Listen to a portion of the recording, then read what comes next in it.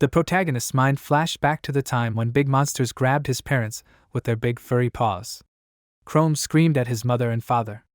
That day his family was killed by monsters and he vowed to become an adventurer. The protagonist, when he was little with tears flowing down his cheeks, stretched his hand towards his parents. His little sister clung to him and also cried.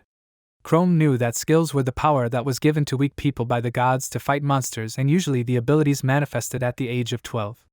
The task of adventurers is to reach rank S and fight monsters to protect innocent people.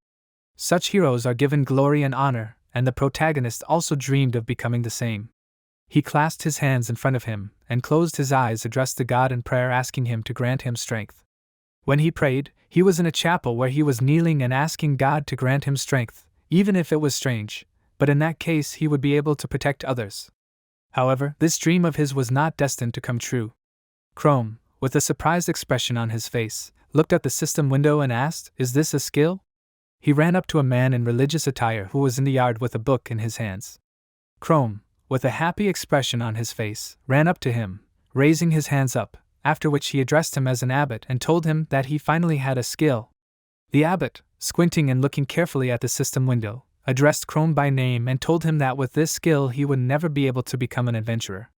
Chrome, in a confused state, with a surprised look and his mouth slightly open from shock, looked ahead. Currently, Chrome was walking behind two adventurers, holding a torch in his hands. On his back was a huge backpack that he carried. Ash turned to Chrome with an irritated expression and frowned, calling him by name and ordering him to go faster. Chrome agreed with him and said that he was coming. Ash continued to angrily tell him that he had specifically hired an unprofessional, so he asked him to at least be a little useful. Chrome reasoned that his skill was called Resurrection. On the system window there was information that this skill was triggered when he was on the verge of death and allowed him to come back to life only once. Chrome understood that, in other words, he could only come back to life once, and for adventurers, the skill was like a weapon. Chrome understood perfectly well that his skill was one-time and absolutely useless, so he could not become an adventurer. However, Chrome encouraged himself by the fact that although he did not become an adventurer, he worked with them and he was something like support staff for adventurers who accompanied other and stronger adventurers. Chrome, with a concentrated expression looking ahead and adjusting the hood on his head, thought that although he is just a carrier of things, he is proud that he can contribute to the defense of his country. Al, with a sly smile on his face, turning to his adventurer partner, showed an extended thumb up and told his ally that he heard that this kid, that is, Chrome, was abandoned by his own younger sister because she had great magical potential. His comrade, with a smile on his face, asked him if this was true. Then this adventurer shouted that this is cruel. Chrome, who witnessed this dialogue, laughed in confusion, holding the straps of his large backpack. Suddenly Ash, with a surprised expression, turned to the side. He saw a monster with a sly smile on its face flying towards him at high speed. Ash took out his sword from its sheath and raised it in front of him. He shouted, "Flame armor!" After this command, abundant magical energy of bright red and golden color began to envelop his sword. His partner, holding a huge hammer in his hands, shouted, "Skills superpower!" After that, they synchronously hit the short goblin with their weapons. After that, they noticed that for their level, these enemies are like small insects. Looking at the system window, they noticed that imps are difficult to outwit, but these are weak against direct attacks. After that, Ash, with a confident expression on his face, turned to Chrome and ordered him to collect the loot. Chrome obeyed his order and then began to take out various stones from the bodies of defeated enemies. Then, holding a paper map in his hands, Chrome noted that if they do not go along the given route, it will be difficult for them to return back. Ash turned to him in rage and asked him how he dared to reproach him. After that, he angrily ordered him to shut his mouth and hurry up. Suddenly they saw a drop of some liquid fall on the rock in front of them. Chrome looked up with a surprised expression. His eyes reflected a huge number of glowing red eyes. He saw that the surface of the cave they were in above was completely covered with the bodies of some monsters whose eyes glowed bright red. Ash's partner, with a frightened expression, asked, "A lair of cannibals?" Ash answered him that these were just demons and they would cope with these. Ash attacked one of the monsters with his sword burning with fire energy, cursed, and then, insulting the monster, asked this, "How is this possible?" After that, Ash, with a worried expression on his face, straining his jaw, noticed that there were too many of these monsters here, and in his opinion, these were very hungry. He opened his mouth in fear, realizing the complexity of the situation. Soon after that, a wide smile appeared on his face. Chrome, at that moment, with a frightened expression on his face, tried to attack one of the monsters approaching him. He pulled out his sword towards this monster, but he realized that he could not do it. He strained his face and looked ahead with apprehension, realizing that his level was too low. Suddenly he turned his head towards the sound that came from behind him. He looked back in surprise and asked, "What?" He saw Ash standing on a hill in front of him, who looked down at him with a wide smile on his face. Chrome tried to approach this ledge and climb up, stretching out his hand towards his partner. After that, Chrome shouted, "Ash!" Ash, with a sly smile on his face, answered him that even if he died once, nothing bad would happen. Then he wished him luck in showing his resurrection skill. Ash's partner at that moment, also with a wide smile on his face, looked towards the doomed Chrome. After that, the two of them ran away from this cave, and Chrome, trying to climb onto the ledge, was stretched after his partner, who was running away from him. Chrome thought that resurrection in the lair of cannibals would not work, and if he resurrected, he would immediately die without help. At that moment, the monsters began to attack him from all sides and tear his flesh with their sharp teeth. Chrome screamed loudly from unbearable pain, while one of the monsters tore the tendons on his hand with its teeth. Chrome said in a hoarse and broken voice that it hurt, after which he again said how much it hurt. Chrome raised his bloody and shaking hand up and asked himself, is he really going to die like this? He was lying in a pool of blood with a tormented body and clothes. A notification appeared on the system window that the resurrection skill was successfully activated. Chrome opened his eyes with difficulty and asked himself in surprise, is he alive? Then he asked himself, was he really able to resurrect without problems? Then he asked with doubt, however, how would he survive in the lair of cannibals? He paid attention to his hand. It was the hand of a withered skeleton on which there was not a piece of flesh, meat or skin, only a dry skeleton. Chrome, looking at this, he asked himself, what? Then looking at the blade of his sword which reflected his image, he asked himself in fear, what the? He saw in the reflection a surprised skeleton with a black robe on his body. Chrome, in sincere bewilderment, asked himself, why does he look like this? After that, Chrome got to his feet and began to examine his body. He had torn clothes and his whole body consisted only of a skeleton and bones. Then Chrome, making wheezing sounds from his mouth, surprisingly noticed that he could not speak. Looking at the broken system window which was all in cracks, he decided that this must be a dream. Then he realized that he needed to check the skill panel. Looking at the system window, he saw a system table there, which said that his race was a lich, and he was only level 1 out of 5 possible. His health was 7 points out of 7 and his mana points were 1 out of 1. His rank was rank E. Chrome's attack and defense were 3 and 2 points, magic was 1 and agility was 2, he had not yet received the skill. Chrome began to reason that his 9th level had disappeared in this race. Looking closely at the system window, he read the information that was written inside it. It was written that the lich is a soul that was reborn with evil magic living in the bones of the deceased. The lich has a fairly strong body, but he is weak in attack and also brainless. The system window made the observation that if you simplify the above, he is just a walking corpse. Chrome lowered his head down and asked himself, are they kidding? Then he irritably shouted that in fact he knows how to think and therefore he is not brainless. After that, memories appeared in his mind of how the mentor touching his glasses noticed that although this skill is special, however, for an adventurer this skill is useless. Chrome understood that this skill was very rare, so he did not know all the features of this skill. After that he asked himself, is he now invulnerable?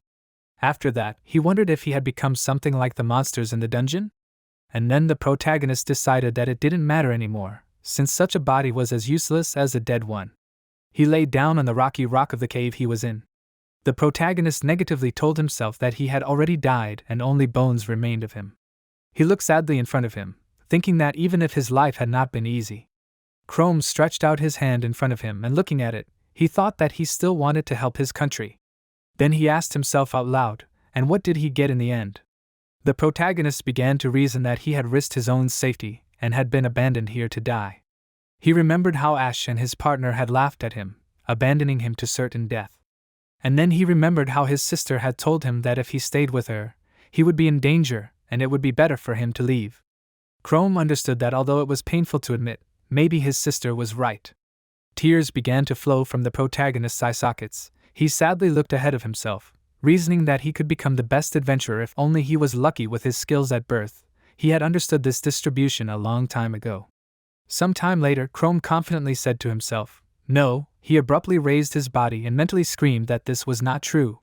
He began to think that monsters have an evolution and the higher the level, the stronger the monsters become, even changing their appearance. The protagonist began to reason that perhaps if he continues to gain levels, then he might be able to return to his human form someday. He enthusiastically thought that in this case, then he could become an adventurer of rank S. After that, the protagonist began to think that, however, liches are quite weak monsters. He hunched over thinking about this and leaned on the rocky rock of the cave, asking himself, will he be able to increase his level? Then, with a new surge of enthusiasm, he confidently said to himself, no. The protagonist decided that, unlike other liches, he could think. Memories of the system window appeared in his mind, which told him that he was just a brainless corpse. Chrome decided that he had no other choice. He clenched his fist, realizing that he had to at least try. The protagonist reasoned that due to his appearance, ordinary monsters pass by him, since in the opinion of these monsters, he has long been dead. The protagonist passed by various monsters without causing any reaction from them. He calmly walked around a monster that was dressed in armor and held a large axe in its hands. Chrome thought that he knew the area and this was useful for him. He looked in front of him with a sly expression, realizing that all he needed was to collect information from the environment. The protagonist saw a lone goblin standing in the dark. The system window described that this goblin was level 4 out of 6, and he also had 9 out of 9, and his mana points were 5 out of 5. The rank of this goblin was E. An unexpected sound scared the goblin. He turned around at this sound and a questioning bone hand lying on the ground. Chrome at that moment with a swift jerking movement approached the goblin from behind and attacked him with a sharp blow. The goblin let out a loud painful cry. Chrome thought that the operation was successful. The main character with the missing hand was squeezing a sword in his other hand looking at the defeated goblin. The system window informed him that he had received 3 experience points and his level had increased from 1st to 3rd. Chrome, looking at the goblin lying in a pool of blood, thought that he had been able to defeat a monster of a higher level than him. Then he thought that of course this is so because he is not just a monster, but he is able to think and thus surpass these monsters. Looking in front of him, Chrome decided that he needed to reach level 5 to evolve. The system window, which contained information about the lich, said that Chrome was at level 3 out of 5 and his health and mana bars were full. Chrome began to think that he had already died once. At that moment he confidently looked ahead and decided that he was not going to die anymore, and he would definitely raise his level. After some time, the main character approached a huge monster consisting of slime in whose mouth there was an innumerable number of teeth and a long tongue. This monster made loud sounds. The system window said that the race of this monster was a goblin slime. This one had the first of 5 levels and also full health and mana points. This goblin slime was rank E.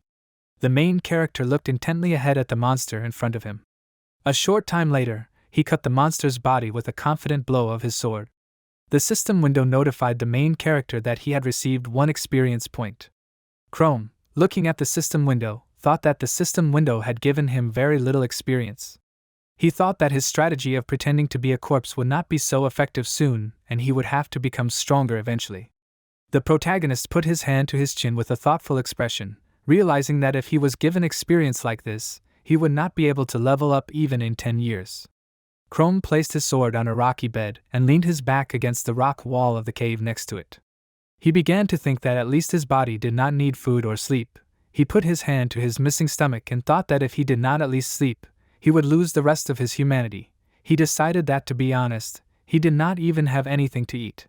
The protagonist began to relax, leaning his head against the rocky bed of the cave, while at the same time thinking about how he was completely lost in time due to being in the dungeon. Then he asked himself, had it been a week since his reincarnation or 3 days? Then he assumed that maybe only 2 days had passed. After that, looking ahead, he mentally asked, maybe only half a day had passed? He remembered his sister named Carmilla and thought that he wondered if she was worried about him.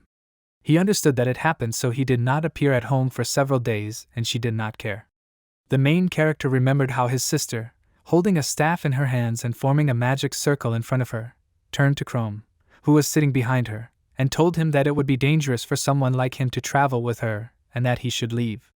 Chrome confidently told himself, no, he was sure that she was not even thinking about him.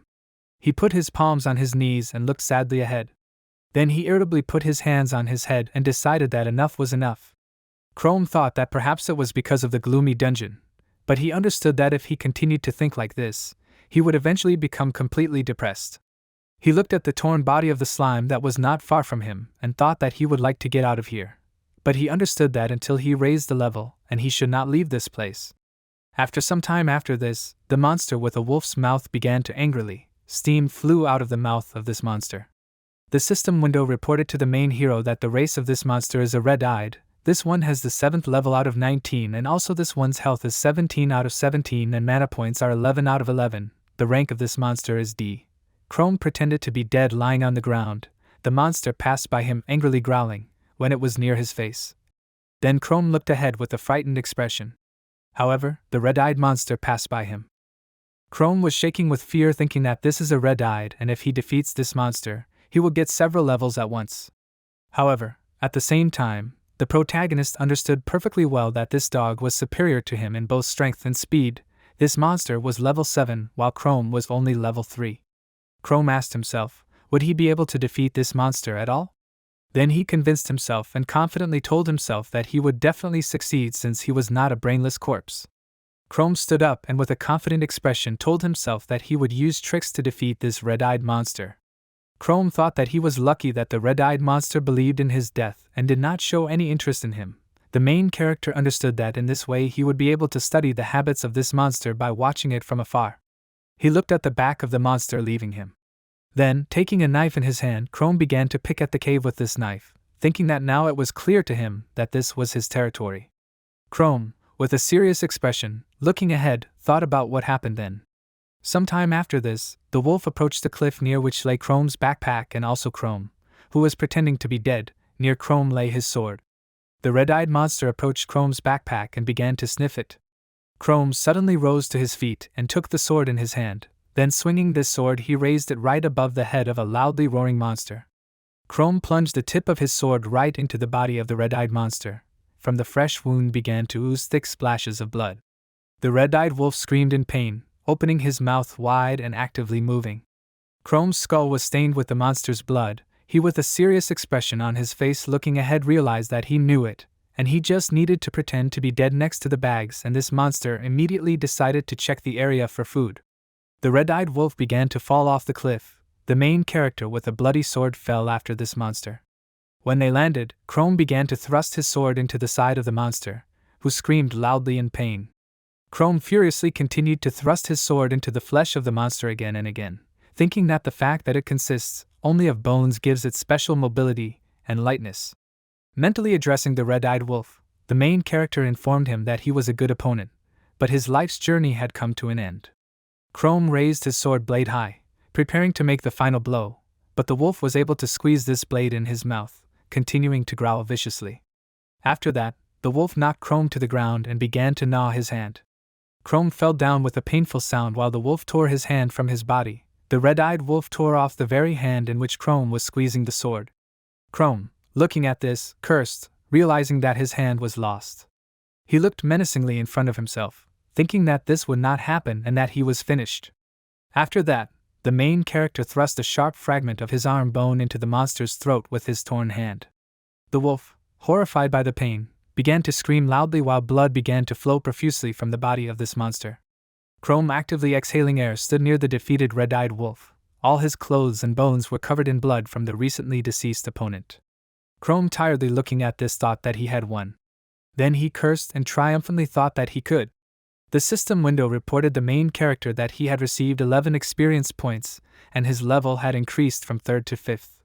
Chrome looked at this in surprise with glowing eyes, realizing that he had reached the maximum level. Chrome could not believe that he had been able to achieve such progress in just a few days.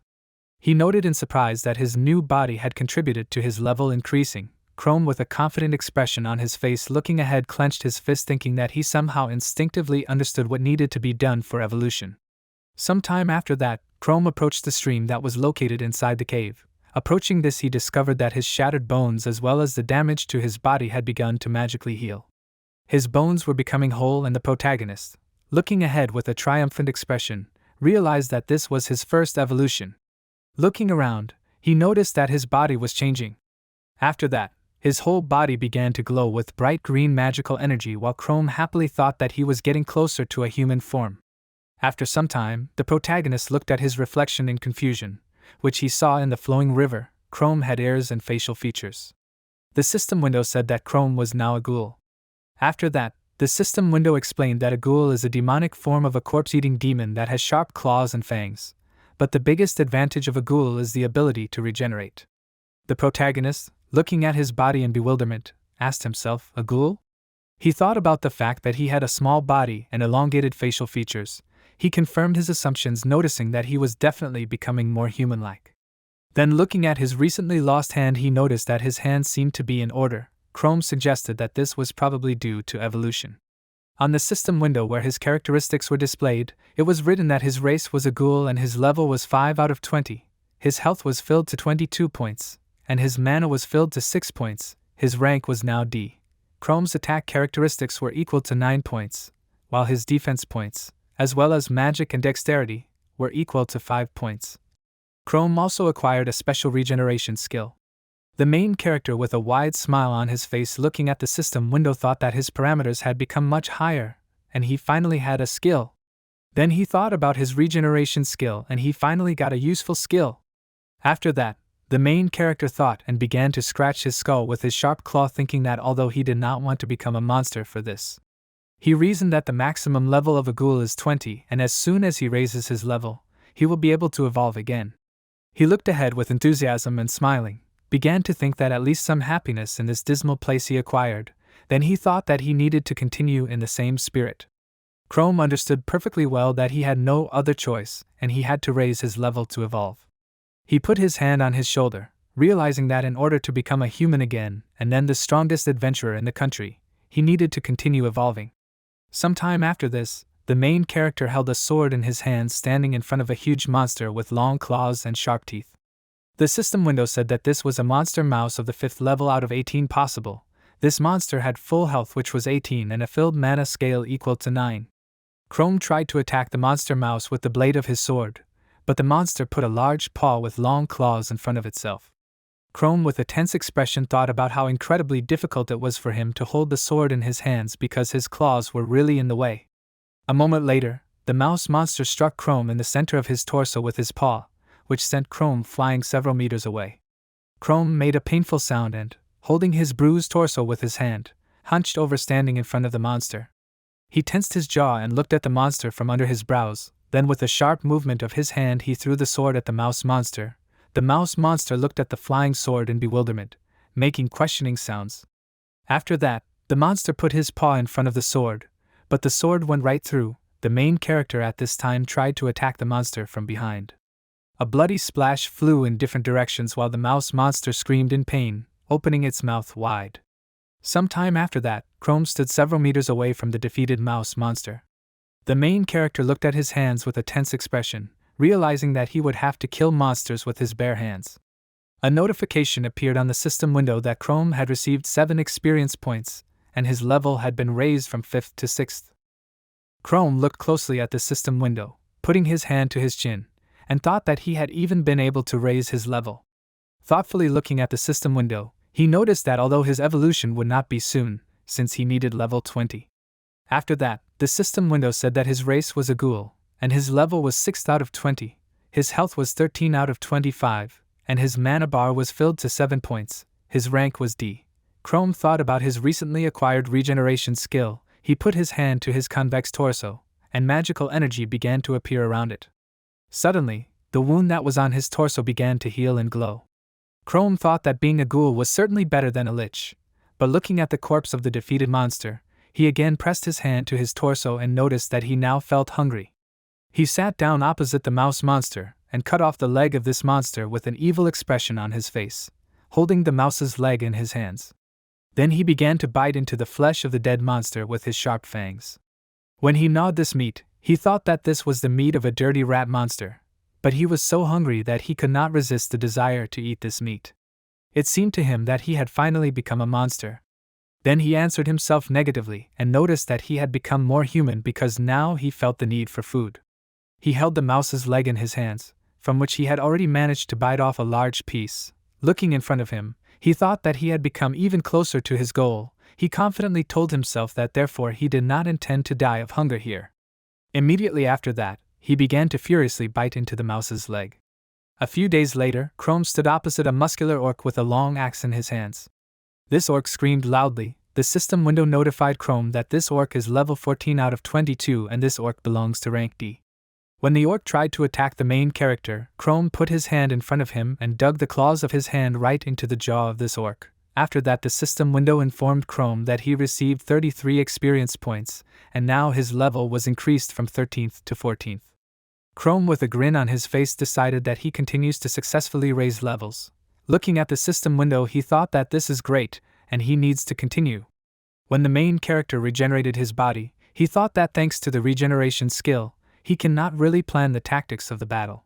And then he looked at his paw with claws and thought that perhaps because of the racial feature, but he still does not feel tired.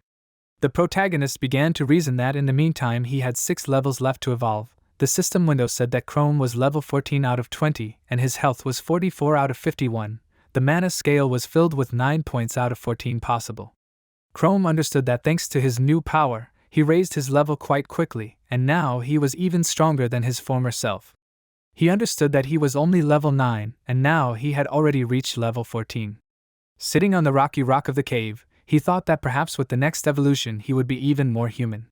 Then the protagonist remembered his sister with a sad expression. He wondered how she was doing? He remembered that they used to be very close, but in the last few years they had lost all contact with each other. He thought about the fact that because of his skill, he never became an adventurer, and he had to work as a guide for others, and at the same time he earned only pennies.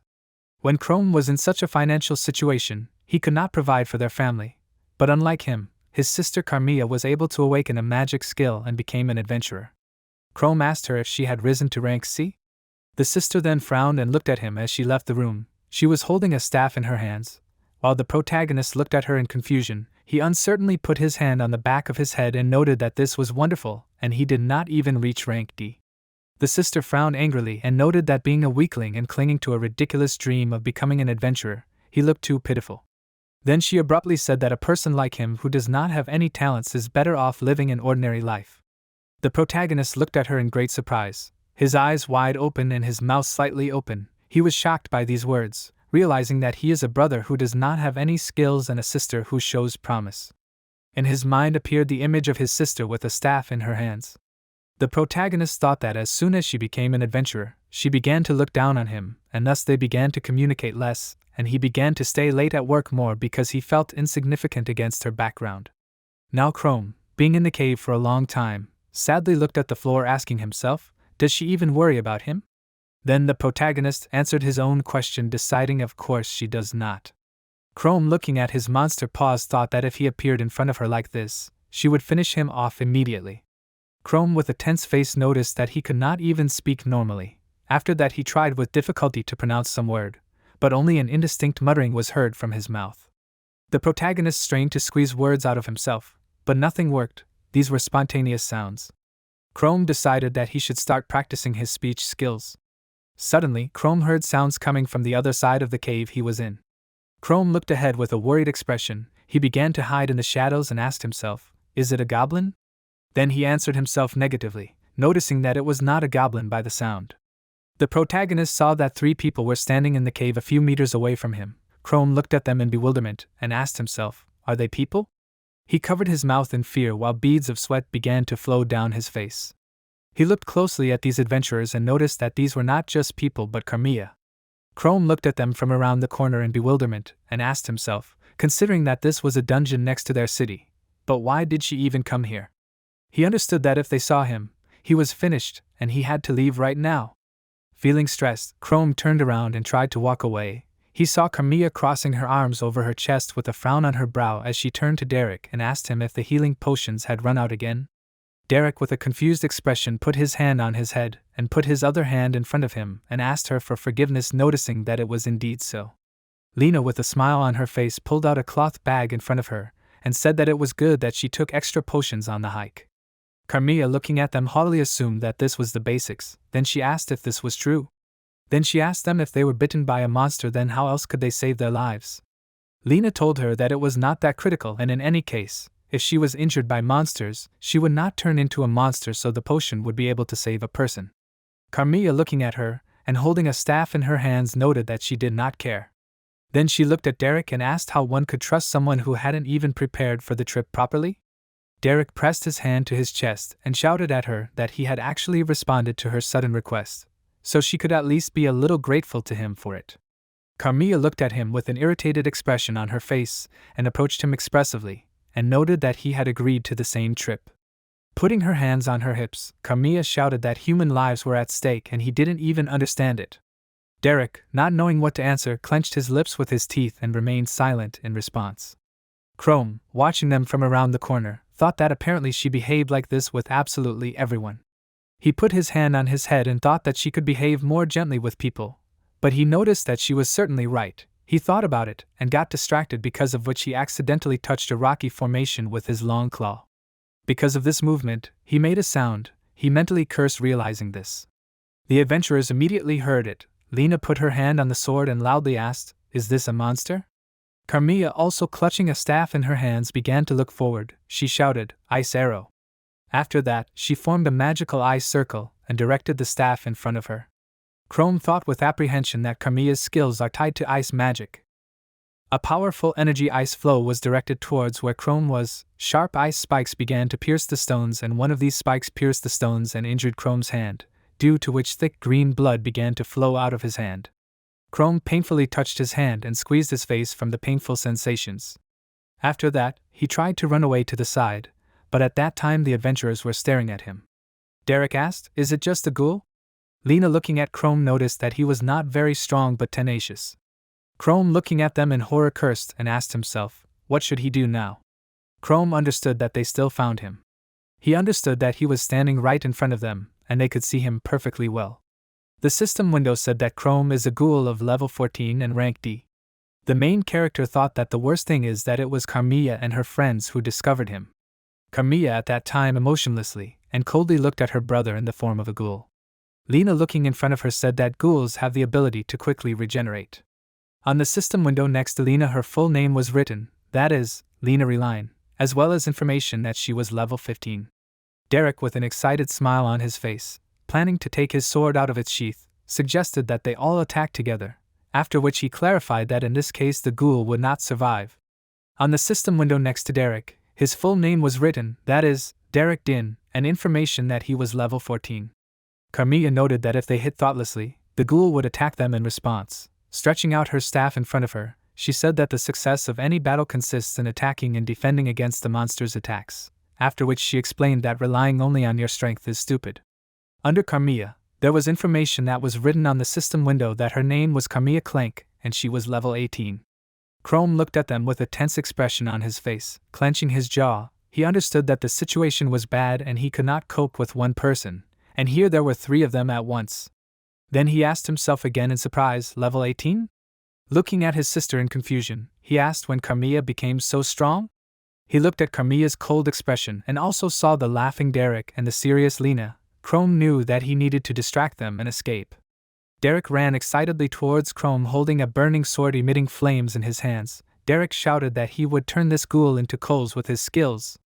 After that, Derek shouted, "Flame coating." Immediately after that, he made a sweeping blow with his sword, thereby throwing Chrome back.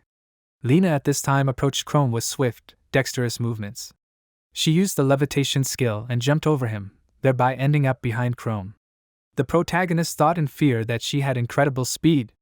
Lena tried to strike him with her sword, but Chrome managed to put his hand in front of himself, taking all the damage with his hand. The protagonist understood that he would not be able to dodge this guy's fire, while Chrome's gaze was riveted to Derek's hot sword. Chrome, with a calm expression on his face, surrounded by adventurers, thought that if he ignored this acrobatics, he would die immediately. Besides, he understood that he could not be distracted for a second. Standing in front of the adventurers, he thought that he could immediately feel a strong gap between them in the difference in levels.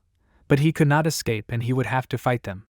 The protagonist, straining his jaw, looked ahead and understood that he did not want this, but he had no choice. Derek eagerly rushed into the attack, raising his sword high above his head. At this time, Derek, with a wide smile on his face, asked Chrome what he would say about this. Chrome said to himself that he was not a brainless monster, and, unlike a monster, he could think about how to win. With a movement of his leg, he hit a stone that was lying on the ground and directed this stone towards Derek. Derek, with a confused expression on his face, put his sword in front of him, defending himself from the stone flying at him. Derek, with an irritated expression on his face, cursed at Chrome, noticing that he also had stones. He did not have time to finish his objections, as Chrome, with a swift movement of his entire body, approached Derek. Derek looked at him in bewilderment. Chrome, using his claws, struck Derek. Derek at this time retreated back with painful sounds. Chrome put his claws in front of him and thought that his claws really were a deadly weapon. Looking at how Derek was lying on the ground near Lin and Carmii, the main character realized that now it was time for him to run away from there. He turned to the side and ran away, realizing that chasing monsters in the dungeon was dangerous, and if he was running away then it was better to leave him alone. He ran away from the adventurers with a tense expression, waving his arms. Derek looked at the fleeing Chrome with anger and cursed. Lena ran after him, shouting at him that he would not leave. The protagonist, running away from them, thought that if she were to pursue him, he would need to stop her faster than she could use her skill. Chrome suddenly stopped and turned towards her. Lena looked at him in confusion and asked if he had turned around. Chrome knew that thanks to regeneration, he would be able to take her direct attack. When Lena tried to attack him with her sword, Chrome put his hand in front of him, taking all the damage with his hand. He made painful sounds from the damage he received, took this blow, and then grabbed her sword with his paw and threw the sword to the side with such force that the tip of the sword pierced the rock of the cave in which they were. Lena worriedly looked at her sword that pierced the cave and cried out in surprise. Chrome mentally asked her if this was an unexpected turn for her. Chrome mentally addressed her, saying that ghouls are not as brainless as they thought about him before. With a cold-blooded expression on her face, Carmilla said, "Ice Mines City." Hearing this, Chrome mentally cursed in fear, looking at his sister. At this time, from the magic circle that Carmilla formed, many sharp ice spikes emanated and headed towards Chrome. Several ice spikes tore his muscles and flesh on his legs. Bright green blood began to splash out from his body. The protagonist cursed, realizing that his legs were injured. Carmilla at this time stood over the defeated Chrome, who was lying on the ground. Lena spread her arms to the sides and took out the discarded sword and noticed that this was exactly what was expected from their snow queen named Carmilla. Derek, with an angry expression on his face, looking ahead, putting his hand on his head, noticed that he so wanted to finish him off himself and finally raise his level. Carmilla turned to him with an irritated expression on her face and told him that he acted like an aggressive idiot for which he himself paid. Then she explained to him that if he had been more restrained, he would have won immediately, and they would have avoided this unnecessary fuss with the simple ghoul. At that moment, they were standing next to Chrome, who was lying on the ground and had ice spikes around him. Chrome, straining his entire body, looked ahead and thought that he would die if he did nothing. He began to try to get up with a shaking body while large chunks of his flesh were torn off his legs. Chrome understood that he was not even able to get up because his bones were damaged and his muscles were also exhausted. His leg was badly injured. There were cuts on his bones and large chunks of skin were cut off by ice spikes. The protagonist realized that she had almost torn off his legs with one blow. Then he turned his attention to one of the ice spikes located near him. Chrome began to think that however he was lucky that he had a useful skill in his arsenal. He used regeneration and his leg began to glow with green magical energy. The main character with a tense expression on his face thought that of course he managed to heal, but he understood that he would not last long on his feet and he would only have enough strength to escape. Carmilla at this time put her hand in front of her and looked ahead of her with a staff.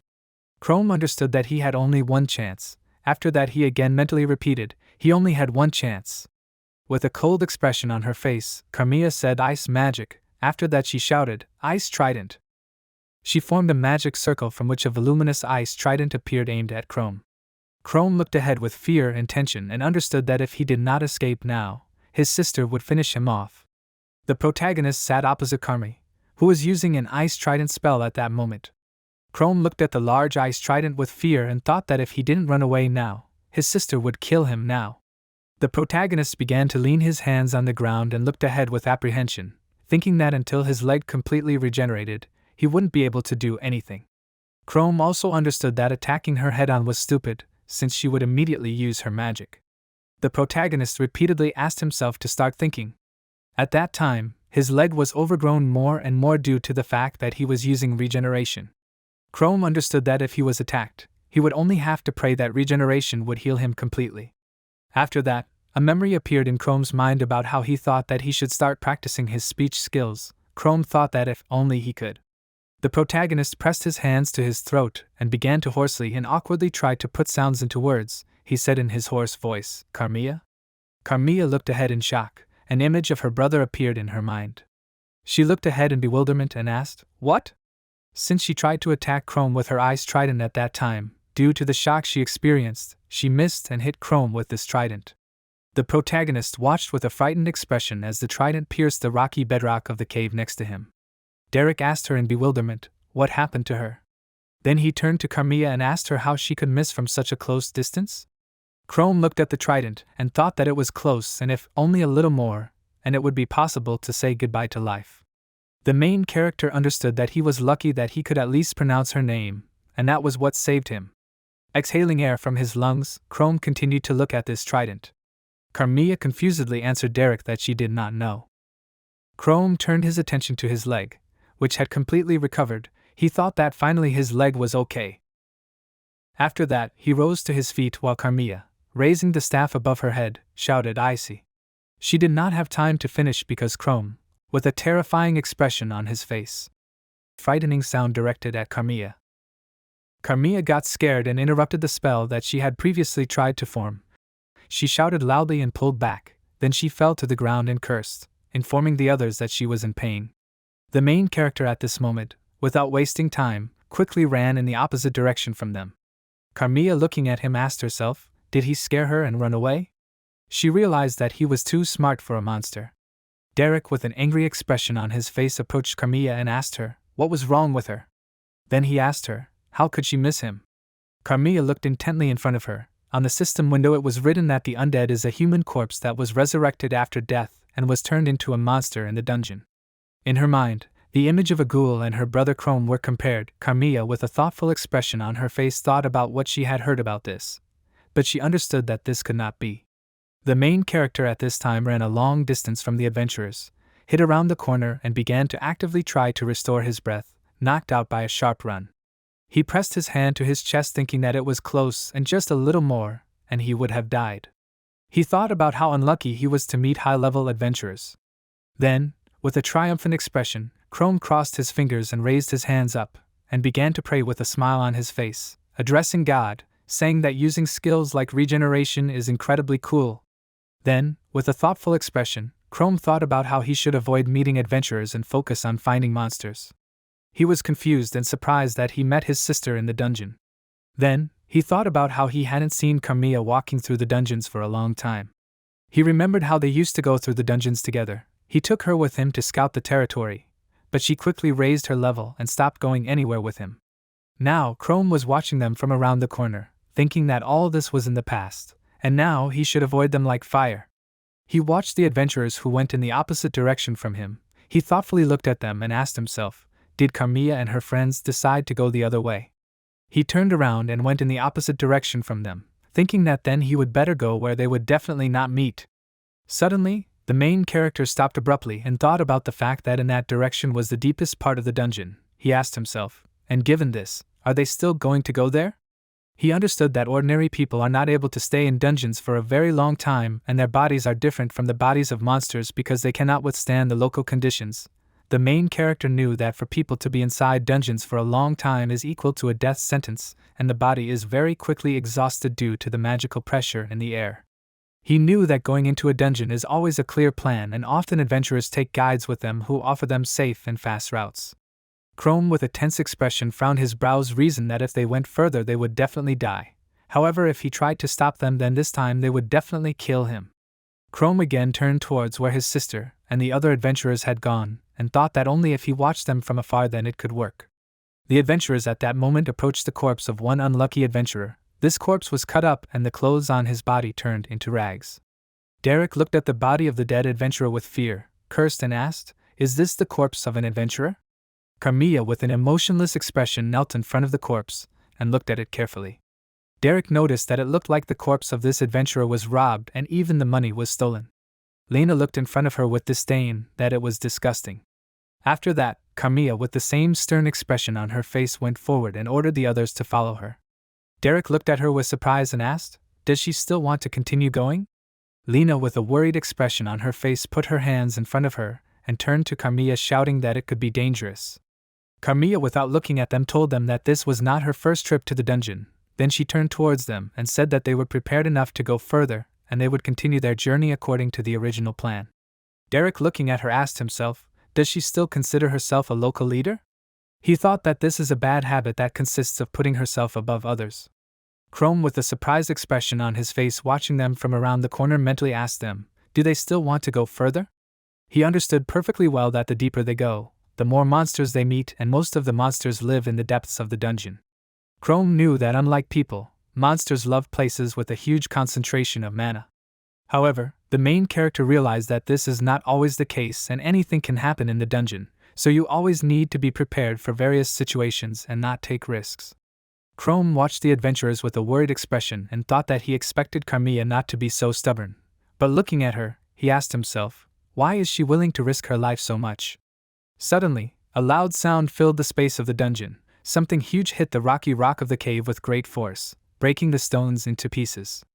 Lena jumped back in fear, cursing at the same time. A huge monster with large horns and a wooden club in his hands growled menacingly as he approached the adventurers.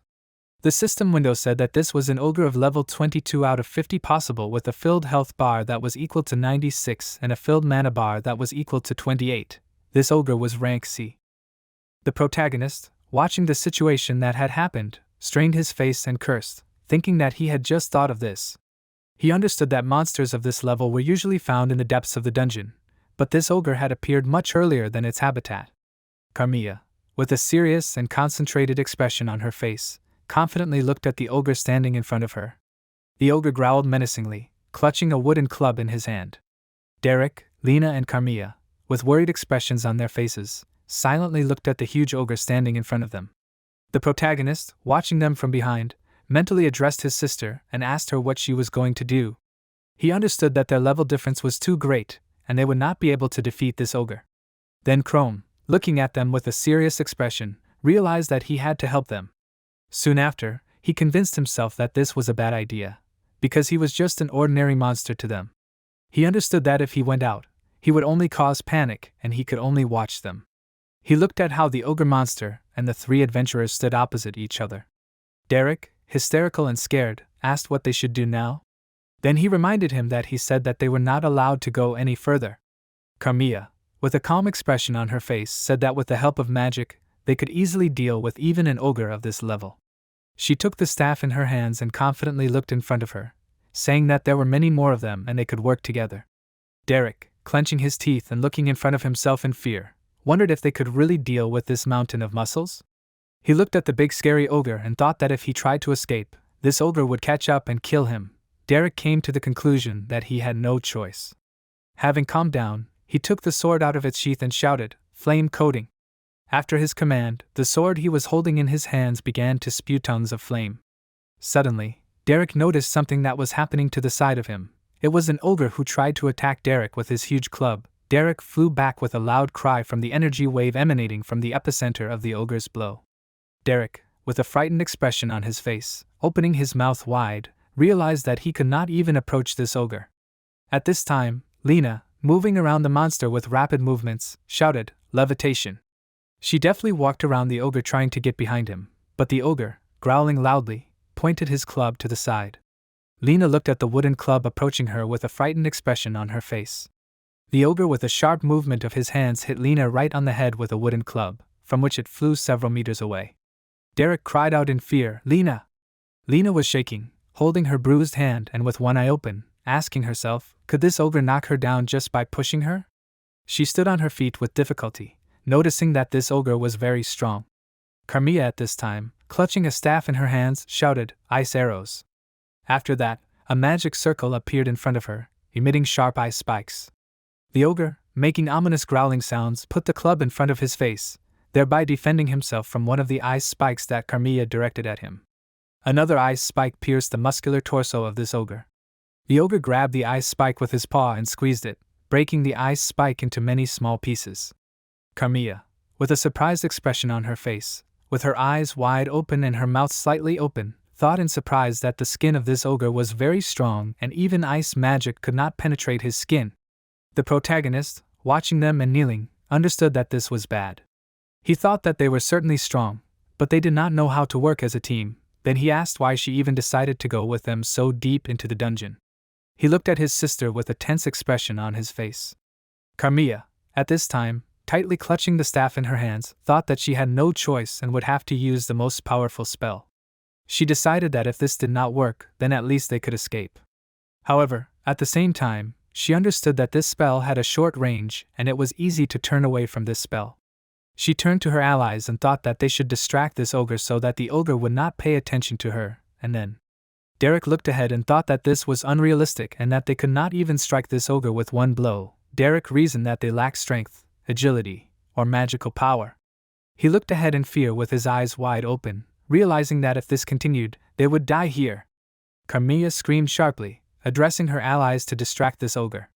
After that, she shouted to them that if they continued to stand still, she would not be able to do anything. Derek and Lena listened attentively to what she was saying. Carmilla at this time frowned and looked ahead attentively, and thought that she could not die in such a place, and that they still had a chance to win. Derek, with a worried expression on his face, furrowed his brows and clenched his jaw while the veins on his face bulged, asked himself, does she still want to fight? He then assumed that she was crazy. Derek thought tensely during the battle that she really has a great skill, but now this skill is useless.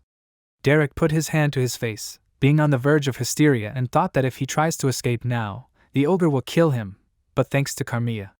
A sly smile appeared on his face. He turned to Lena. Lena looked at him in surprise. After that, Derek brought his face closer to Lena's ear and began to whisper something in her ear. Lena listened to what he was telling her with a surprised expression. The main character watching them asked in surprise, "What is he doing?" The ogre at that moment loudly roared, tried to attack the adventurers. With a blow of his club he split the rock and threw the adventurers back. Carmilla, with a cold expression on her face looking ahead, thought about what if they lured him even closer. But she interrupted herself, and after that she noticed that however she thought that this was their maximum. Carmilla understood that it was risky, but she would try to hit with the ice trident now. She formed a magic circle in front of her holding a staff in her hands. Derek, with a sly smile on his face turning around, decided what to do now. After that he shouted, "Lena!" Lena smiled and turned to Derek, who was shouting at her. Lena used the levitation skill and she and Derek began to move away from the battle with the ogre at great speed. Carmilla turned to them in bewilderment, asked what they were doing. Lena, with a smile on her face, turned to Carmilla, told her not to get distracted. After that she shouted, "Not now!" Chrome, watching them with an angry look, asked himself, are they really going to abandon Carmilla at the last minute and avoid? Carmilla, with a concentrated and serious expression on her face, formed a magic circle in front of her. The ogre raised the wooden club high above his head and began to shout furiously, preparing to strike. Carmilla shouted, "Ice trident!" After that, she directed a powerful trident made of ice towards the ogre. The ogre, with a frightened expression on his face, looked at this ice trident in bewilderment. The trident that flew towards the ogre from Carmilla's magic circle at great speed pierced the ogre's hand and tore it off, making a smooth and clear cut. The ogre closed his eyes and growled loudly from the pain he experienced. Carmilla, watching this, shouted that she had succeeded. Then she asked in bewilderment, "What?" She did not have time to finish because the ogre, with the remaining hand in which he was clutching a wooden club, hit Carmilla with such a powerful blow that she flew several meters to the side. Carmilla flew to the side and from the force of the blow pressed herself into the rocky rock of the cave. At this time, the ogre raised his head high and growled furiously.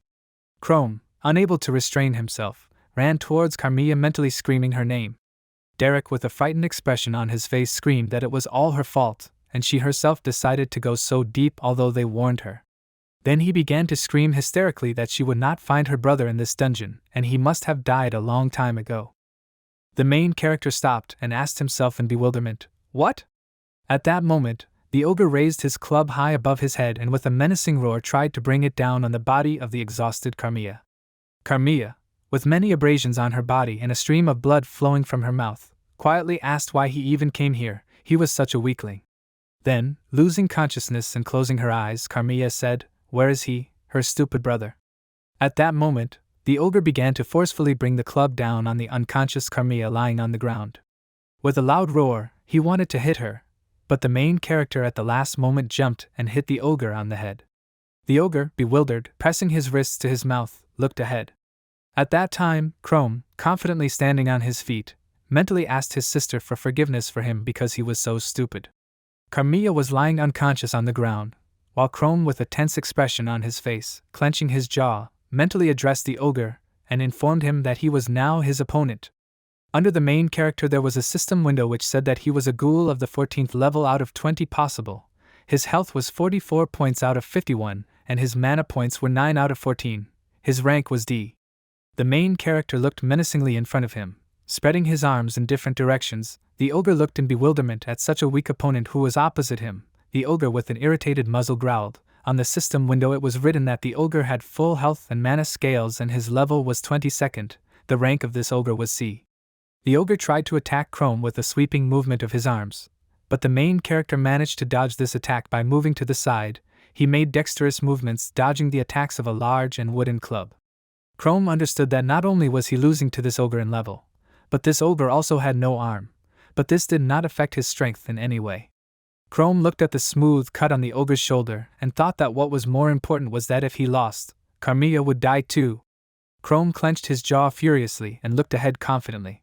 He told himself that because of this, he could not run away.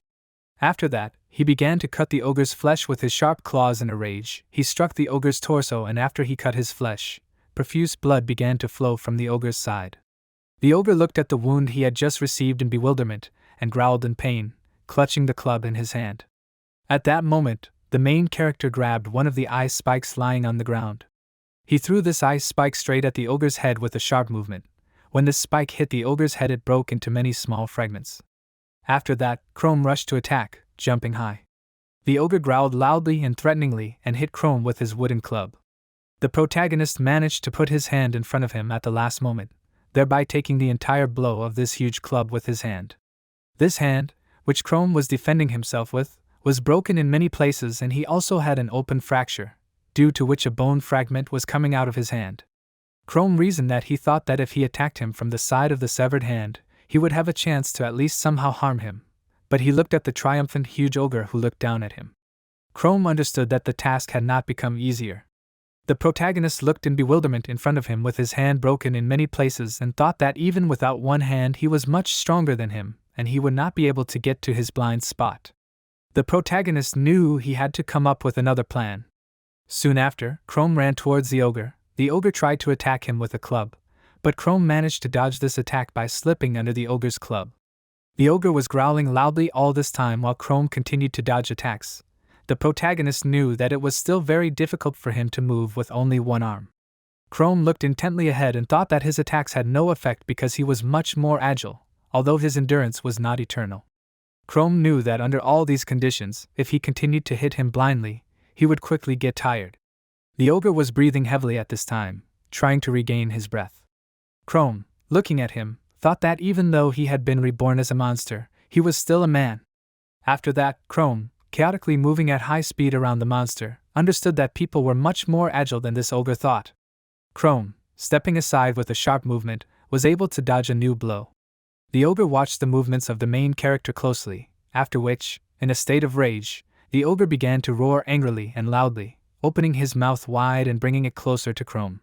The main character, watching what happened, understood that for him, who had lost his hand, fangs were the only weapon with which he could stop him. Chrome, looking ahead with apprehension, understood that he was just waiting for his patience to run out. After that, the main character, shouting loudly, raised his hand to make a new blow. He was close to the ogre's mouth and jumped on his jaw, grabbing his huge fangs with his hands. Chrome thought that he would sacrifice his left hand and it was worth it to inflict a fatal blow on him. After that, Chrome jumped back, leaving his hand inside the ogre's mouth. The main character understood that hitting him in the chest was a bad idea, and besides, his head could not be pierced either. At this time, the ogre looked angrily ahead, opening his mouth. Chrome understood that however to crawl into his mouth and wound him from the inside. Chrome knew that the ogre definitely did not expect this. After that, the main character began to bite into the ogre's flesh with his sharp fangs, tearing his skin and muscles. The ogre screamed in severe pain. After some time after that, the huge ogre lay in a large pool of blood. The ogre was dead. The protagonist stood next to the corpse of an ogre with a severed arm. The system window notified the protagonist that he had received 128 experience points, and his level had increased from 14 to 18. Chrome looked ahead with a confused expression and thought that he had defeated this monster after all. After that he used the regeneration skill and soon after that his arm grew back. Chrome thought about how incredible the regeneration skill he had was. He began to think that it would be good if he had this skill before his death. Chrome then turned his attention to Carmilla, who was unconscious on the ground. The protagonist apologized to her and thanked her. Chrome thought that even though she was looking down on him, he was still worried about her and he wanted to become an adventurer, but he couldn't even protect himself. He picked up his sister and placed her on his back, thinking that it was more important to get Carm out of the dungeon. He looked ahead with a concentrated expression. He then took the sword in his hand and asked, was this the sword he had thrown into the dungeon? After a while, a loud scream filled the space of the cave. The two adventurers turned around in surprise towards the sound. Soon after, they approached Carm and Chrome, and saw Chrome in the form of a ghoul standing over Carm. The two adventurers abruptly ordered Chrome not to approach her. After that, they called him a monster. The protagonist ran away from these adventurers, dodging the arrows that one of them threw at him. Carm began to regain consciousness and looked ahead in surprise. The adventurers turned to her and asked if she was okay. Carm asked them with a confused expression, where was she? One of the adventurers explained to her with a friendly expression that she had been attacked by a ghoul and had lost consciousness. Carmilla asked them again in confusion, a ghoul? Then she asked them expressively, what about the ogre? Carmilla thought about how someone had brought her here and also saved her from the ogre. She thought about how the one who saved her had carried her on his back. A memory of her brother Chrome carrying her on his back appeared in her mind. Carmilla thought with a sad expression that this couldn't be. Then one of the adventurers pointed his finger to the side and asked her, is this her sword? Carmilla looked at the sword that was lying on her feet in confusion. Looking at the smaller one in confusion, she asked herself, what? Then she mentally asked herself, is this her brother's sword? She saw that on the blade of the sword was an inscription in which Chrome asked her to wait for him. Carmilla said with tears flowing down her cheeks, brother? She pressed the sword to her chest and began to hug it. Chrome mentally addressed his sister Carmilla, telling her that one day they would definitely meet, but now he was running away thinking that he must continue his path and one day he would definitely become a human. There was information about Chrome on the system window. He was a level 18 ghoul. His health bar was 27 points out of 64 and his mana was almost at 0 and was 2 out of 18. Chrome's rank was D. Sometime after that, Chrome caught up with the cannibals who were running away from him, making sounds characteristic of these.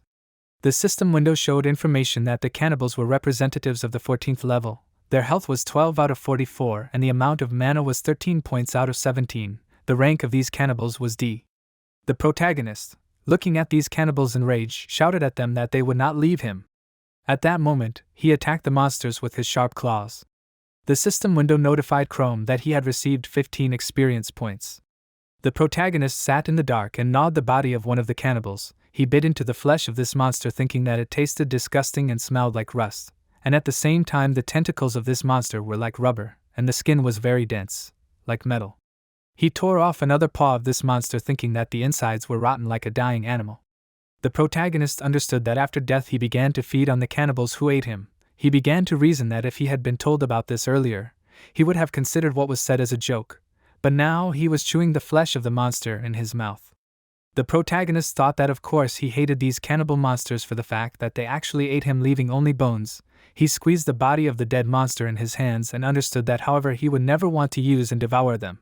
Chrome thought about the fact that usually monsters of the same rank do not fight each other and people do not stay in dungeons for a long time because of the high concentration of mana. Then he noticed that more importantly, he got the 18th level. At that moment the protagonist pointed with a long claw on his finger at the system window.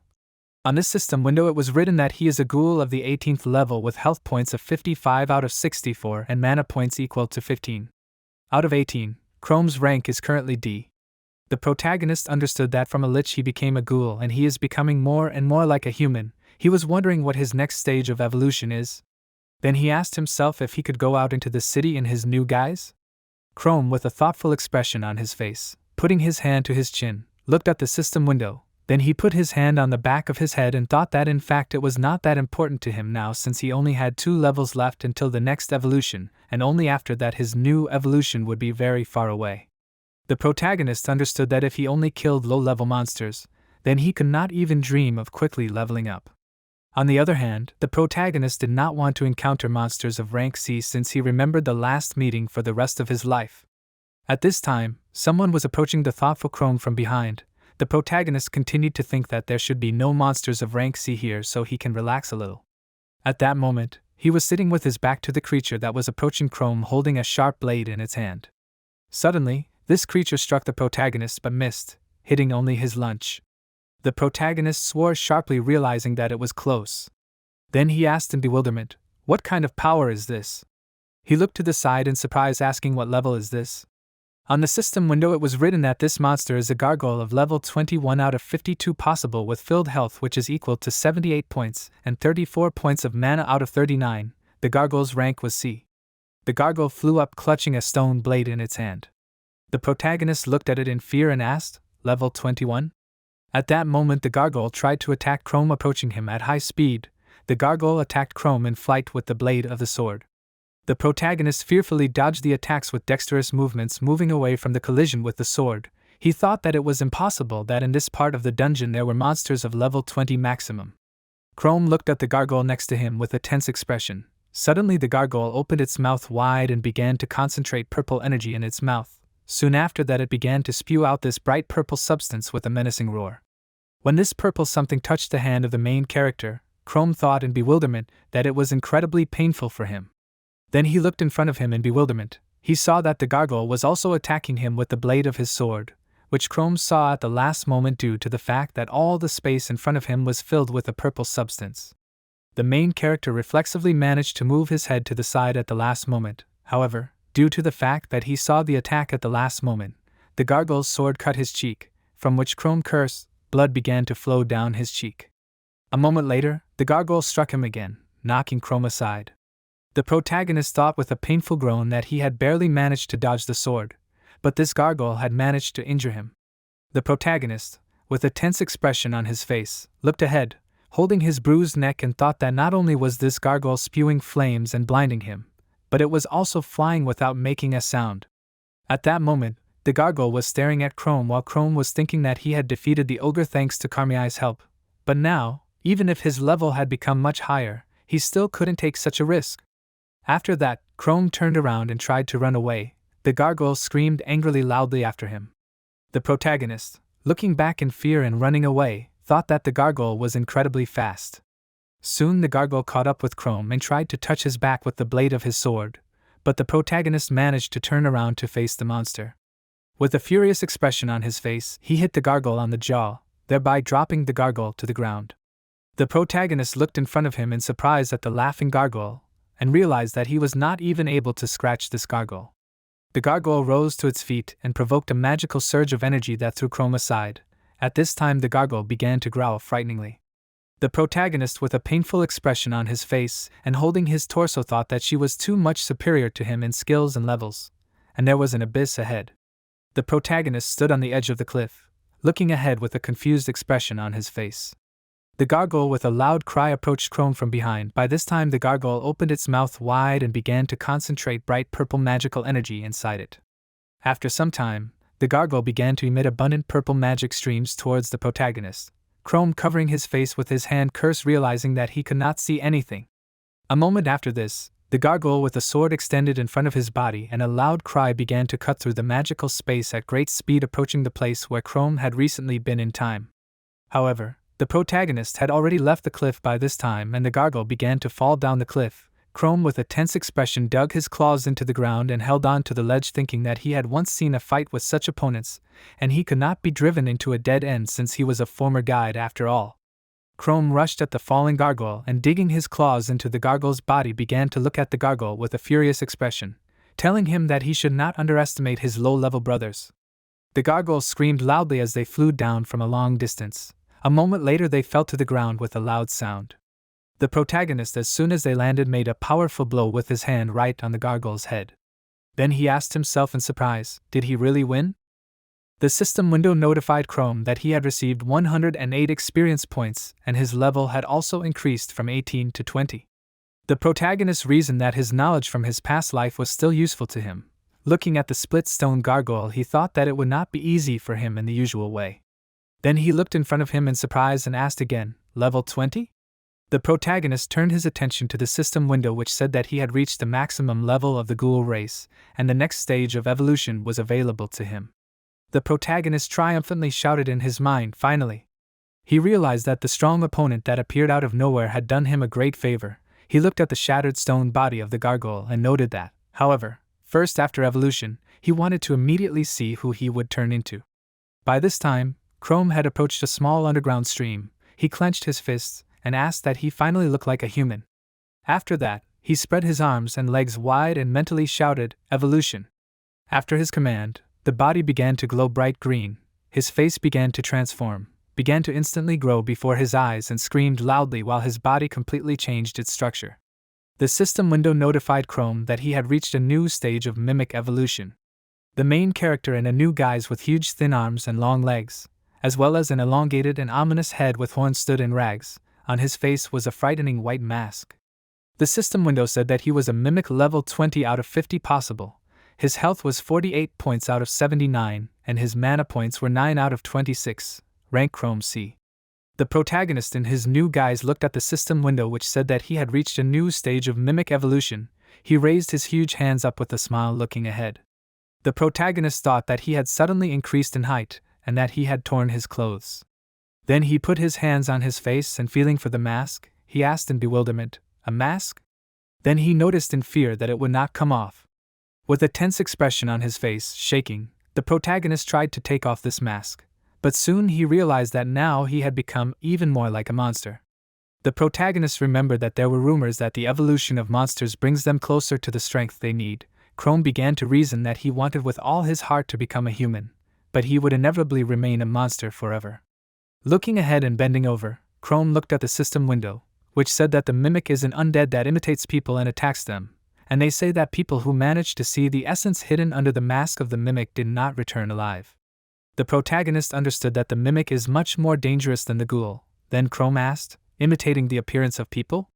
He opened the characteristics that were demonstrated on the system window in front of them. He decided to study these.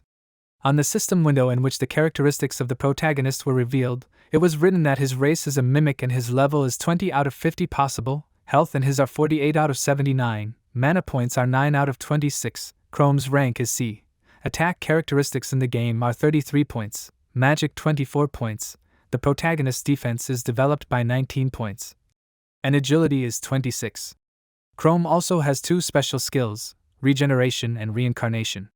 The main character, looking at the system window with a surprised expression on his face, noticed that his parameters had become even better than before, and this is not surprising because now he has become a C-rank monster, and these create much more problems, and usually A-rank and B-rank adventurers are gathered for such monsters. Then Chrome, with a surprised expression on his face, asked what kind of new transformation skill is this? Looking at the system window, he suggested that perhaps with the help of this skill he could become like a human? After that, Chrome used the transformation skill on himself. He looked at his body. Suddenly the mask began to move away from his face. Chrome, looking at this in surprise, asked, "Is the mask moving away?" After that, bright magical energy began to transform Chrome's entire body, which began to glow with a bright magical light. Some time after that, Chrome, in the guise of a man, looked at his reflection in the water with a surprised expression on his face. He asked in bewilderment, "Is this him?" Then he began to grab and squeeze his throat, trying to say some words. The protagonist noticed that his voice was hoarse, but he could also speak. With a happy smile on his face, Chrome touched his face and thought that if this continued, he would soon be able to transform into a human even better. However, looking at his palms, he noticed that the longer he remained in this form, the faster he lost his strength. Looking at the system window, Chrome wondered how much mana this skill consumed. The system window said that the transformation skill temporarily allowed one to take human form, and this skill consumed 1 unit of mana in 10 minutes. The protagonist began to reason that his maximum mana reserve was 26 units, and if simplified, this was 4 hours of continuous use of the skill. The protagonist understood that he would definitely not be able to live in the city with such a limit. He imagined how the guards were catching up with him in the city square. The protagonist realized that in this case he should increase his mana reserve, and he thought that as the mana points evolved, there would be even more. Then Chrome clenched his fist and with a confident expression on his face, looking ahead, shouted that his goal was clear and now he had to continue to level up and not be discouraged. Suddenly, the protagonist heard loud sounds that were coming from the other end of the cave. Chrome turned around with a surprised expression and heard the entire dungeon begin to crack. He asked himself in confusion, what was happening? After that, he fearfully assumed, was it an earthquake? Suddenly, the protagonist saw a huge stone land near him. He asked himself in confusion, what was this? After a while, Chrome put his hand on a large stone and noticed that it had stopped. He mentally asked himself, what now? After that, he assumed, is it really an overpopulation of monsters? He began to talk about the rumors that deep in this dungeon, the remains of a huge monster were preserved and the space created by the evil mana of this monster was a dungeon. Anomalous phenomena occur in dungeons that have not been cleared by adventurers for a long time. Chrome knew that this was called monster overpopulation. Looking ahead, the protagonist asked himself, why do C-rank monsters change their usual habitat?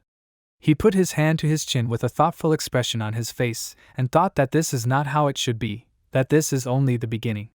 Suddenly, the protagonist saw something appear in front of him. It was a gargoyle that was furiously growling at Chrome while pulling out a sword. On the system window next to this gargoyle, it was written that this one was level 20 out of 52 possible, and also filled health bars equal to 76 and mana equal to 37. The rank of this gargoyle was C. The protagonist, with a tense expression on his face, looking ahead, shouted that this happened as always at the wrong time. A moment after that, the protagonist barely managed to dodge the powerful attack of the gargoyle. Chrome cursed out loud and then thought that this monster would not be able to attack him without a sword and claws. At that moment, Chrome picked up a stone from the ground and threw it with a loud cry right into the center of the gargoyle's muzzle. When the stone hit the gargoyle's head, it broke into many smaller pieces. The gargoyle looked at him in furious bewilderment and screamed loudly. The protagonist, with a tense expression on his face, trying to catch his breath, thought that because of his human form, he had no strength left. The gargoyle began to spew out a thick substance of bright magical energy. The protagonist cursed, screaming that it was incredibly painful for him. At that moment, he covered his face from the fire with his hand. After that, the gargoyle eagerly rushed at Chrome, trying to pierce him with his sword, but by that time the protagonist had managed to transform his body into a mimic body. The protagonist met the gargoyle attacking him with a counter-blow to the jaw, which is why the gargoyle looked at him questioningly in bewilderment, and then began to scream at Chrome. The protagonist, addressing the gargoyle, said loudly that he knew that they all had the same battle tactics. After that, addressing the gargoyle, he shouted that he had already defeated people like this. Then the protagonist began to finish off the gargoyle lying on the ground with his huge fists. He crushed the stone face of the gargoyle with his powerful blow, after which the head flew off the gargoyle's body several meters away. A notification appeared on the system window that Chrome had received 90 experience points. The protagonist thought that he was lucky that after evolution, regeneration was still in his arsenal. He used the regeneration skill on his burned hand and squatted down near the gargoyle and thought that this time, however, he dealt with the gargoyle much faster, and from this it followed that it seemed that it would become even easier to get levels. Then Chrome began to reason that monsters are of course strong but brainless, which distinguishes them from him. He understood that he would finally be able to dive deeper into the dungeon because he had become a C-rank monster that was resistant to magical energy. When Chrome thought about this, with a sly smile on his face, he put his fist under his jaw and with a triumphant expression on his face, he realized that he felt that his next evolution would be very soon. With a smile on his face, he thought that now the gargoyles were not his rivals, no matter how many of them appeared here. A moment after his self-confident words, several gargoyles with furious expressions appeared near him, screaming loudly, and surrounded Chrome. The protagonist thought that he was taking back his words and it was time for him to urgently leave here. He ran away from 3 furious gargoyles who were flying after him holding swords in their hands. The protagonist quickly ran away from them. After a while, Chrome hid behind a large stone. Watching the gargoyles fly in space near him, he asked himself, did they leave? Then he mentally asked them not to turn around. The protagonist understood that the monsters began to change their usual habitat, and their level increased greatly. Chrome began to think that something terrible was undoubtedly happening in this dungeon. After a while, the sword that the gargoyle held in its paws collided with Chrome's long claws. The protagonist, wielding his very long and sharp claws, delivered one sharp sweeping blow cutting the stone flesh of the gargoyle, which screamed loudly in pain. A notification appeared on the system window that he had received 90 experience points, and his level was increased from 20th to 21st. The protagonist standing next to the corpse of the defeated gargoyle noticed that the mimics are really powerful because he would not have dealt with the enemy of the ghouls so quickly. After that, Chrome turned his attention to his wrist. He saw how blood was flowing from his wrist because there was a long thin cut on the wrist. Looking at this, Chrome asked himself again, did the gargoyle scratch him? Realizing this, Chrome immediately used the regeneration skill and magical energy began to illuminate his hand, after which the wound on his hand soon healed. The protagonist understood that high physical indicators as well as claws with fangs and endurance plus a bunch of skills and a much stronger body than a human. The system window said that Chrome is a mimic of the 20th level out of 50 possible, his health is 79 out of 86 possible and mana is 26 points out of 28 possible. The main character thoughtfully looked at the system window and understood that the next evolution was at level 50, and perhaps he would finally be able to get out of here. However, he thought about the fact that no one could have thought that he would see C-rank monsters so often. Chrome realized that monsters of a maximum of D rank and lower lived in this area. But now, the main character put his hand to his chin and suggested that the overpopulation of monsters was definitely to blame, and that this had started long before the Ogre appeared in the territory of low-ranking monsters. Chrome understood that if this continued, the monsters would get to the surface and capture the nearest lands. In this case, Chrome understood that the only way to stop it was to defeat the main boss who lived in the depths of the dungeon. The main character put his hand on the back of his head and sadly said that there were a lot of problems, and he did not know how many victims there would be if the overpopulation of monsters reached its peak. He looked into the depths of the cave from where the footsteps were coming. Chrome looked in fear in that direction, realizing that these were footsteps, and these were not the steps of a monster but of people. After that, Chrome, seeing people, abruptly hid behind the stone behind which he had recently hidden from the gargoyles. Frank, with a smile on his face, raised his hand to his chin and noted that there was no doubt that the reason for the appearance of a swarm of gargoyles at this level was the overcrowding of the dungeon. On the system window next to Frank it was written that he was level 20, and his name was Frank Fry. Guido, with a hood on his head and an emotionless expression on his face, noted that if this was so, then they needed to go back and tell the guild master. On the system window next to Guido it was written that his name was Guido Gallant, and he was level 19. A girl named Shelly Schultz, who was level 18, sharply asked Guido what he was talking about. Then she pressed her hand to her chest and shouted that they must defeat the boss before this disaster begins. Chrome, who was watching them while hiding behind a rock, thought that he was in an unpleasant situation and that he had better escape from there as quickly as possible. The protagonist understood that their level was much higher than that of Kami's group, and if he fought them, he would definitely die. Guido, holding a bow in his hands and spreading his arms in different directions, asked them if they thought it was crazy to go to the boss with only 3 of them. Frank answered him that the number could eventually get out of control and they would not have a better chance to stop it than now. Guido asked him if he was sure that they could handle the local monsters if the overpopulation process began. Guido then noted that this sounded too self-confident. After that, Guido said that if the overpopulation had already begun, the level and appearance of the monsters would change. Then he explained that it was stupid to go to the boss without any information. Frank, with a frivolous expression, asked him in response through laughter, what if they get the materials from the boss first and sell these at a high price? Guido only answered him that he was hopeless. After that, Frank said that if this place becomes a haven for monsters, many people can suffer and the losses will be significant, which will subsequently hit not only their economy, but unemployment and hunger can also begin.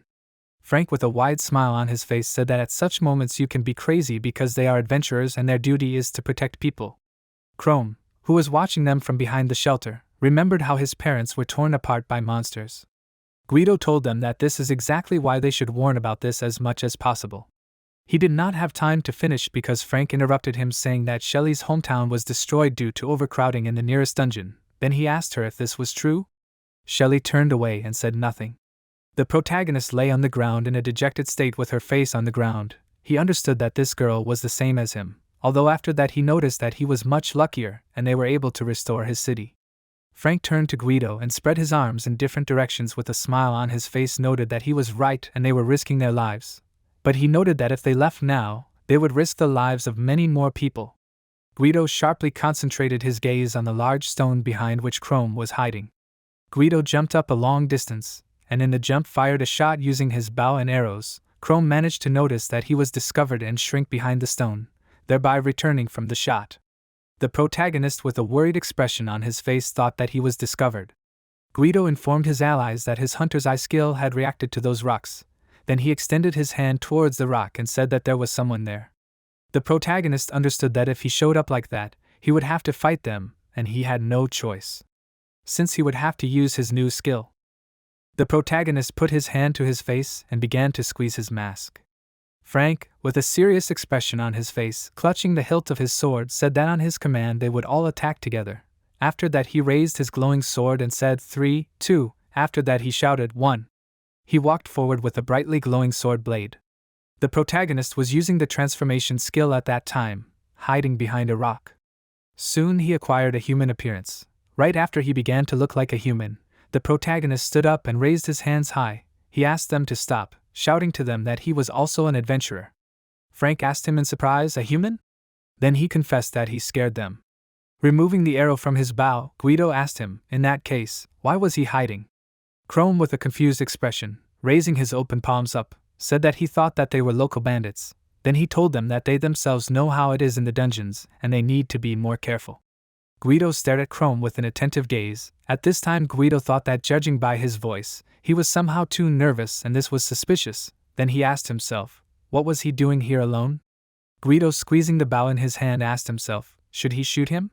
Frank, with a good-natured expression, rubbed his chin with his palm, thinking that he was all in rags and was being overly cautious. Frank mentally noted that he was not a simple adventurer. The protagonist at this time, with a worried expression on his face, was arguing that he had previously thought that if he were to transform into a human, they would immediately believe him, but now, looking at them, he realized that everything was not so simple.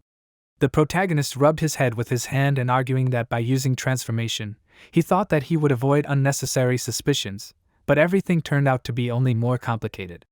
Frank, with a smile on his face, spread his arms in different directions and said that Guido always behaves rudely with strangers. After that he asked Chrome not to pay attention to him. Frank, looking at Chrome, thought that he was completely uninjured. He assumed that maybe it was because of his skill? Frank, arguing that judging by his dirty clothes he had been here for several days, he asked himself where his group and weapons were?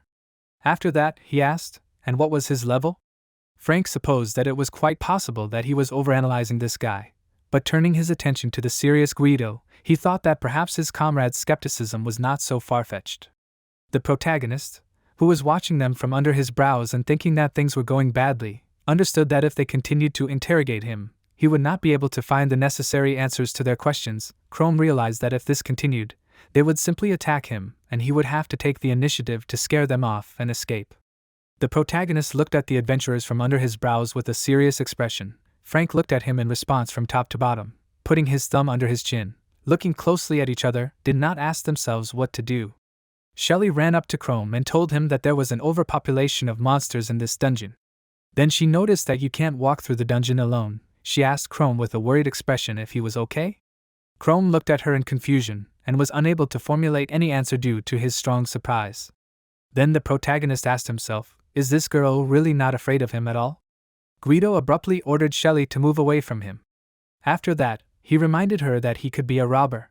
Shelly, with a frivolous expression on her face, smiling, answered him that there are no absolutely bad people, and even more so, one can determine whether he is a bad person or not by one look. Guido was surprised to notice that she was incredibly stupid and naive. Shelly turned to Chrome and asked him if he went into the dungeon alone and without a group. The protagonist hesitantly lowered his gaze down, and then answered her negatively. Shelly, folding her hands in front of her face, happily said that if he was alone, they could take him out of here. Chrome abruptly turned away from her and, running away, told her that this was not necessary. Shelly asked him to stop, but Chrome ran away into the darkness. Frank turned to Guido with a smile on his face and told him that he could let go of his bow. Shelly said in surprise he ran away. Looking into the dark void, she asked if everything would be okay with him. Guido noticed that she was too trusting and that anyone could easily deceive her. Shelly, with an offended expression on her face and her cheeks not inflated, asked him not to say that. After that, she said that even though he looked strange, she did not want to judge him only by his appearance. She said that he was completely alone here and because of the overcrowding of the dungeon, he could get into trouble. Frank, stretching out his hand in front of him, suggested that this might be so, but he noticed that she had acted too recklessly and he could attack her. And then Frank said that he had a lot of questions for this guy, but he really could be a criminal who escaped from the city. Shelly continued to look into the darkness, pressed her clenched fist to her chest, and told everyone that she still thought that he was not a bad person at all. Frank looked carefully in front of him and thought that fights between people in the dungeon are a dangerous thing for both sides, and even if he is a criminal, you should not chase him to start a fight. Frank reasoned that Guido, although cautious, however, he should not immediately show his true intentions to the enemy. He looked at Guido's serious expression. After that, Frank looked at Shelly and thought that in this situation, none of the opposing sides could make the first move. But thanks to Shelly's kindness, the guy felt awkward and ran away. After that, Frank noticed that she also easily relieved the tension that arose between the two sides. Frank thought with a smile on his face that suspicion and prudence are important qualities of any adventurer, but Shelly's faith in people is also very important for adventurers. Then looking into the void, Frank said that this guy still escaped, so he turning to his allies and spreading his arms and legs wide apart asked what he should do. He asked them if they would continue on their way or would they retreat to the city. Then he turned to Guido and told him that the last word was his. Guido looked down with a thoughtful look. He was silent for a while and then said that although he supported his ideals and not that he thought about the feelings that Shelly was experiencing, however, turning to them, he said that they were both right and if they wanted to play heroes so much, then he agreed with this, after which Guido said that in a critical situation they would be able to escape in any case. Shelly looked at him with a happy expression on her face, squeezing her hands in front of her face, and said his name. Frank also happily hugged Guido and pressing him to himself loudly said that it turns out that he is still a kind person. Guido, still expressionless, noticed that in case of danger he would use it as a meat shield. He told him to keep that in mind. Shelly put her palms out in front of her and shouted that everything would be fine because they were a strong team and they would definitely cope with everything. After that, she clenched her fists and suggested that they do their best to win. Shelly herself was thinking about the tragedy of the dungeon at that moment. Memories from her past appeared in her mind. As the monsters with wings stood on the ruins of the city, she confidently looked ahead and thought that she would never allow that disaster to happen again. The protagonist, standing in a dark cave and leaning his hands on his legs, was heavily catching his breath, saying that he had escaped after all. Then he asked himself, wasn't he too suspicious? He asked himself, why weren't they chasing him? A memory appeared in Chrome's creation of Shelly turning to him with a worried face and asking him if he was okay. Chrome, with a thoughtful expression on his face, thought that it had been a long time since he had been treated with such concern. He realized that he had died more than a week ago and then turned into a monster, and his team left him to die in the depths of the dungeon. After that, Chrome remembered that these people were talking about a boss that was in the very depths of the dungeon. The protagonist asked himself, are they really going to attack this boss with just 3 of them? Chrome reasoned that although they looked much more experienced than Carmiai's group, but with 3 of them they would not be able to handle the boss. The protagonist put his hand on his head and answered himself negatively. He told himself that he should not worry about them and that it was not his problem. The protagonist understood that this time he managed to escape, but he realized that if he met them again, he would have to fight. The protagonist sat on the ground and put his hand on his face, saying that they came to the dungeon being confident in their abilities, unlike him, and that he would only cause them problems. The protagonist looked at his shaking hand and thought that in human form he is incredibly weak, and if he shows his true form they will attack him. He remembered the words that Frank said. Frank, with a confident expression on his face smiling, said that in such moments you can be crazy because they are adventurers and their duty is to protect people. Chrome silently looked at his feet thinking about the words he said. Guido, with a concentrated expression on his face, pulled the bowstring of his bow and looking in front of him said that he has a crushing feeling. Then he asked, so this is the master of this dungeon? Frank, with a serious expression on his face looking in front of him, told the others to be vigilant. Then he explained that this is their strongest opponent. Near them was a huge gargoyle monster with brightly glowing eyes in whose hand was a long sharp sword. But the system window near the boss said that this is the Gargoyle King of level 30 out of 50 possible. He has 152 health out of 152 possible and 56 mana points out of 56 possible. The rank of this boss is C. The Gargoyle King stared in front of him with an eye wide open in his torso.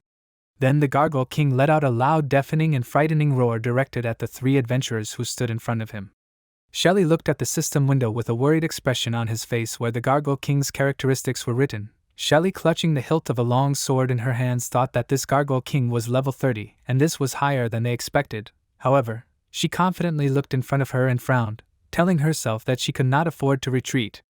Frank turned to his allies and shouted to them that he would attack first. After that, he turned to Shelly and told her that she should attack after him. He thought that he couldn't drag out the fight with the enemy because the level was higher than his and he needed to act quickly. After that, Frank, clutching a brightly glowing sword in his hands, shouted, "Cutting wave." He made a sweeping blow that was directed towards the Gargoyle King, but the Gargoyle King held out a huge sword in front of him. thereby defending himself from Frank's attack. Frank, with a tense expression on his face, looked ahead, frowning, and realized that the Gargoyle King had parried his blow, but jumping up, Frank shouted that he had opened himself up. Frank tried to strike while jumping, raising his sword high above his head. When he failed to make this blow, Frank, with a worried look, looked at the Gargoyle King and thought that he couldn't even scratch him.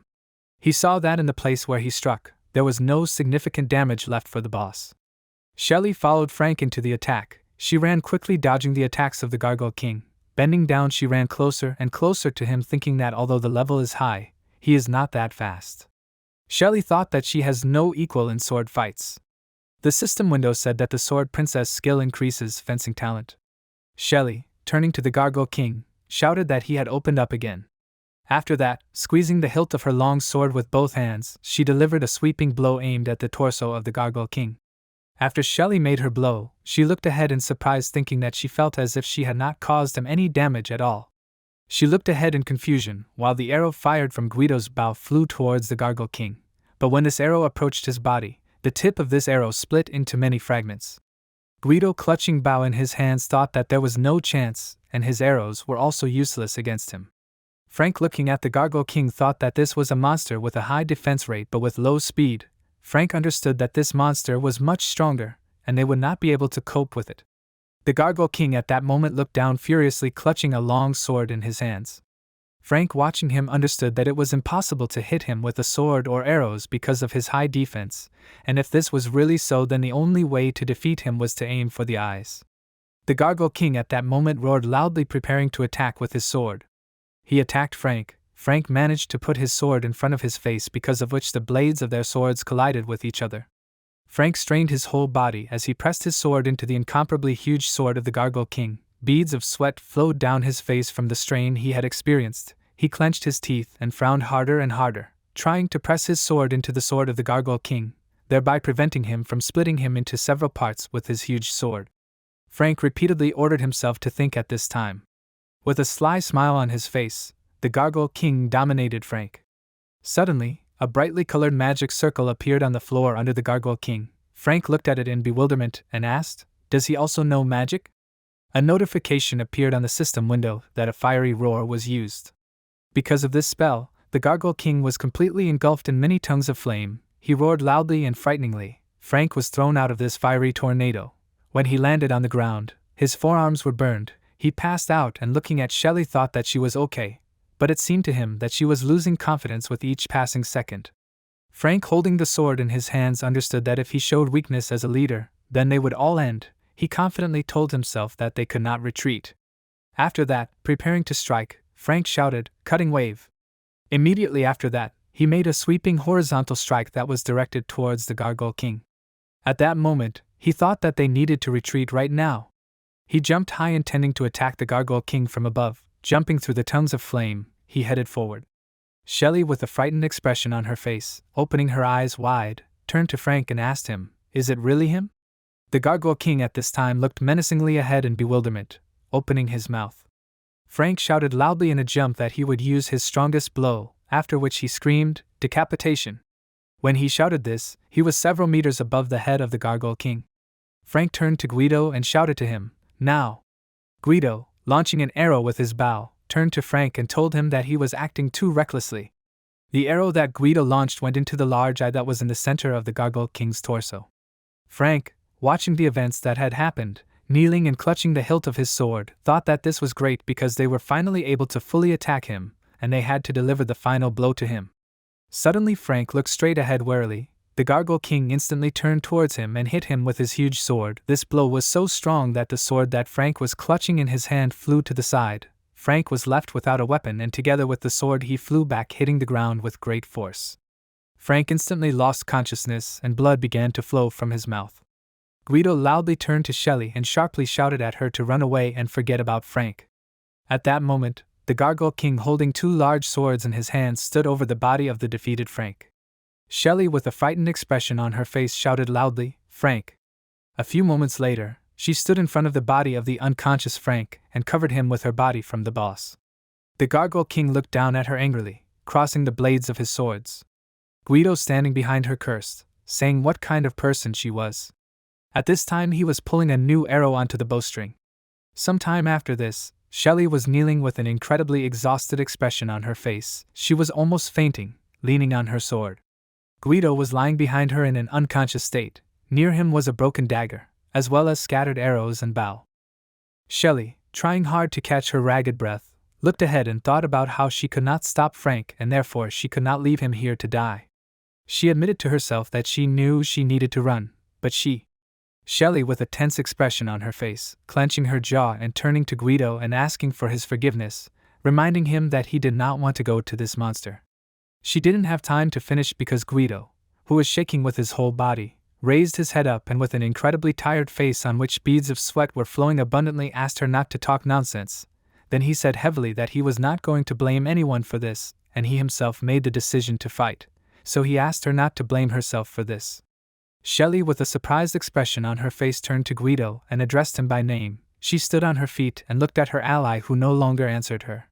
The Gargoyle King at that moment furiously growled and opened his eye wide, and his stomach glowed with bright magical red energy, and raised the sword high above his head.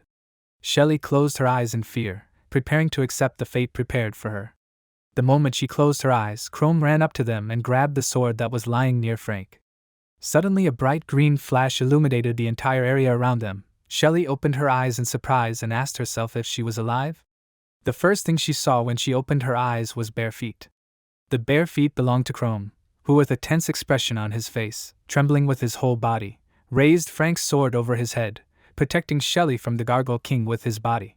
The protagonist, with an enraged expression on his face and a tense jaw, screamed that he still can't just stand there and watch others die.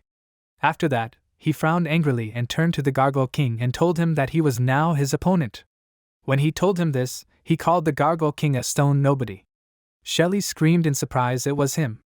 When she screamed this, she held her injured hand with her palm. Guido, with a surprised expression on his face, raised his head up and asked him why he came for them. Chrome looked in front of him with concentration at the enemy standing in front of him.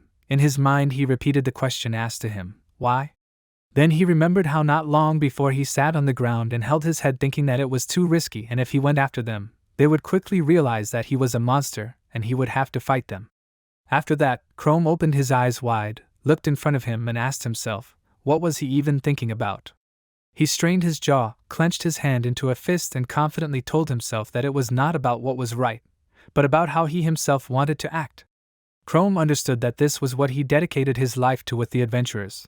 Although he did not have any talent or useful skill, but he dreamed that one day he would be able to fight monsters protecting innocent people. The main character understood that these guys were risking their lives to save millions of other lives. After that, Chrome asked himself, and in that case, why should he abandon them?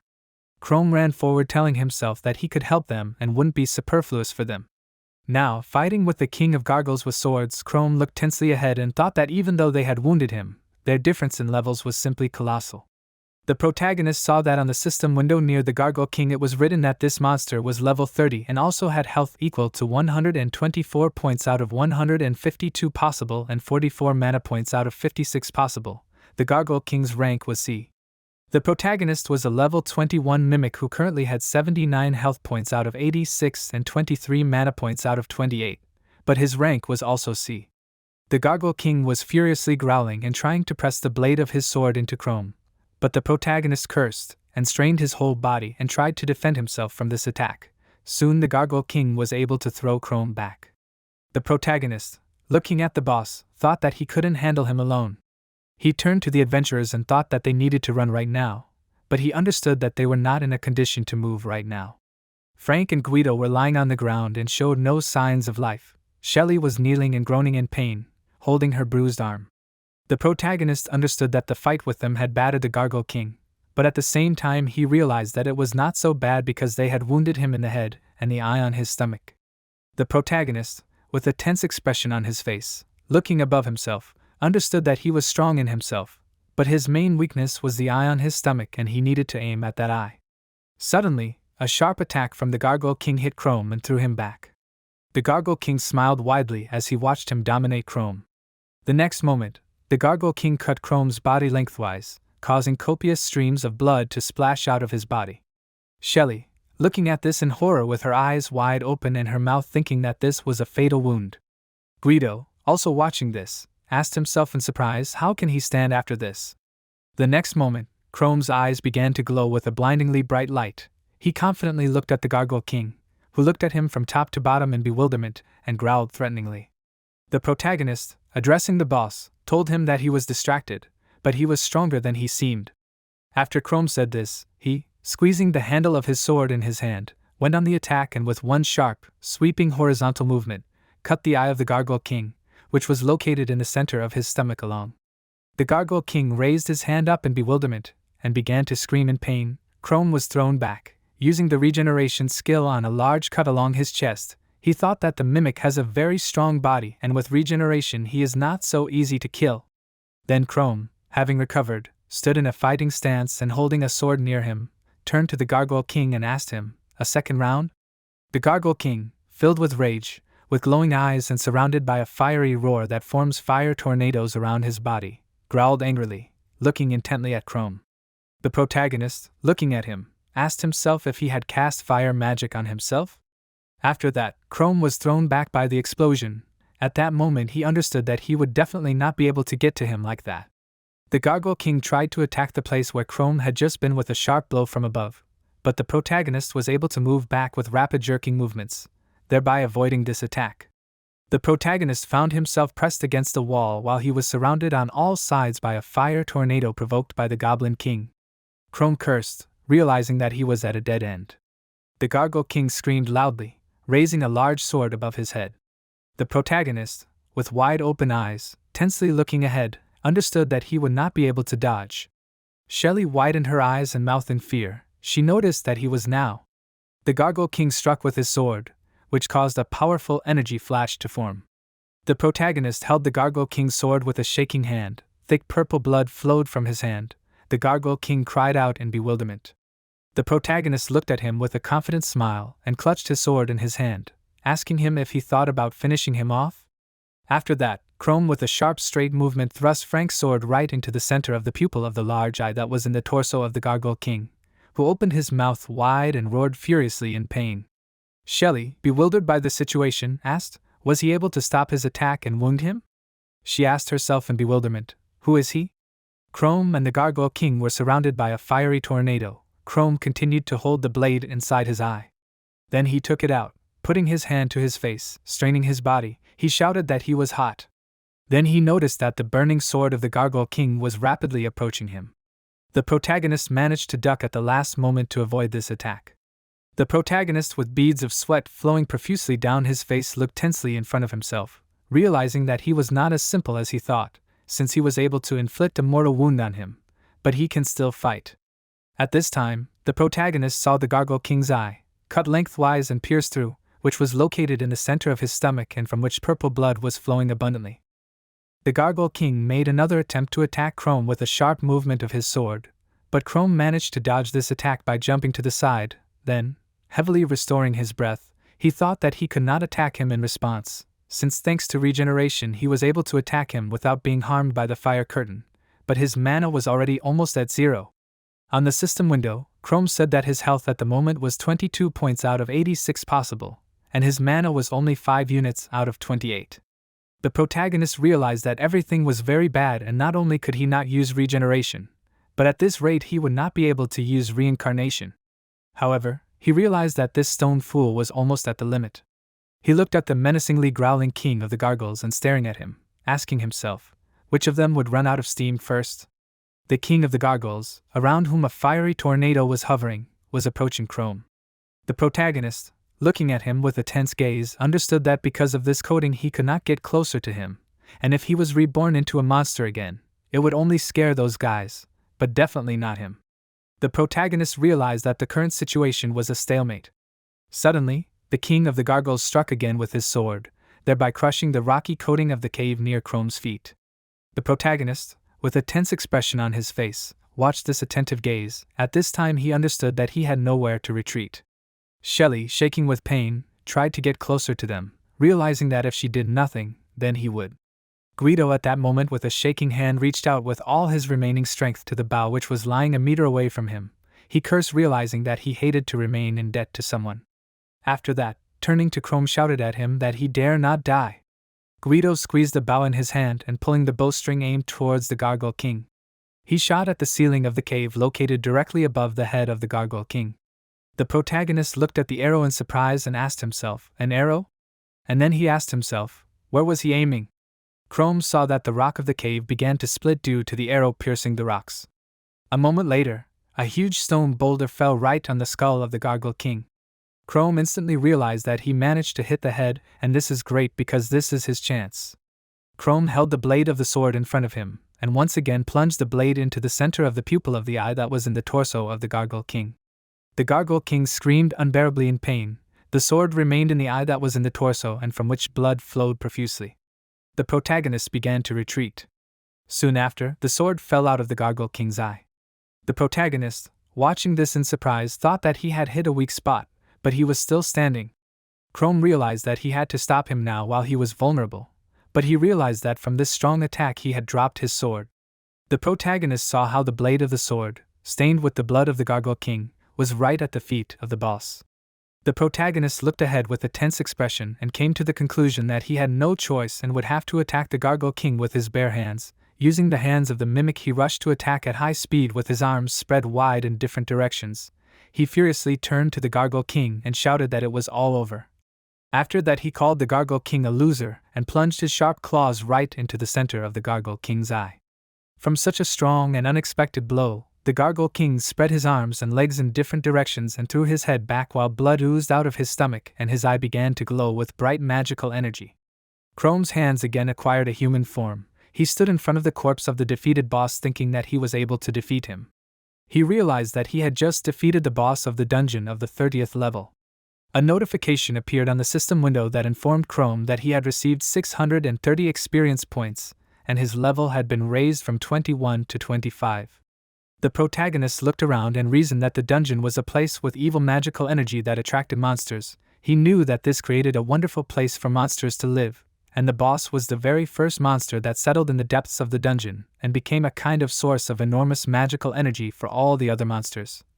And now the boss was dead and the overpopulation would stop for a while due to the fact that the hierarchy of monsters would change with the loss of the leader and everything would return to normal. The protagonist looked around and realized that there was a question. Then he asked himself, did they see his partial conversion during the fight with the Gargoyle King? Guido, who was looking closely at Chrome, thought that there was no doubt that this guy had saved them. He understood that the three of them, trained adventurers, could not cope with the dungeon boss, but he was able to defeat him alone and even strike with his bare hands. Looking at Chrome in bewilderment, he asked himself, so who is he? Chrome at this time was carefully examining the system window that was in front of him. He was thinking about how well he had raised his level thanks to this battle and also saved the guys from death. Chrome came to the conclusion that everything turned out just great. The system window said that Chrome, who was a mimic, was now level 25 out of 50 possible and his health was 47 units out of a possible 108. Chrome's mana points were 2 out of 36. The main character looked at the information that was indicated in the system window with a smile on his face and thought that he had become even closer to the stage of a new evolution. Shelly came up behind Chrome and asked him to listen. After that, she pressed her hands to her chest and thanked him very much for saving them. She told him that without him they would have died. After that, Shelly said that her name was Shelly. The main character turned around with a confused expression on his face and began to quickly hide his system window, confusedly trying to answer her something. Shelly asked him if he could introduce himself too. Chrome looked at the system window in fear, which said that his mana points were only 2 units. Chrome cursed mentally, realizing that his mana was almost 0. He understood perfectly well that a little more, and he would turn back into a monster. He remembered that the transformation skill temporarily allows you to take on human form and consumes 1 unit of mana in 10 minutes. The main character with a confused expression on his face came to the conclusion that he needed to run away, and right now. He turned away from Shelly and ran away. Shelly confusedly stretched out her hand in his direction and repeated her question. She said, so what is his name? The main character ran away confusedly, thinking that the situation was bad because she should not see him like this, and he can no longer maintain this form. Shelly looked after him in surprise, stretching out her hand to him. Then she sadly said that he ran away again. Guido, looking after the running Chrome, noticed that he was strange. After that, he looked at the corpse of the Gargoyle King and noticed that he did not even take the reward from the boss. Guido said that this eye is proof that the overcrowding in the dungeon has stopped, and he could get a huge amount of money for this eye. Shelly, with an admiring expression on her face, raising her hands to her chin, said that he did not take the reward and did not even say his name. After that she said in surprise, such a modest person. Guido said that he could not believe in the existence of such fools. Then he thought and asked himself what he was doing here all alone, and how he was able to heal his mortal wounds. After that, Guido suggested that the energy of the dungeon really affected him like that. Frank, leaning his hand on a large stone, was shaking with his whole body. His body was in abrasions, cuts and burns. Turning to Guido, he noticed that he was thinking a lot again. Guido looked at Frank with a surprised expression on his face, and asked him in bewilderment if he was alive.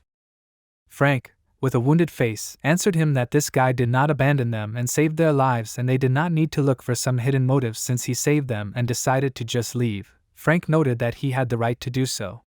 Guido, looking around, admitted that perhaps he was right. Some time after that, Guido plunged the blade of his sword into the large eye that was in the center of the Gargoyle King's torso, saying, like this. Frank turned to him and told him not to rush and to take out the eye carefully. Shelly asked them if they were sure. Then she said that they were not the ones who defeated him. Frank told her that they would need this eye as proof that this dungeon was no longer dangerous. Then he told her that if they met him again, they would give him the reward they received from the guild. Shelly looked ahead and said, I wonder. Then she raised her surprised gaze upward and asked a rhetorical question. Will they meet again? The protagonist in the form of a mimic stood tiredly leaning against the wall of the dungeon trying to catch his breath, and thought that if a little more time had passed, the effect of the skill would have ended right before their eyes. Chrome thought that he would have lasted a little longer, but frequent use of regeneration spent a decent amount of mana. But the good news is that at level 25 he has 36 mana points, and this meant that if reincarnation spends 1 unit of mana in 10 minutes, he can last more than 6 hours. The protagonist reasoned about this while sitting on a stone in a dark cave. He put his hand to his chin with a thoughtful expression and thought that it would take half a day to restore half his mana, and if that were the case, he would be able to provide himself with shelter and live with the people in the village. Carmilla appeared in Chrome's consciousness and asked him where he had gone. Chrome looked at the ceiling and tensely clenched his hands into fists, and decided for himself that he needed to try to get out of the dungeon in order to test his theory. Some time after these events, in the kingdom of Rebirth, in the Adventurers Guild, the adventurers shouted in bewilderment, asking, so they dealt with the overpopulation of monsters in the dungeon to the west? Another adventurer asked them, and the 3 of them defeated the boss in the dungeon? Frank, with a proud smile on his face, approached the wooden counter inside the Adventurers Guild. Then, holding out his hand in front of him, he said that it was the pure truth and that it was the first time he had seen a boss of such a high level. Then he said that if it weren't for them, the western dungeon would have turned into a nest of monsters. Old man Hans, who then said that it was hard for him to believe that only 3 adventurers had defeated the boss. Frank, with a confident smile on his face, answered that there weren't 3 of them. Hans asked him again, what? Shelly shouted that it was true and that in the dungeon they had met a boy who had helped them defeat the boss. Shelly shouted cheerfully, raising her hand up. Hans, looking at her coldly, asked her if she wanted to say that thanks to the help of some boy, they were able to defeat the dungeon boss. After that, Hans suggested that perhaps she had been in the dungeon for too long, and her mind had become clouded by the magical miasma. Shelly irritably pressed her hand to her chest and asked him, what? After that, she pointed her fingers at her eyes and screamed that it was true, and the gray-haired and pale-skinned boy with a menacing look and a mask on his head whom she saw with her own eyes. Guido, with his characteristic indifferent look, thought that Shelly was praising him too much. In Guido's mind, Chrome had sunken cheeks, a lifeless look, a creepy aura and sickly pale skin. Then he turned to Shelly and said that she was praising him too much. Shelly answered him that on the contrary, he was belittling his merits. Frank, with a smile on his face, resting his hands on his hips, noted that perhaps Shelly was describing him too colorfully, but he admitted that without this guy they would not have left the dungeon alive. Hans answered him that he could not take their word for it. Frank in response asked him, and who is talking about blind faith? After that, stretching out his hand in front of him, he said that they brought the eye of the Gargoyle King. Frank assumed that this was a strong proof, then he asked if this was true? On his outstretched hand, he held a brightly glowing substance from which a thick dark aura emanated. The adventurers cried out in bewilderment that this bag undoubtedly emanated strong magical energy. Another adventurer asked in bewilderment, does this mean that it is true? Then he asked in bewilderment, did the white-haired boy really help them and didn't even take the reward? Another adventurer asked in surprise. Defeat such a boss and not even take the reward? He noted that this was nonsense and asked why he would refuse a lot of money. Another adventurer with a confused expression on his face, spreading his arms out to the sides, suggested that he was a village idiot. Another adventurer replied that most likely he just liked to fight. Shelly enthusiastically crossed her fingers near her face with wide open eyes and suggested that he was a bodyguard from the royal family who specially came to this dungeon in order to hone his skills on the local monsters. Frank, with a confused expression on his face, turned to Shelly and said that she was dreaming too much. Then Frank put his hand on his head and thought that now, because of his unsuccessful story, everyone thinks of him as a village idiot who did not even take the reward. Frank mentally turned to Chrome and asked him for forgiveness for this. Carmilla, who was in the Adventurers Guild at that moment, thought about defeating a boss of this level. She came to the conclusion that this guy must be an incredibly experienced fighter. After that, she began to think that the Western Dungeon is the place where her brother was last seen. A memory appeared in Carmilla's mind of how she held her brother's sword, which had a message written for her in which Chrome asked her to wait for him. Carmilla, putting her hand on the sword she carried with her, thought that this is the place where an unknown person saved her life from a fierce orc, and now the boss is defeated and the hierarchy of the dungeon will change, due to which the monsters will weaken and this dungeon will no longer pose a serious threat. Squeezing the staff in her hands, Carmilla thought that at least a few years should pass before the birth of the new boss, and now this place will be much safer than before, and she will be able to go looking for her brother again.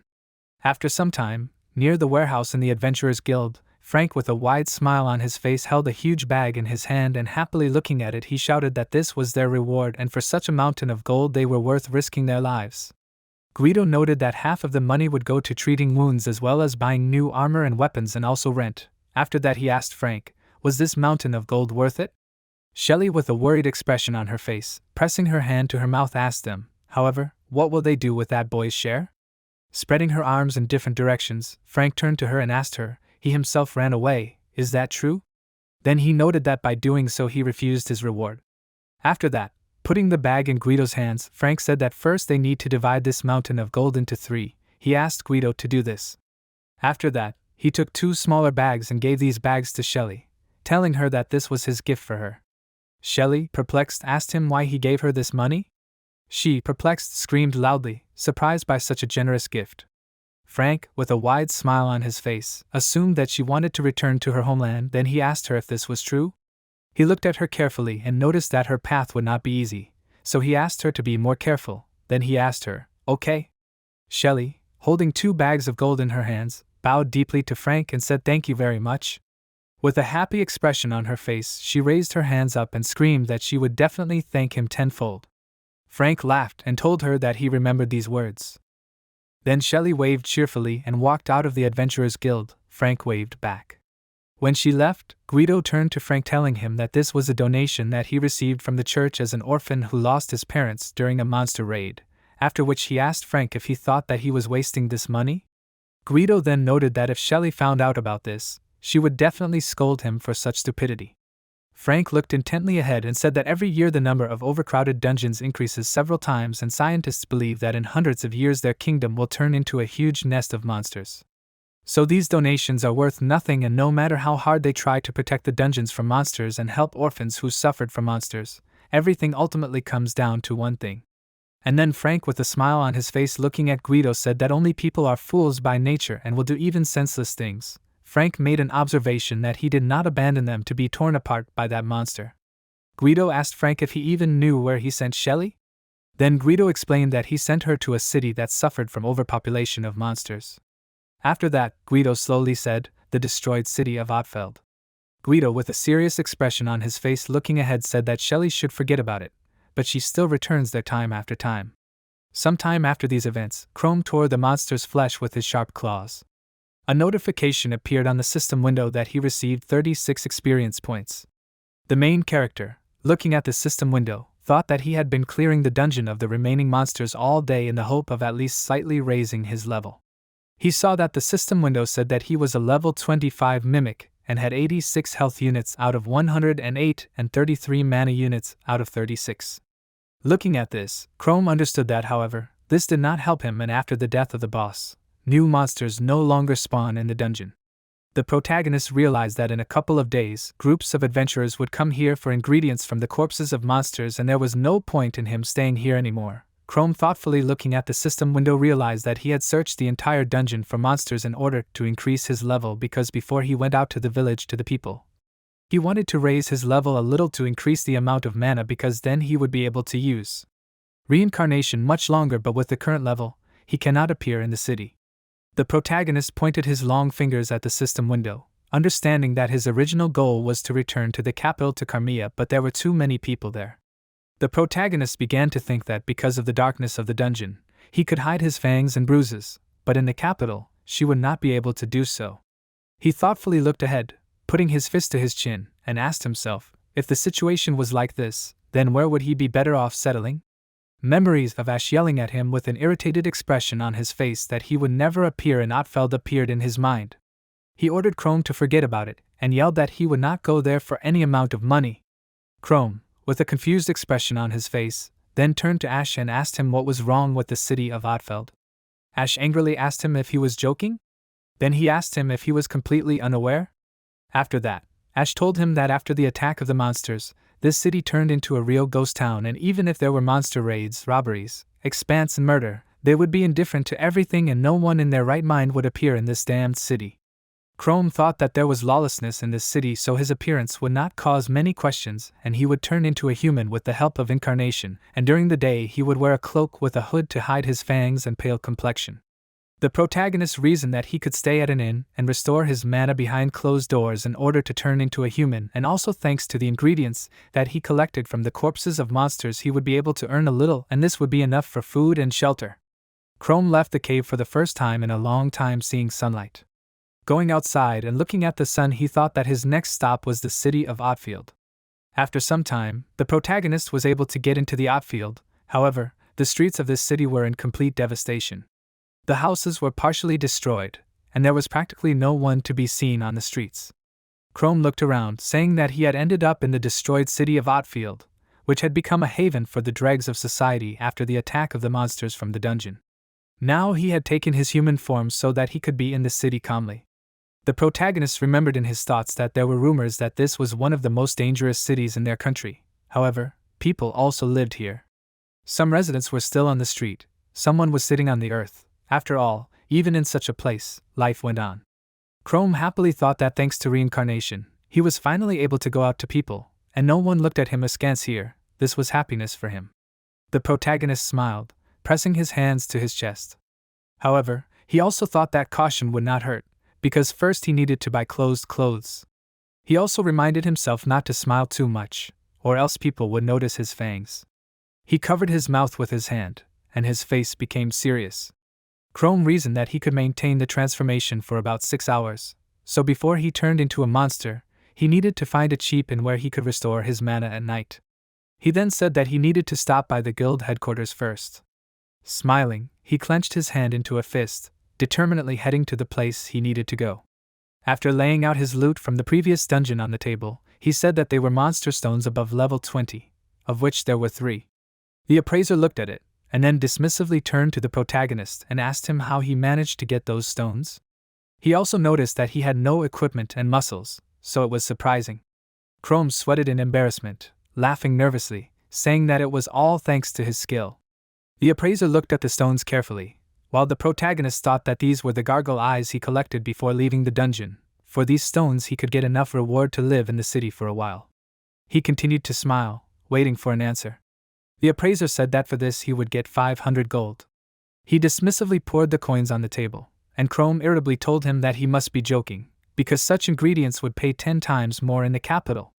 The protagonist slammed his hands on the table, offended by the amount of coins he saw, but the appraiser was adamant and told him to go there in that case. He turned away, not accepting any objections. The appraiser explained to him that they were not in the capital, but in the forgotten city of Otfield. He turned his gaze to Chrome, saying that he did not know and perhaps he had stolen these stones from someone. The protagonist tried to justify himself, saying that everything was not so. However, the appraiser did not listen to him, and continued to say that in this guild headquarters they do not check the level and rank of the adventurer, and he does not care how he got these stones, legally or not. He stood behind the counter, relentlessly repeating that even if Chrome came completely covered in blood, no one would even look at him. The appraiser said that if he was not satisfied with something, then he could leave and look for a buyer who would pay him more and ask reasonable questions. Chrome had to agree with this. He took his reward, thinking that he was simply deceived, and this money would only last for 3 days at best. He headed for the exit, thinking that he did not know the local customs at all, so he could not bargain properly. When the protagonist went outside, he was met by a guy named Jeff, who, grinning evilly and folding his arms across his chest, said that they had a new guy. Chrome turned around in surprise, asking what he wanted. Jeff introduced himself, said that he was a local adventurer, so everyone knew him here. He spread his arm to the side, said that newcomers were eaten alive there, so Chrome had better learn the local rules. Chrome asked in surprise what kind of rules were these. He immediately wondered, should he even be trusted? Jeff answered that he was, and then smilingly pinned the protagonist to the wall, holding him by the collar. Chrome tried to object, but Jeff immediately interrupted him, telling him to give him all the money for the stones he stole, and he would, of course, cover his back. Jeff looked at him with anger, because he felt superior to the weak-looking protagonist. Chrome thought irritably, does he really want to blackmail him? He couldn't help but wonder what other people would be waiting for him in such a city. Chrome apologized ironically, confidently answering that he didn't need his services, and then began to remove Jeff's hand from his clothes. Jeb mockingly said that a weakling like him wouldn't last a minute there. However, the protagonist didn't let him finish, throwing him back with one powerful blow, causing Jeff to fall to the ground. He shouted in displeasure, asking the protagonist how dare he do this. The adventurers who were next to him looked at him mockingly, asking, did their handsome Jeff really fail to cope with a walking skeleton? The second adventurer replied that he probably just slipped. They laughed at him, while Chrome, not paying attention to them, looked Jeff over appraisingly, saying that he was about level 20. Jeff stood up, grabbing his sword with his hand, cursing loudly. He told the protagonist that he would now answer for everything. Chrome thought in surprise, is he seriously going to attack him with a weapon surrounded by a bunch of witnesses? He stepped back, while Jeff's familiar adventurers tried to calm him down, shouting at him to cool down and leave the protagonist alone. But Jeff was already too angry. He furiously shouted that he would teach him a lesson. Pushing off the ground with his foot, the protagonist thought that he should do it now. Running closer, he knocked the sword out of Jeff's hands in a jump, which angered him even more. Les ended up on the ground, and Jeff, turning around, exclaimed loudly in irritation. The protagonist thought that now he needed to quickly get out of there before it was too late. He began to run away while Jeff was distracted by the sword, but, noticing Chrome's escape, he turned around, loudly asking him where he was going, calling the protagonist a coward. He said that next time he would definitely kill him. Chrome understood that he would be able to defeat him, but he did not want to waste extra mana on him. Having run far enough, the protagonist caught his breath, saying that otherwise his disguise would be quickly revealed. He realized that, apparently, living here would be much more difficult than in the dungeon. After some time, when the protagonist was able to find housing, he sat on the bed inside this room, holding his head in the guise of a monster. He thought that he was not tired even as much in the dungeon as he was today. In the end, he was able to pay for the hotel, buy a sword and a cloak, only he had the feeling that these things had already been used before him. And this feeling turned out to be correct. The system told him that the rusty dagger he bought for 240 gold was stolen and resold, as was the old robe that cost him 60 gold. The room at the hotel cost him 110 gold. Chrome thought that he could find the cheapest and simplest room in order to restore mana per night. He kept holding his head with his hand, sadly thinking that he wanted to stay among people for a while longer, but he would have to gather information about the city, and then go hunting in the dungeon again. He lowered his head down, resting his hands on his knees, reasoning that thanks to his skill, he was still able to live among people. The next morning, Shelly returned to her hometown too. The dean of the church approached her, asking if she was sure. After all, she gave them so much money, but she could have spent it on her needs. He thought that she should not do that. In front of the church rector, there was a whole bag of gold on the table. She hugged one of the children that the church took care of, addressing the rector of the church as a holy father, telling him not to worry, because she would definitely earn even more money once she returned to the capital. The rector of the church told her that, although they were grateful for her donation, she could also spend the money on her needs. The church he served in was literally cracking and was gradually starting to fall apart. He turned to her neck again, saying that she should forget this city as a terrible memory. Shelly asked with a smile what he was talking about. She said that she would never forget this city. Shelly with a warm smile said that after the monsters attacked, it was he who raised her in this church. Shelly said that her younger brothers and sisters lived here, so she had a duty to take care of them. The children who surrounded her hugged their church sister with a smile. Tails, one of the boys from the church, addressed her as a sister, asking her, "Is she a famous adventurer in the capital?" His eyes were shining with curiosity, and Shelly responded with warmth in her voice that it was natural, since his sister was one of the coolest adventurers. Tails asked her hopefully, would the capital help them deal with the disaster whole? Shelly froze for a moment, and then answered him to be sure, because they would definitely deal with it. Her face became serious, but she was not going to lose hope. Shelly then said that she was leaving, asking everyone to take care of themselves. The priest of the church and the children he took care of stood at the door and saw Shelly off with smiles. He turned to her, asking her to take care of herself too, since she was an adventurer after all. There was concern on his face, which was usually inherent in a parent, since he raised this girl after all. At this time, Chrome was wandering around the city, thinking that in the end he couldn't talk to anyone, because as soon as he tried to start a conversation with someone, they looked at him like an idiot. He was very upset about this, because he had missed communication so much during this time. He wondered if he should have recruited more monsters from me and sold them in the capital. However, he immediately discarded this thought, thinking that it was too risky, because there were a lot of guards around the capital, and he would have to spend a lot of money just to get there. The protagonist understood that he would be quickly caught in the capital if he seemed too suspicious to them. It was here, where people live beyond poverty and fear, that he can walk and no one will look at him askance. Moreover, he also thought that in the capital he could run into acquaintances with whom he did not want to cross paths. For example, with Ash, who, upon seeing the protagonist, would probably start screaming in horror that he should have died in the dungeon. But Chrome also understood that he would not earn much money in this city. He was tormented by doubts as he walked down the street, and Shelly was walking towards him. Seeing him, she exclaimed in surprise. Chrome looked at her with incomprehension, asking himself what was going on. And Shelly happily said that he was that very boy. She literally glowed with joy when she saw their savior. Chrome wondered in horror in his thoughts, what was she doing here? Indignation and fear were reflected on his face.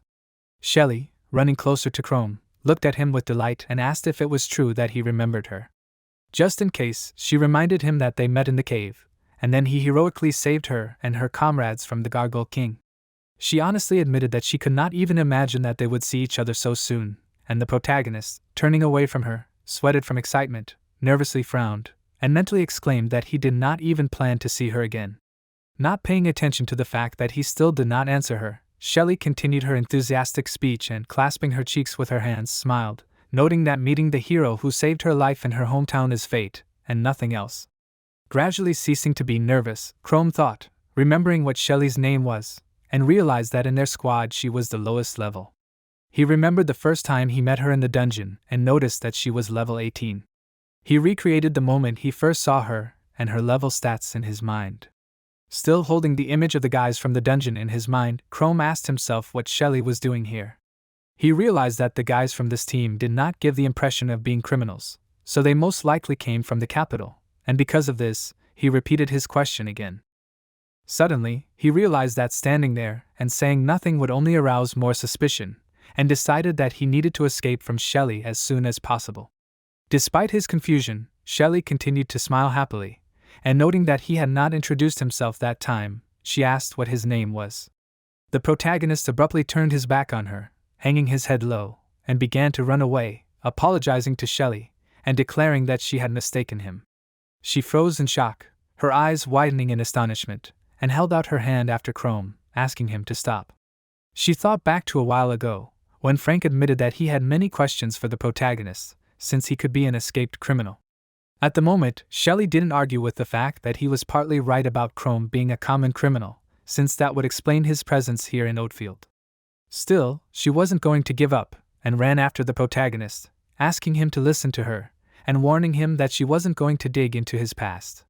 Despite her words, Chrome continued to run, and she made another attempt to stop him, shouting that she just wanted to thank him for saving her. As the protagonist continued to run, he frowned, clenching his jaw, and asked himself, why was she chasing him? He assumed that she might have guessed his true identity, so he continued to run quickly, so that eventually Shelly, after some time of pursuit, stopped, mentally cursing and wondering where Chrome was. Although she was fast, he was much faster, and stopping at a crossroads, she began to look back, asking which way he was lying. At this point, the protagonist, abruptly stopping, opened his eyes wider, cursing, because he realized that he was in a dead end. High walls surrounded him on 3 sides, but looking back, he assumed that neither Shelly nor anyone else was here. Still looking around warily, he thought that it was close, and realized that he would have to use his claws in order to break away from Shelly, hiding behind the wall. He partially released the transformation, causing his human hands to turn into monster hands, and using his long claws, Chrome began to climb up the wall, frowning in concentration. When he almost reached the edge, he raised his hand, trembling from the effort, thinking that there was still a little left, but suddenly he cursed, as the sword he was carrying suddenly began to fall down. Looking after this, the protagonist shouted that this was his sword for 240 gold coins, and without hesitation, he let go of the wall, jumping for the weapon.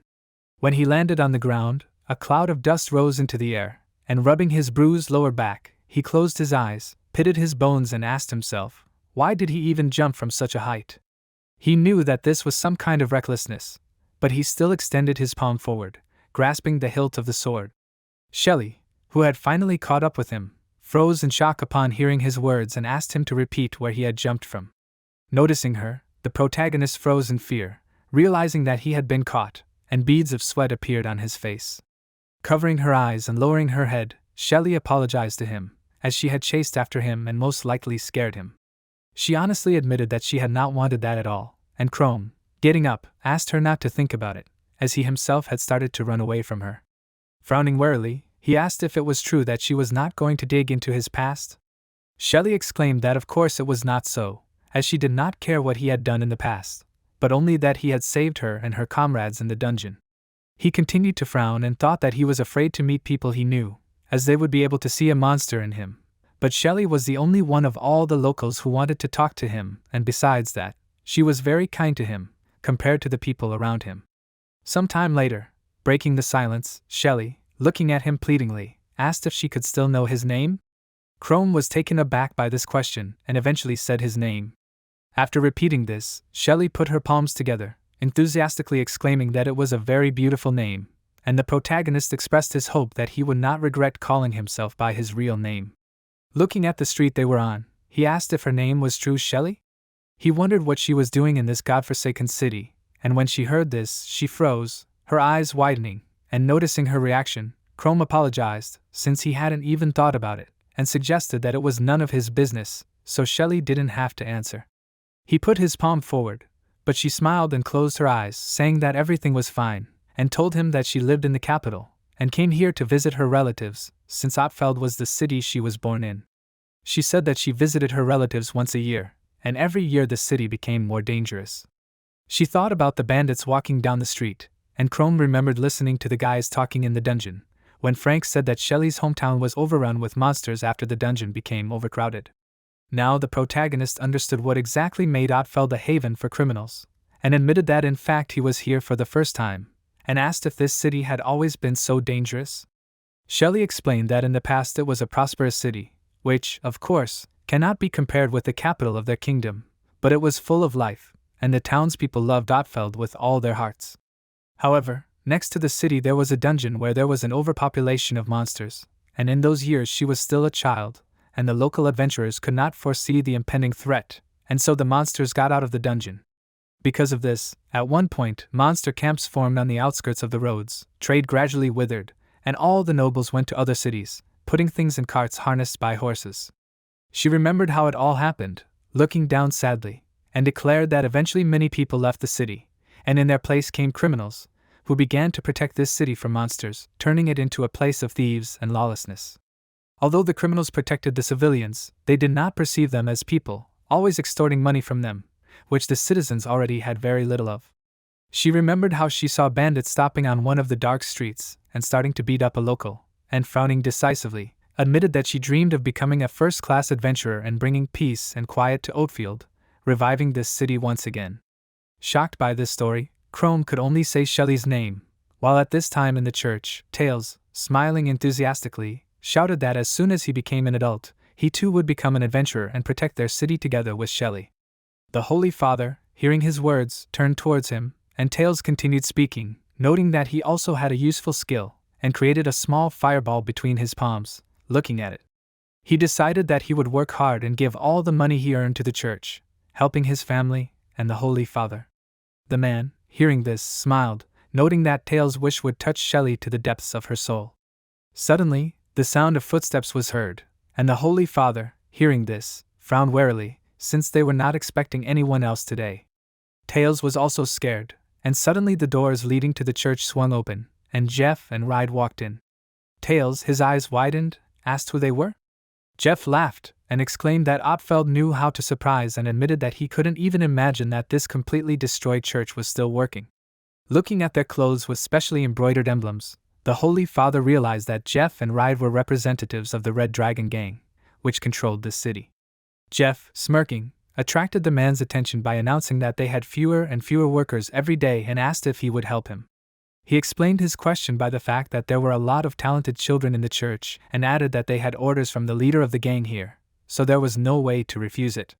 He asked if the Holy Father understood what would happen if he refused to cooperate.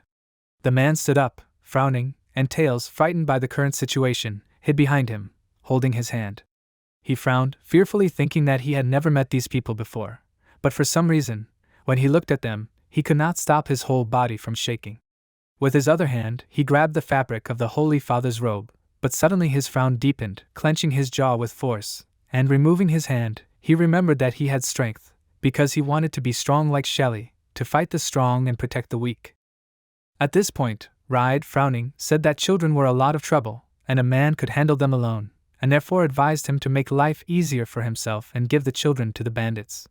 Falling to his knees, the Holy Father asked them not to involve the children in this, and bowing low, shouted for them to take him if they wanted. Jeff, smirking, raised one eyebrow and asked him not to be stupid, asking why they needed an old man. He explained that they needed new fighters and that he would only cause more problems. Suddenly, Tails stepped forward and shouted that he would not allow Jeff and Ride to bully his dear people and created a magic circle to use his skill. He ran forward and the Holy Father turned his head towards him and asked him to stop. However, ignoring him, Tails put his palm forward, activating a fireball, and a small fire attack flew forward, and Jeff, seeing this, was surprised, realizing that Tails had a fire magic skill. Ride, in contrast, was serious and displeasedly said that this was a bit weak. He easily reflected the attack aimed at him, and Tails, seeing this, froze, his eyes wide in amazement, and asked how this happened. Ride placed his palm on the ruler he was standing next to and said seriously that Tails lacked the skill to use his skills properly. In turn, he activated the magic circle using ball lightning, and the magic he created spread across the wall, destroying the stones. When it stopped working and the dust settled, everyone noticed that Ride was standing next to the hole that had formed in the wall. Jeff smiled and exclaimed that his skill was something else, and Tails, resignedly falling to his knees, realized that he could not defeat them. He looked at the two men in fear, and Ride was glad that he finally understood everything. Stretching his hand forward, he said that they would be able to develop his abilities to the same level, and the Holy Father, closing his eyes, shook his head from side to side, desperately thinking that Ride and Jeff could kill Tails this way.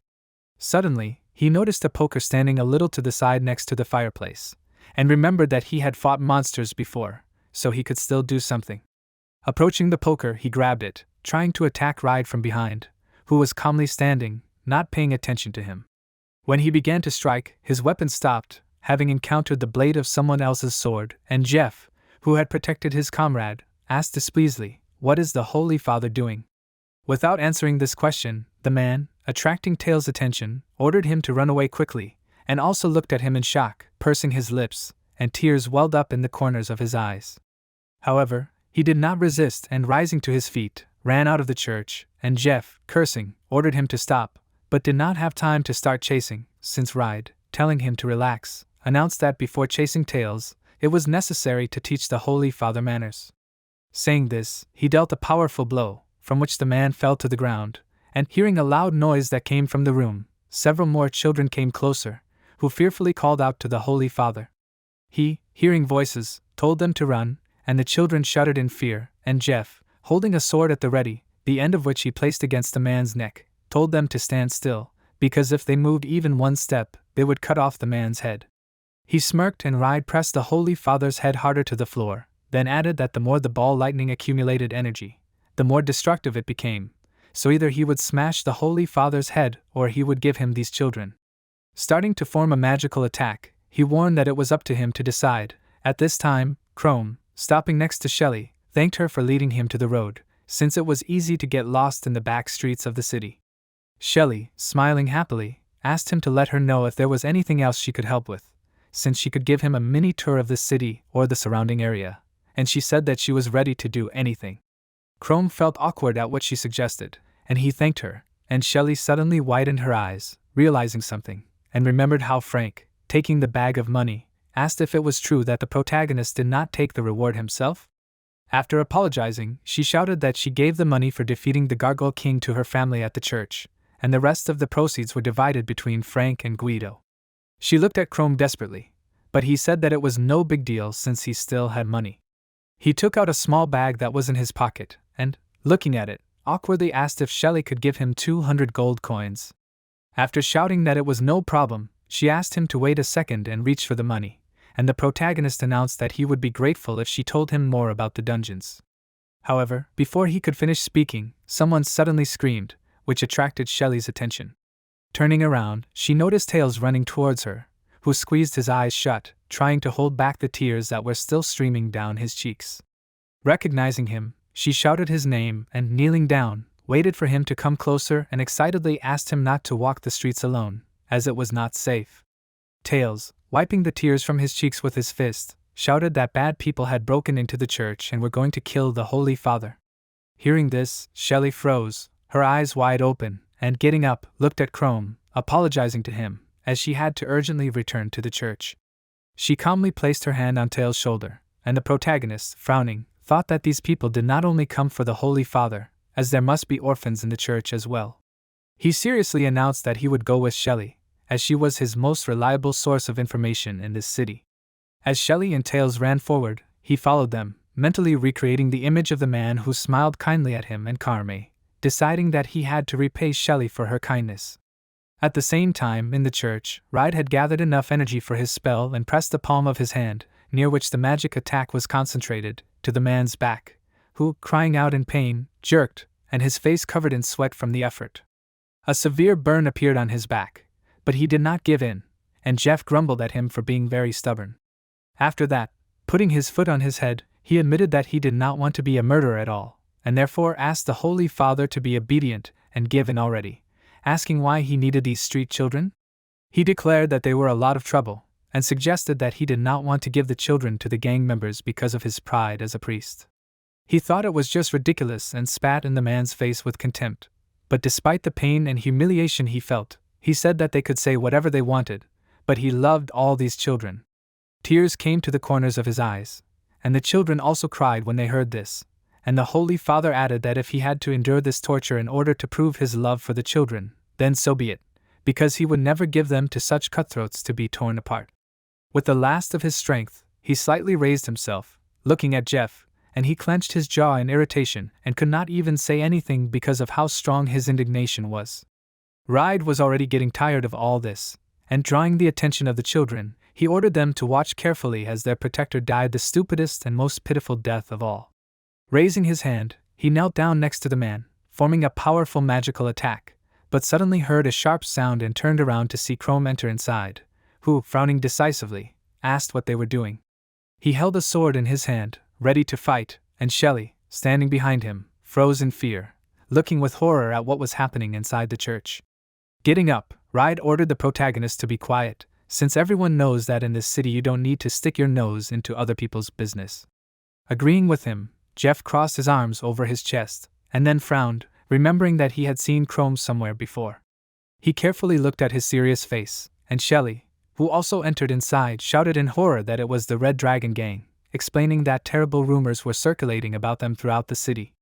Ride, forming a new magic attack, noted that if Chrome did not know the simple laws of the city, then he would show him what happens to those who climb where they should not. Jeff, frowning seriously, approached him, stopping behind his back, and both of them looked menacingly at the protagonist, who clenched his hand into a fist, as well as at Shelly, who, continuing to stand behind him, frowned, pressing her lips tighter. Realizing who came to the church, the Holy Father mentally pronounced the name Shelly, and Jeff, suddenly grinning, remembered who Chrome was, and noted that he was the man who ran away from him in fear. Having become even more cheerful, he pointed his finger in Chrome's direction, and he suddenly realized that he had already met Jeff in the guild. He remembered how he, smirking, pressed him against the wall, starting to threaten, and at the moment Jeff, having walked forward, declared that no one would stop him here, and began to approach the main character. The Holy Father, trembling, tried to get up, since he understood that Shelly and Chrome needed to run quickly, since Jeff and Ride were from the Red Dragon gang. His face was covered in sweat from the tension, and he realized that if the main character and Shelly stayed, the gang would pursue them until they both were killed. He looked at the cloaks that the bandits were wearing, and Jeff, at that moment, looking at the sword that Chrome was holding in his hands, pointing the blade at his opponents, called this weapon a toothpick and asked where the main character got it from. He smiled mockingly, and then, coming even closer, leaned closer to Chrome and realized that he felt a surge of strength, wanting to protect Shelly, but asked if he was too arrogant. He wondered if Chrome could at least fight, but instead of answering, the protagonist only frowned more, thinking that this was not the first time he had to fight to the death. He remembered the strong opponents of the monsters that he had already defeated before, and apologizing, announced out loud that he was not as scared as Jeff. Surprised, he asked again, and Chrome, continuing to maintain a serious expression on his face, sharply swung his sword, trying to strike, but the enemy managed to react, blocking this attack. He cried out in surprise, jumping back, and irritably thought that Chrome was very fast. His amusement disappeared, he clenched his jaw and frowned, asking what level is Chrome? The protagonist did not attack immediately and simply looked at Jeff with disdain, and he, noticing this look, irritably asked himself, how dare he look down on him? Swinging his sword, he began to strike, shouting for Chrome to receive it, but before Jeff could strike, he himself attacked, and his sword almost hit the opponent's chest, who barely managed to dodge, screaming in fear. He lost his balance, falling back, and having fallen to the ground, began to breathe heavily, covering one eye and putting his palm to the place where Chrome's sword could hit. He realized that if he had not jumped back, the protagonist would have pierced his chest through and through, and at that moment, approaching closer, he noticed that Jeff was already trembling with fear. He admitted that he never thought that he would meet people who would be uglier than the most bloodthirsty monsters, and stood for a while, continuing to point the sword at Chrome's face, who screamed and leaned back, trying to move away from the blade of the sword. His face was covered in sweat from fear and tension, and his hands were shaking, and he, feeling this, asked himself if he was shaking because of the protagonist?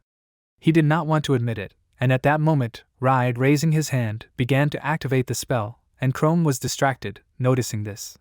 The attack that Ride created was called Thunderclap, and lightning, appearing above the magic circle, spread in different directions, and concentrating the energy, he launched an attack, because of which the protagonist was forced to let go of Jeff and jump to the side so as not to be affected by it. Without waiting for the magic to dissipate, Ride took the sword and ran forward to strike, but Chrome managed to react and block this attack with his own weapon. Looking at him seriously, Ride warned that he might be able to defeat Jeff, but it would not work with him, since he was on a completely different level. He asked if the protagonist thought he was being a little unreasonable. He clarified that he meant that he was protecting this collapsed church and fighting with representatives of a powerful gang. Chrome, frowning, thought that everything was very bad, since he would not be able to fight him at full strength in the presence of witnesses, but he could calmly use his skill, so in the form of a human, the protagonist would lose to him. Without attacking yet, he continued to stand, analyzing Ride, who also froze in place, who was seriously and attentively looking at him. Finally, they resumed their fight, repeatedly striking each other with their swords and gradually moving around the room. Watching their fight, Jeff finally stood up and, still breathing heavily, took his sword, mentally exclaiming that Chrome would never be able to stand up to Ride. Grinning, he decided that he would strike the protagonist in the back himself and ran forward to deliver the finishing blow. However, his attack was suddenly stopped by someone, and when the sparks that appeared from the force with which the two swords collided disappeared, he saw Shelly standing in front of him, holding her weapon at the ready. She seriously declared that she would be his opponent, and irritated by what happened, Jeff said that Chrome was always lucky and calling Shelly names, promised that he would make her regret meddling in none of her business.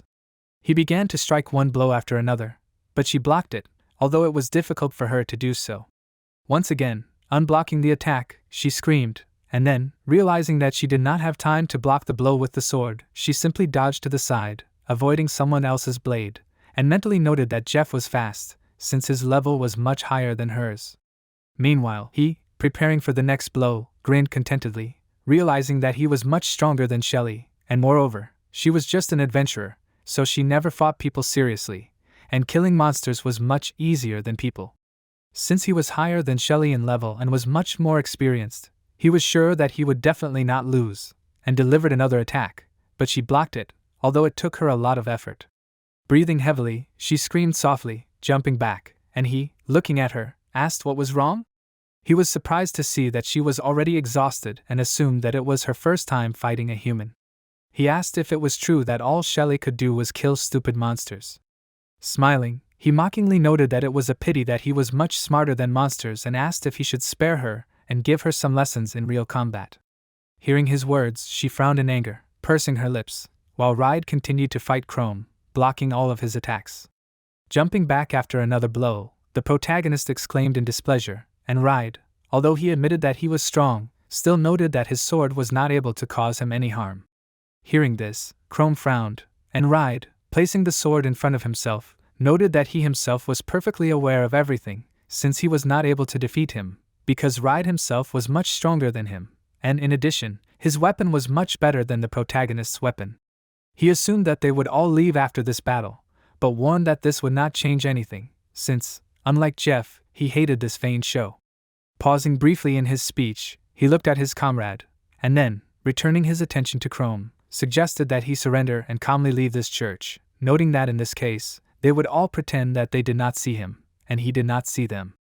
He extended his hand forward, asking what the protagonist would say to this offer.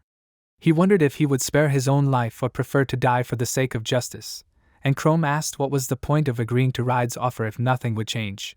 He didn't want to become the same person as Ride, and even though he was weak and it didn't concern him, he didn't give up on his path and eventually became an adventurer. He remembered what he saw as a child, when monsters killed his parents, remembered the moment when his team members betrayed him, and how he fought, and shouted that after everything he had been through, he was definitely not afraid of Ride. To prove the truth of his words, he frowned seriously, and his opponent, irritated by what he heard, called him stupid, admitting that he did not intend to fight with all his strength, but Chrome and his childish cries were already getting on his nerves. He created a magic circle that appeared on the ground under his feet, and thanks to it, magic was concentrated in his sword, from the blade of which flashes of lightning began to spread. Such a spell was called a thunder sword, and the protagonist, shocked by what he saw, widened his eyes and asked if Ride really cast magic on his weapon. He, preparing to continue the fight, expressed his hope that Chrome was ready for the consequences of his words. He raised his sword to strike and shouted for Chrome to die, and the protagonist's eyes widened as he saw the blade rushing towards him at high speed. He jerked sharply, barely jumping out of the way of the attack, and lost his balance, falling to his knees, breathing heavily. He knew that if he tried to parry such an attack, his sword would break immediately, but attacking in this state was not an option, as he would die. He could not dodge forever, as even he had his own limits, and if this continued, it would be very bad. Noticing what was happening, Shelly turned around, looking sadly towards Chrome, and mentally said his name, and Jeff, frowning and smirking, asked where she was looking. He ran forward, preparing to attack unexpectedly, but she managed to stop his blow, and he even opened his mouth in surprise, after which, frowning, he clenched his jaw, realizing that she was faster than he expected. He had a higher level, and also had enough fighting skills, but he could not attack Shelly at all, and she easily parried all his attacks. He remembered how they fought, and also focused on the serious expression on Shelly's face, with which she parried each of his attacks. When they continued fighting for some time, Jeff could hardly stand on his feet, and cursing, asked why Shelly was defeating him. Shelly, noticing his state, asked in bewilderment, what was wrong? She guessed that he didn't expect it, and he froze when he heard her words, and she shouted that his sword had no will or determination, so all he could do was swing the weapon mindlessly, so he couldn't defeat her with such intentions. Hearing this speech, Jeff got angry and, calling Shelly names, ran to attack again, jumping up to increase the power of his blow. She prepared to parry the other's blow, thinking that because of these guys she dragged Chrome into more trouble, since he originally had nothing to do with this church and now he is in danger because of them. After blocking Jeff's blow, she looked away, frowning, and decided that she should finish him quickly and help the protagonist. He jumped to the side at that moment, avoiding Ride's attack again, and frowned, thinking that he couldn't even survive her direct attack, and if he was pinned to the wall, there was no way he could dodge. With his skill, he wouldn't be able to get close enough to land a single blow, so he asked himself what he should do. Noticing his state, Ride asked what happened. He ordered him to show what he could do, and Chrome froze, mentally recreating the image of his mask, and asked himself if he should remove his transformation. Noticing the frightened children a little to the side who were still in the room, the protagonist thought about it, realizing that he would have to do all this in front of people. He thought that if he turned into a monster, he would only scare the children and the priest, and Shelly would not be able to fight due to the shock, and besides, if he removed his disguise, there would be no turning back. He stood there for a moment, his head slightly lowered, thinking, but eventually he gave up on the idea and asked himself if this was really the only way out. In the dungeon, he had managed to save Shelly and her team from death, and thinking back to them at that moment, he realized that this was different, because if he turned into a monster in front of them, they would unite to kill him, and maybe the destruction of the church could be avoided. He recreated his appearance as a monster in his mind, but he mentally noted that Shelly and the children would never look at him as a human again after what might happen.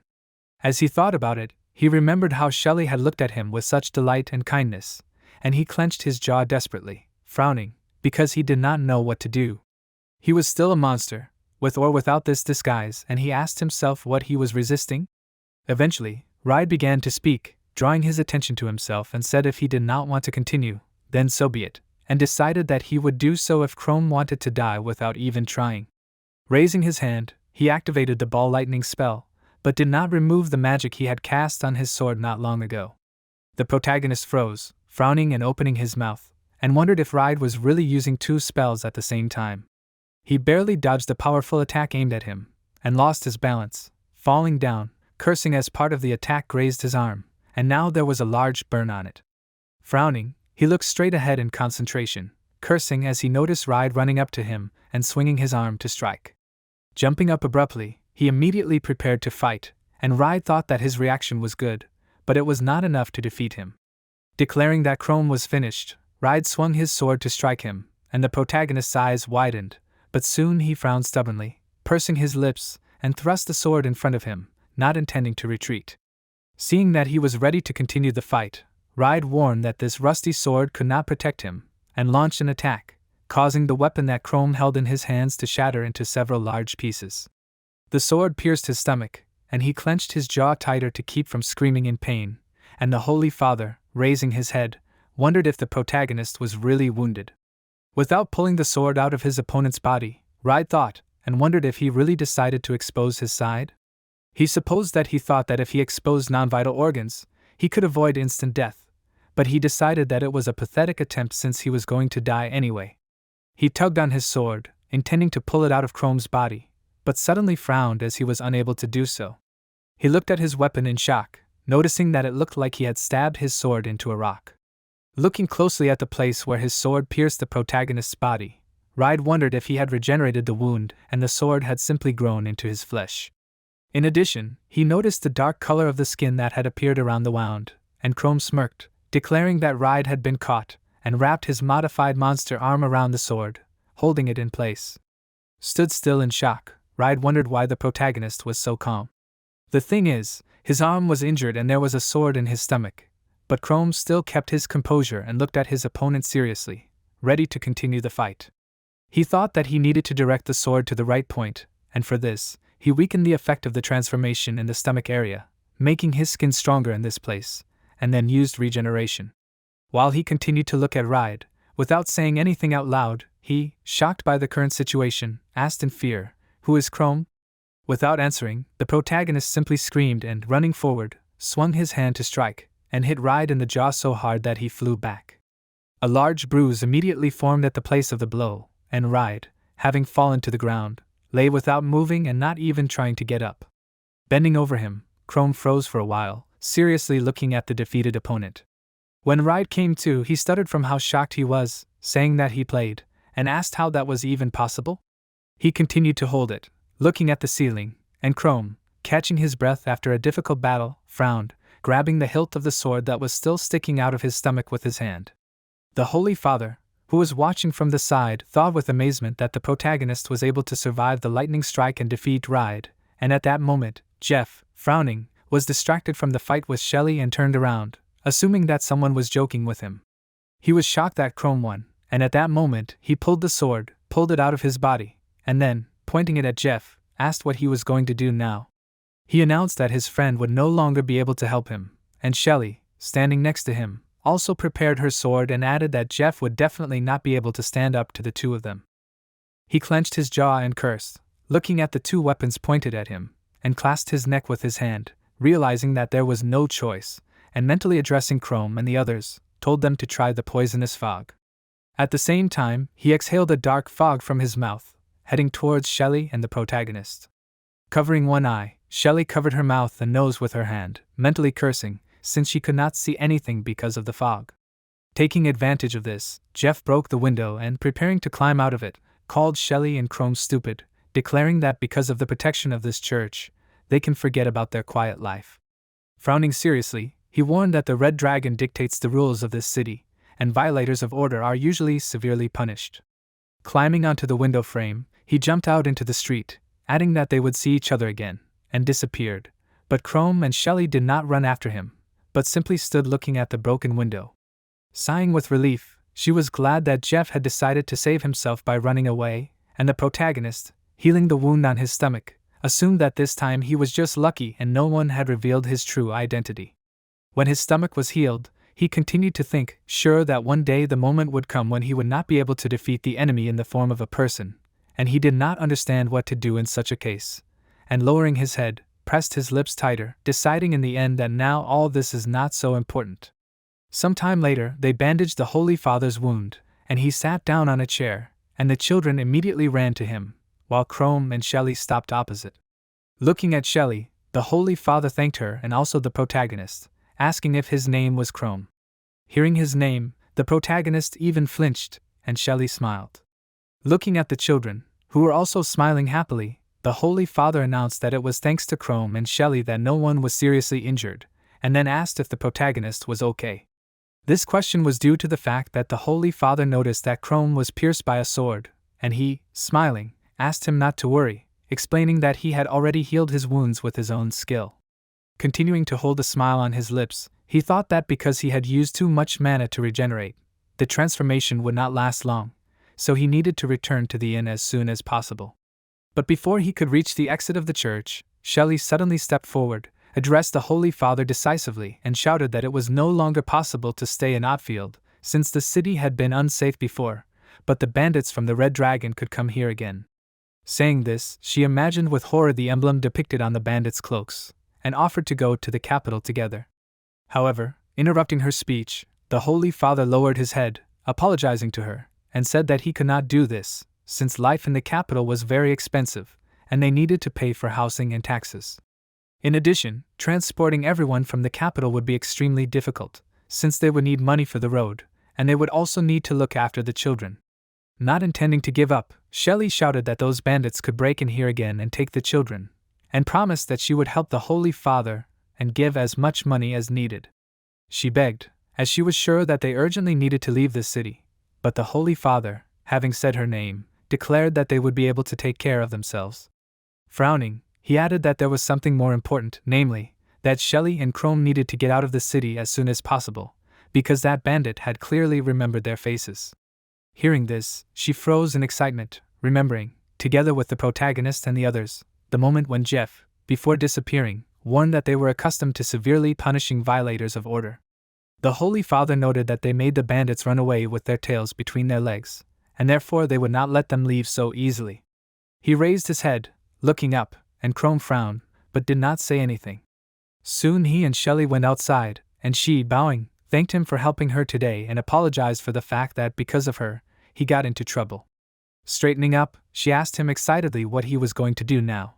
He explained that he wanted to rest for a while at the inn first, and after that he was going to think about the situation, and so he wanted to say something to Shelly, but he stopped when he noticed that her eyes widened, ready to listen. He covered his mouth with his hand, mentally cursing, suggesting that he shouldn't have said that, After all, she was worried about her family and wouldn't be able to leave the city after everything that had happened. However, because of today, they became the main target of the Red Dragon gang, and at that moment, Shelly, frowning seriously, realized that they could easily lure them out by coming to the church again. She imagined Ride and Jeff, accompanied by several other bandits, and although the Holy Father said that they couldn't take all the children to the capital, she knew that the bandits would come for them if she didn't do something. She desperately asked herself what she should do. At that moment, the protagonist asked himself what he should do. He drew Shelly's attention out loud and reminded her that she had told him that Ottfeld was overrun with criminals after the dungeon became overcrowded, and asked where it was. She told him that the dungeon could be found in the northern part of the city, but she did not advise him to go that way. She told him that a long time ago, the capital had assembled an entire expedition to clear out this dungeon, and she imagined armed men on horses, who sometime later lay dead on the ground. It was a well-trained detachment of 20 people, but the local inhabitants of the dungeon completely defeated all these warriors. Thoughtfully holding his chin with his hand, Chrome asked himself if the capital had really sent an entire expedition. Shelly sadly said that since then, no one has given any support to their city, and the protagonist, although he did not decide what to do next, frowned more confidently, realizing that it was necessary to clear this dungeon and put an end to the tyranny in Oldfeld City. He originally came to this city in the hopes of living among humans, and to do this, he needed to raise his level. Inevitably, he looked for dungeons with a large number of monsters to level up, and if even the royal expedition could not cope with the monsters, he could find worthy opponents in this dungeon. However, Oldfeld was an anarchy caused by the Red Dragon gang, and if the protagonist did not act, they would continue to terrorize civilians, and then kill him and Shelly. If he defeated the boss, thereby stopping the overcrowding in the dungeon, the capital would pay attention to Ottfeld and send the royal guard to the city to stop this chaos. He presented a piece of cloth on which the emblem of a red dragon pierced by someone's sword was depicted, and then clenched his hand into a fist, assuming that in the form of a monster he could easily survive in the dungeon. In order to save Ottfeld, he himself had to become stronger, and so he frowned, pressing his lips tighter, and made a decision. Soon Jeff, running to the shelter of the Red Dragon gang, stood in front of Gareth Gebhardt, and shouted that he came to him with a report. Gareth looked at him with disdain, and he explained that during the hunt for slaves, they were attacked by several people who were even able to defeat Ride. He shouted that he had been defeated by a boy named Chrome, and added that they should not leave it like this, so they needed to teach the main character a lesson. He frowned, and then grinned, recreating the image of Chrome in his mind, and thought that he was certainly strong, but impossibly stupid, and mentally addressing him, promised that he would still regret daring to disgrace him. However, Gareth was displeased when he heard everything that Jeff told him, and asked if he really left his comrade and ran away to ask him for help. Hearing this, he shuddered, his eyes widening in fear, and asked again, and Gareth, taking hold of the handle of his weapon with his hand, grinned cruelly and asked who he thought he was. He was the leader of the Red Dragon gang, and Jeff, whose face was covered in sweat from the strain, looked at him in fear, answering that Gareth was their wonderful and strong leader.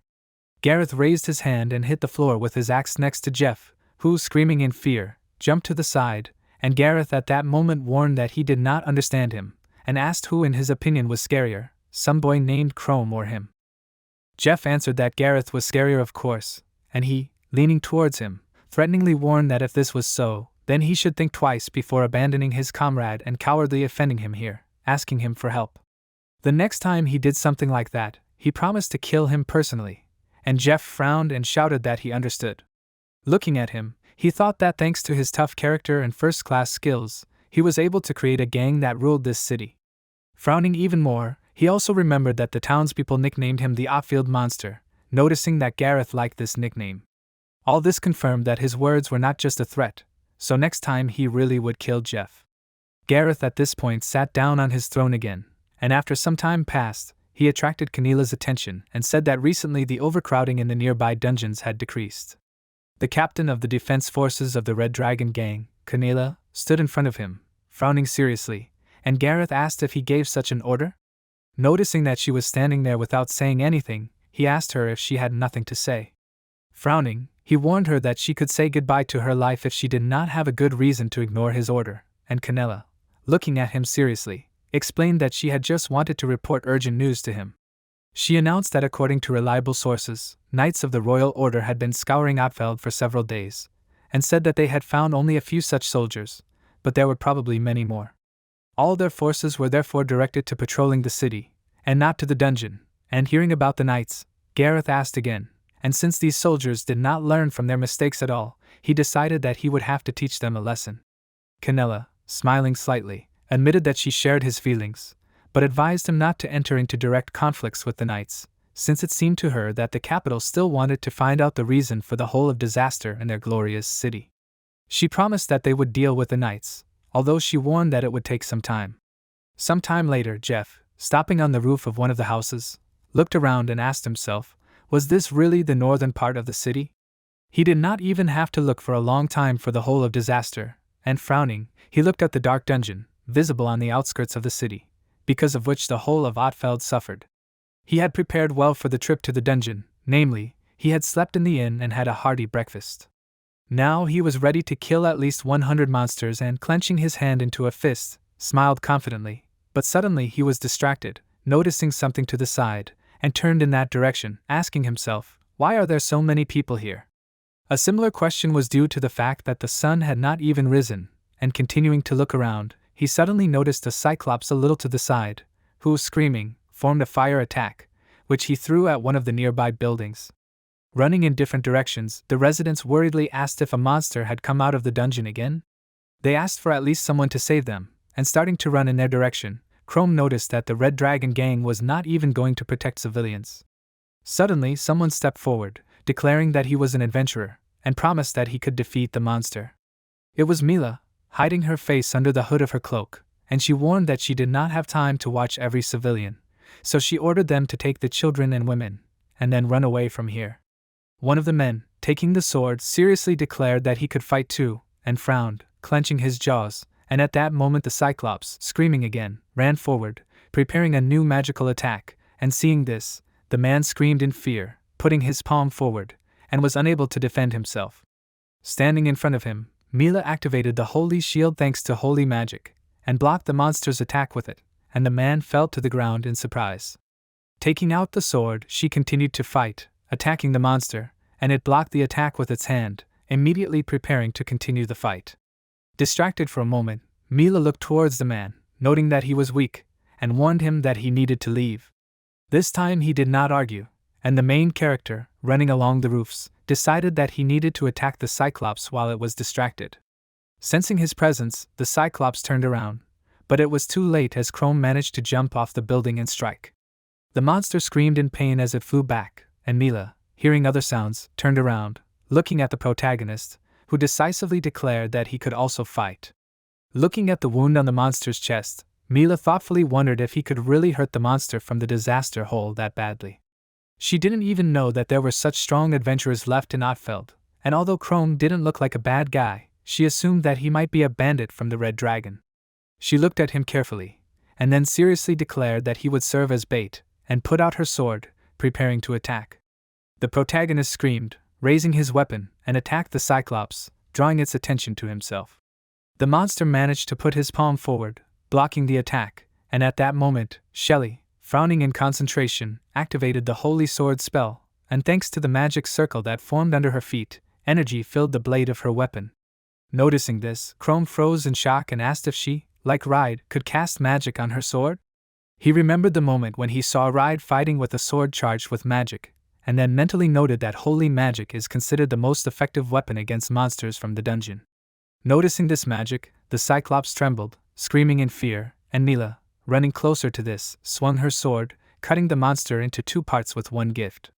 The severed body parts fell to the ground, and Chrome thought, as expected, holy magic is one of the most powerful of all other powers. If Mila had attacked him, even in his true form, he would have died immediately, and he understood this.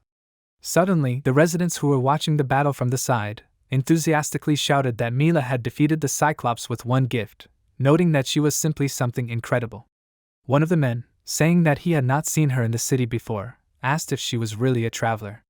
Mila did not answer these questions and stood there, lost in thought, and suggested that all this was very strange. The thing was that the holy magic reacted to the monsters near her, and during the strike, the sword reacted to Chrome as well.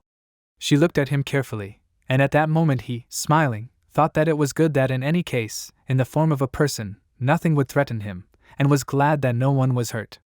Mila frowned even more as she held the hilt of her sword in her hand, wondering if she should activate her holy magic on Chrome.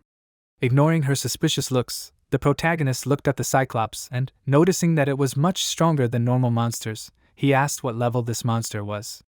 Besides, he wondered how such a monster could even get into the city, because even though the Red Dragon was supposed to protect people from monsters, none of the gang showed up this time. While he was thinking, the villagers stood with their mouths slightly open in surprise and watched him, and he, holding his chin in his hand, wondered why the gang members weren't watching this area. He carefully looked at the corpse of the monster, and Mila, continuing to watch him warily, thought that he dealt with this Cyclops very well, compared to normal citizens. But she was still worried about the fact that her holy magic reacted to Chrome's presence, and she wondered if he was a high-level adventurer who lived in a city abandoned by everyone. It seemed very suspicious to her, and she decided to make sure before taking a fighting stance. The protagonist at that moment realized that no one was hurt, and besides, the monster did not hit him, although he assumed that he might be missing something. He frowned even more, and suddenly one of the villagers ran up to him, slapped him on the shoulder with his palm and thanked him, smiling happily. Not expecting this, Chrome even screamed, twitching in fear, and the man exclaimed that if the protagonist was not there, this monster would have burned the entire area in an instant, and so he thanked him and Mila, who came closer. She stood there, still frowning, and did not react to the gratitude, and Chrome was very surprised, not expecting it. One of the villagers continued to speak, ordering everyone to listen, and warned them to thank the protagonist and mill properly. Chrome, putting his palms forward, said that there was no need to thank them, since they did not do anything so unusual. He thought that it was too risky to engage in this fight, because the more people saw him, the more suspicious he would be. Suddenly, Marie ran closer, smiling happily, glad that her dad was alive. The man, shouting her name, dropped to one knee, hugging her, and pointing his hand towards Chrome and Mill, confirmed that he was alive, noting that it was all thanks to them. He asked Marie to thank them too for saving their home, and Chrome's eyes widened upon hearing these words, and Marie, continuing to smile enthusiastically, asked if it was true that they were like fairy tale heroes. She thought it was very cool, and upon hearing about heroes, the protagonist smiled sheepishly, scratching his cheek with his finger, although he thought that it was somehow too loudly said. Suddenly, Mila, attracting his attention, frowned, making her appearance more threatening, and he, looking at her, asked in bewilderment, was something really wrong? While he was distracted, the Cyclops, suddenly jerked, raised his hand up, forming a magical attack. The man noticed this first and asked in shock, was the monster still alive? Mila, looking away, cursed, realizing that she was too focused on Chrome and did not notice that the Cyclops was alive at all. However, she assumed that it would not last long, and getting into a fighting stance, put her hand forward, activating a shield thanks to holy magic. A magic circle appeared in front of her, and she, clenching her jaw, mentally told the Cyclops to attack, promising that she would immediately pierce its eye. Noticing her defense, the Cyclops narrowed his eye, and then focused his attention on Marie, who was standing a little to the side, frightenedly watching the situation unfold. Grinning, the monster abruptly turned to the side, directing his attack at Marie, and she, wide-eyed in horror, asked what was happening. Mila realized that the Cyclops had decided to attack the child to weaken her defense, and at that moment, Chrome, clenching his jaw, ran forward, cursing in his mind, because he realized that he would not make it in time. Suddenly, his eyes widened, thinking that if the Cyclops attacked him in his true form, he would be able to save Marie. He was nervous about having to reveal his true identity to all these people, because if they saw it, he would not be able to show himself to the people of this city again. Looking at the frightened faces of the villagers, he also assumed that he would not be able to stay in Oatfield anymore, and he would not be able to see Shelly again. He recreated her image in his mind, and then called himself an idiot, and recalling episodes from his childhood, thought about how he wanted to free their empire from evil and therefore wanted to become an adventurer. Removing the hood from his head, he grabbed the mask with his palm, and at that moment the Cyclops launched his attack towards Marie, and her father excitedly shouted her name, but she just stood there, frozen in place from fear. Frowning and pressing her lips tighter, she covered her face with her hands, and the next moment the attack, crashing into the obstacle, exploded, and the Cyclops opened his eye wide, screaming in amazement. The thing is that it noticed that the protagonist, having returned to the form of a monster, took the attack on himself. Not feeling the blow, Marie opened her eyes slightly, looking at him, and fell to her knees, shocked by what was happening. Chrome, looking at the Cyclops, threateningly growled, and Marie's father, stuttering from shock, realized what kind of creature was standing in front of them. Meanwhile, the protagonist ran forward, waving his hand, and the Cyclops screamed in fear, realizing that he was heading towards this. With a sharp wave of his hand, Chrome cut the Cyclops' body into more pieces with his claws, and gained 38 experience points thanks to killing it. Stopping next to the monster's corpse, he put his foot on it, and one of the townspeople asked in fear, "Where did another monster come from?" Someone asked, "Didn't only one monster enter the city?" Hearing these screams, Chrome froze, and Mila frowned, pressing her lips tighter. While he continued to stand next to the dead Cyclops, the townspeople froze in place, watching him in fear, and finally gaining control of themselves at least somehow, they began to run away, screaming in horror. The protagonist lowered his head, regretfully thinking that his disguise was over, and suddenly he turned sharply, remembering Marie, and looked at her. She, noticing that he turned in her direction, screamed in fear, shuddering, and Chrome put his hand to his chest, glad that she was not injured. Marie's father, sitting next to her, hugged her, ordering the protagonist not to approach her, and called her names. Hearing this, she froze in amazement, and Chrome did not react to these words, but suddenly became distracted, feeling that someone was attacking him. Turning around, at the last moment he managed to block the attack that Mila sent his way. She admitted that for a second she already thought about doubting her abilities, but she shouted that Chrome really was a monster. She pointed her sword in his direction, getting into a fighting stance, and he also became wary, watching her. Naming the race of the monster that the protagonist had turned into, Mila declared that it was a monster that took on human form, warning that it was far more dangerous than the Cyclops they had defeated earlier. The villagers who had not yet fled frowned warily, scared, and one of the men asked if a monster was really walking around in human form. He did not understand how that was possible, and the second man asked irritably, "Where were the Red Dragon gang even looking?" Armed with what they had, some of the men stepped forward, approaching Chrome from the side, and he turned to look at them. He knew that their reaction was justified, but he mentally noted that he had done it to save another person's life, and therefore did not regret revealing his nature. He began to run, and the men, looking after him, called him names, ordering him to leave here and never come back. Picking up rocks from the ground, they threw them after him, but Chrome continued to run, ignoring the objects that hit him. Suddenly, Mila, holding out her hand towards the men, stopped them, warning them that they could anger Chrome, and ordered them to stop. The men froze, and she thought that the protagonist was an unusual mimic, since he knew their language. She remembered how he spoke, and frowning even more, mentally noted that intelligent monsters were especially dangerous, since Chrome was able to even enter the city without raising suspicion from the citizens. She decided that she had to find him and kill him before he infiltrated human society again. Getting into a fighting stance, she prepared to chase, but suddenly Mari called out to her, who asked in fear if she was really going to kill the protagonist.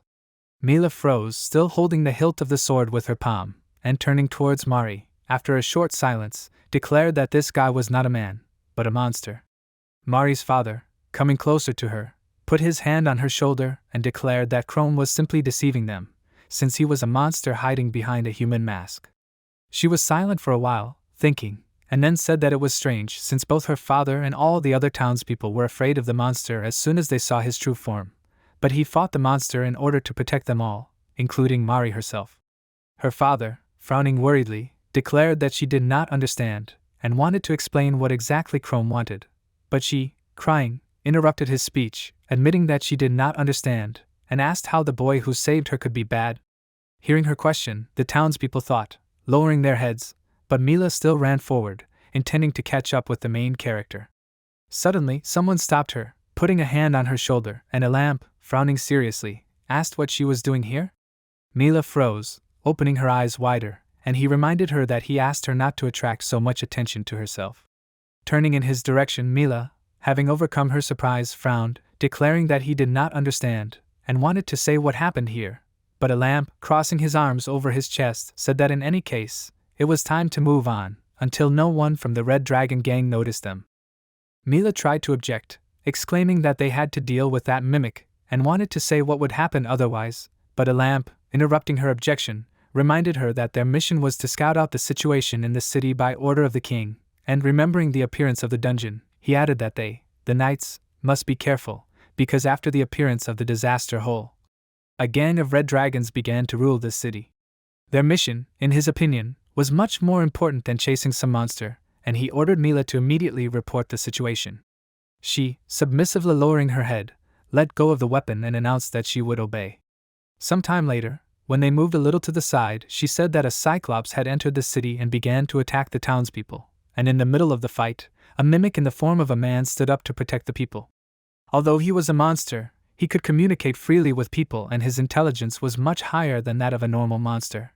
She remembered the protagonist in the form of a monster, and a lamp, raising one eyebrow, asked why she got into this fight at all. He reminded her that he asked her not to draw attention to herself, and Mila exclaimed that people could have died.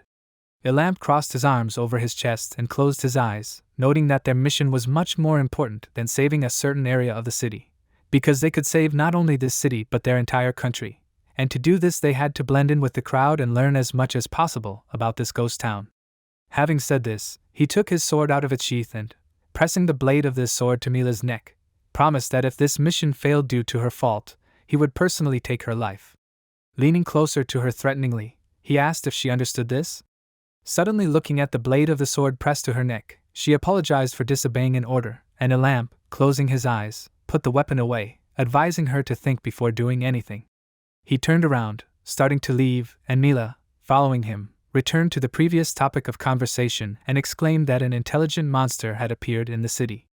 Elamp said that it was just one of many monsters, but asked her to imagine what would happen if there were more like Chrome every day, and Mila asked in shock, her eyes widening. Thinking of the bandits walking on the streets, Elamp said that Otfeld was just a ghost town that the authorities had abandoned, and explained that their investigation was not only about finding information about the Red Dragon Gang, but rather about finding the culprit behind the disaster hole, who was planning an even more monstrous disaster that could engulf the entire continent. He frowned seriously, imagining the silhouette of a man, and added that this mission was codenamed Red Reaper. Turning his back to Mila, he ordered her to forget about her heroism for at least a second, because if she continued to do something like this, their country could disappear from the earth. This time Mila did not object and, clenching her fists, said that she understood everything Elamp told her. Frowning, he looked at her, but said nothing, and by this time Chrome had reached the dungeon and, stopping near the edge of it, realized that this was the disaster hole. This was the dungeon that destroyed the city, and briefly distracted from this topic, the protagonist thought that after the revelation of his identity, he would not be able to return to the city even in human form, but decided that it did not matter now, and clenching his fist, promised himself that he would cleanse the disaster hole of all monsters. Imagining the inhabitants joyfully raising their hands up, he thought that Otfeld would no longer live in fear of monsters, and then the power of the Red Dragon would disappear. In addition, in the dungeon he could finally increase his level, reaching a new evolution, and even be able to go live in the capital.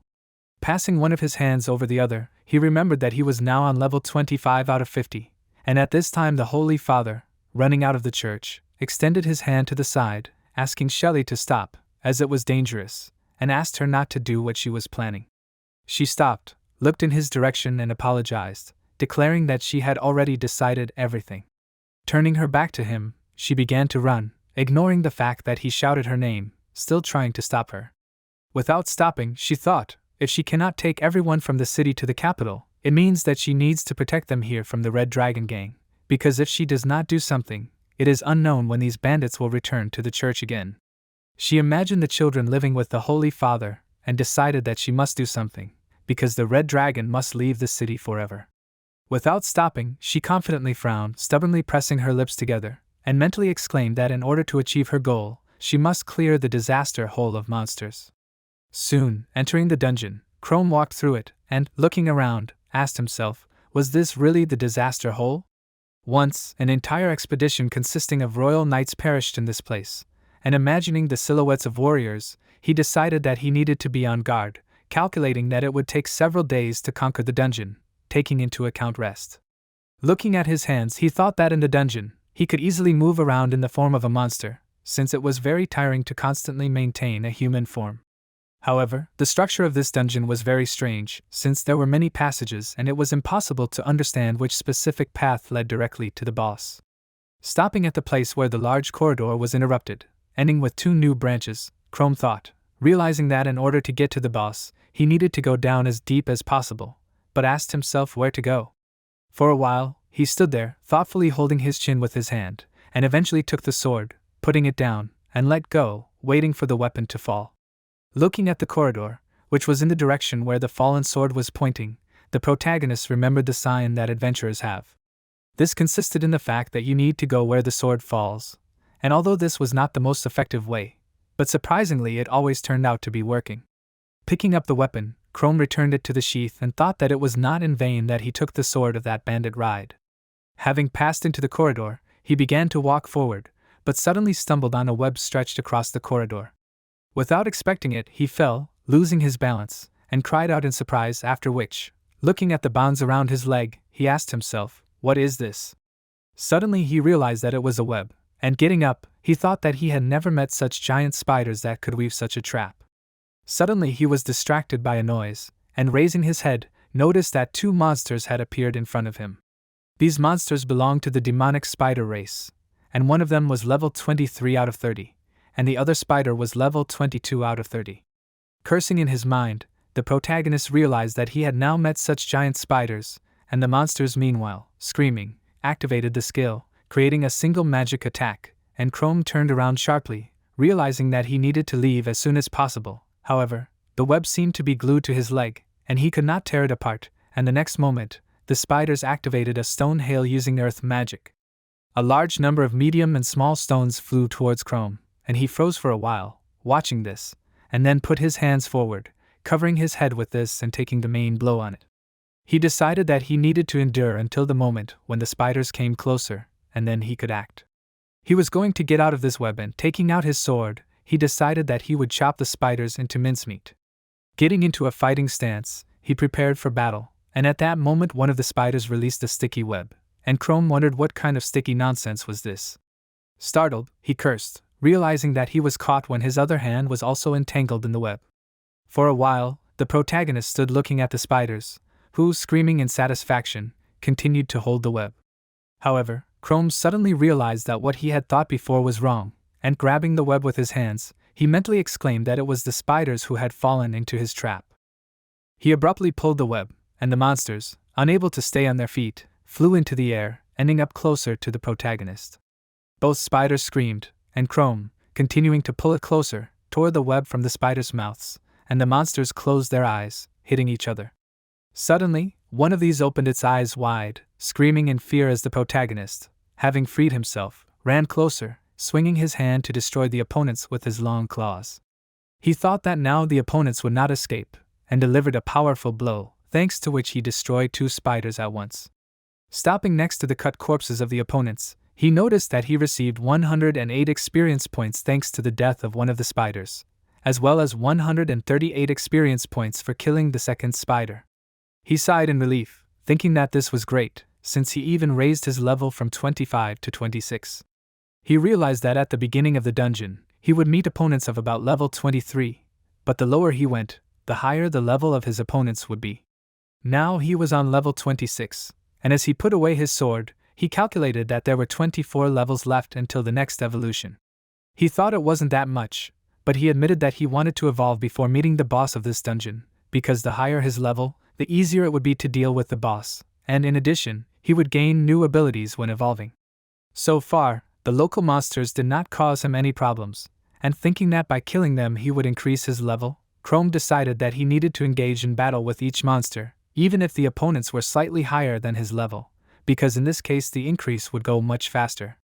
Walking further, he went into another corridor and froze, hearing some sound. Turning around abruptly, he noticed glowing eyes in the dark corridor, and also heard the sounds of a spider.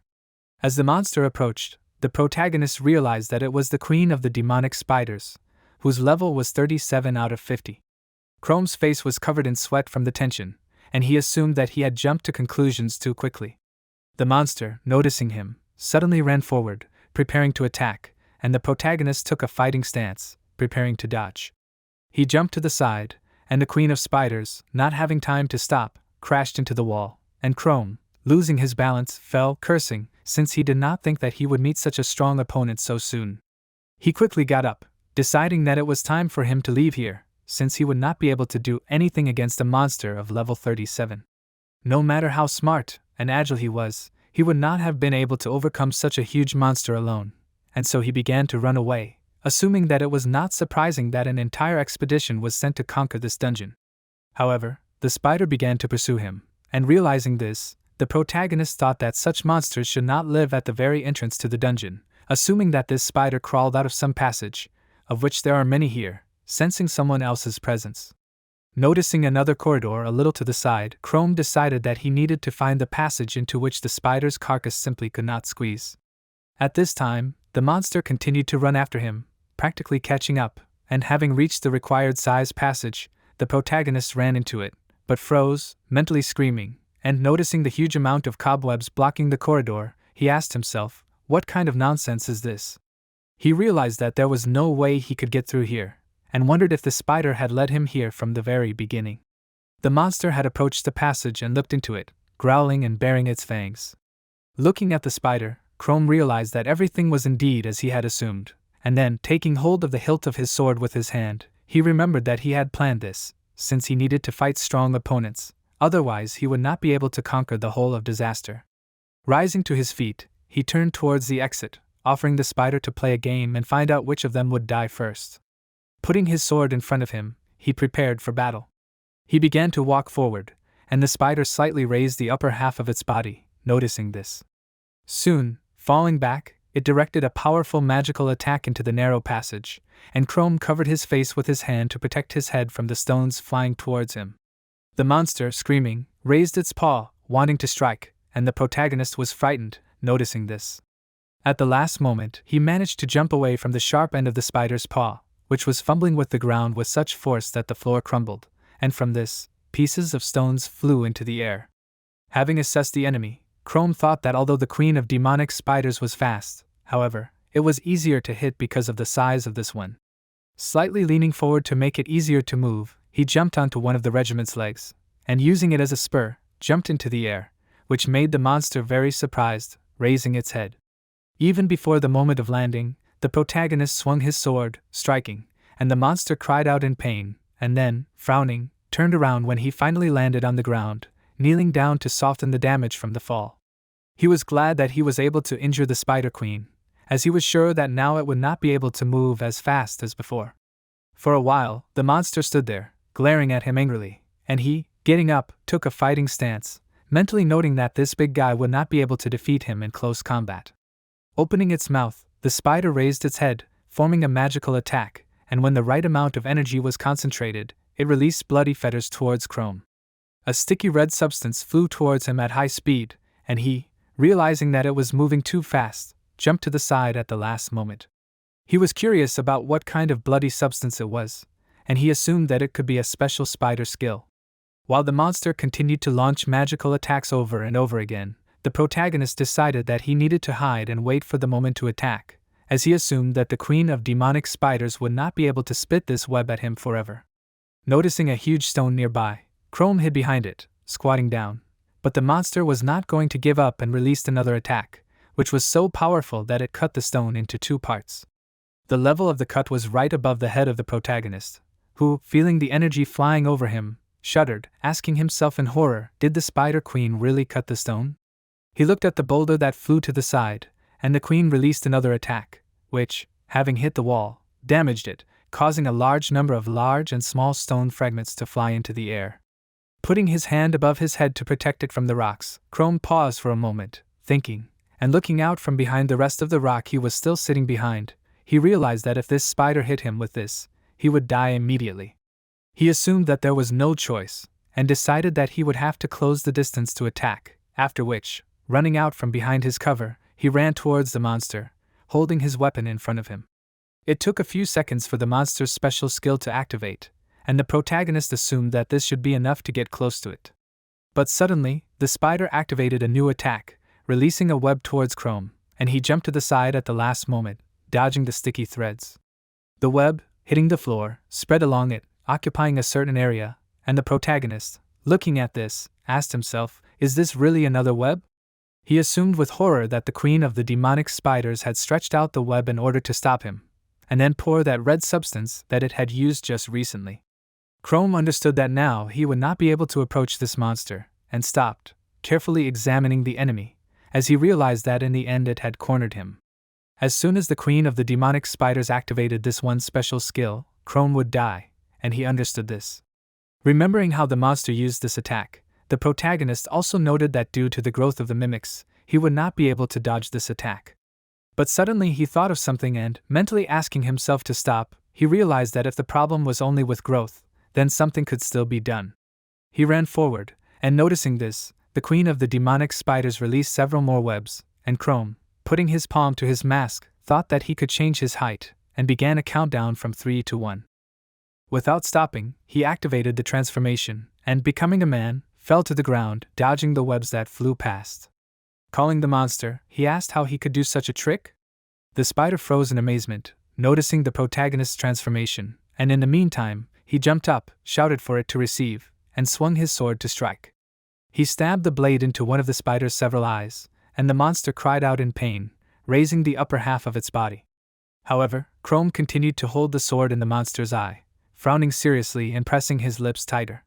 Blood sprayed into the air, and thinking that it was great, the protagonist decided that he would gouge out all of the eyes of the demon spider queen, and then it would definitely die. Pulling out the sword from the monster's body, he aimed it at the other eye, but suddenly turned to the side, as the spider, raising one of its legs, swung it to strike. Noticing the attack approaching him, he cursed in his mind and put his sword in front of him to block the spider's leg with it. But despite this, the blow was still too strong, so he screamed and flew to the side, but managed to regroup in the air and carefully landed. Stubbornly pressing his lips, he carefully looked at his opponent, realizing that in such a situation, it had only the option of defending itself or running, but he decided that he could not let the spider get away. He grabbed the hilt of his sword tighter with his hand and ran forward, and the spider used the web, and several sticky threads flew forward, heading towards Chrome. He froze in shock, not expecting the attack, and asked himself, "What is this?" From how strong his surprise was, he even opened his mouth, and remained in a state of surprise for too long, so that he did not have time to move out of the trajectory of the attack. Leaning forward slightly, he removed the transformation from his hands and put it in front of his face, so that we would take the brunt of the blow on his hand. When the thread of the web wrapped around his wrist, he cursed, clenching his jaw, and his hand trembled. He tried to use the sword to cut the web, but he couldn't cut it, and the queen of the demonic spiders twitched, and the protagonist, unable to stay on his feet, also flew forward, screaming in surprise. His body rose into the air, ending up right above the head of the queen of the demonic spiders, and the monster, raising its head, opened its mouth so that Chrome fell right into it. The protagonist frowned in horror and asked himself, did this monster really want to eat him alive? However, despite the initial fear, he quickly dealt with his emotions and, squeezing the hilt of the sword tighter in his palm, thought that this was great, assuming that this was his chance. Looking at his opponent, he thought, if it really wanted to eat so much, then he would cut off the most delicious piece for it. He immediately cut off the monster's modified arm that was caught in the web, and it flew down and fell right into the spider's mouth, which froze in amazement, as it did not expect something like this to happen. The monster stood there for a while, not knowing what to do, and Chrome grinned, thinking that he forgot to say something, and mentally exclaimed that his arm was hard to chew because of the sharp claws.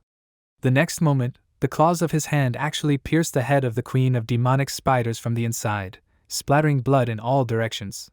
The monster screamed in pain, and the protagonist, removing the transformation from his other hand, but more conveniently grabbed the hilt of the sword with this and seriously declared that now the spider would definitely come to an end. He ran closer, swinging his weapon, and plunged the sword into the monster's head, delivering a fatal blow. He sat there frozen for a while, continuing to hold the sword at the monster's head to make sure it would truly die. Finally, he stood up, pulling the bloody sword out of the spider's body, and gained 1558 experience points, raising his level from 26 to 33. Smiling in relief, he said that he had won, and loosened his grip on the sword, returning his hand to its human form. Although he had defeated a level 37 demonic spider queen while he himself was only level 26, he knew that he had just been incredibly lucky, but he mentally added that thanks to such a reckless risk, he was able to greatly increase his level, so that he was now at level 33 out of 50, and distracted from his progress, he walked to the head of the fallen spider, taking out his badly mangled hand from its mouth. He had already returned to the form of a monster and leaned his hand on his shoulder, activating regeneration. The arm grew back to the body, and the wounds that were on it disappeared, and moving a little to the side, Chrome sat on the ground, noting that the queen of the demonic spiders beat him up well after all.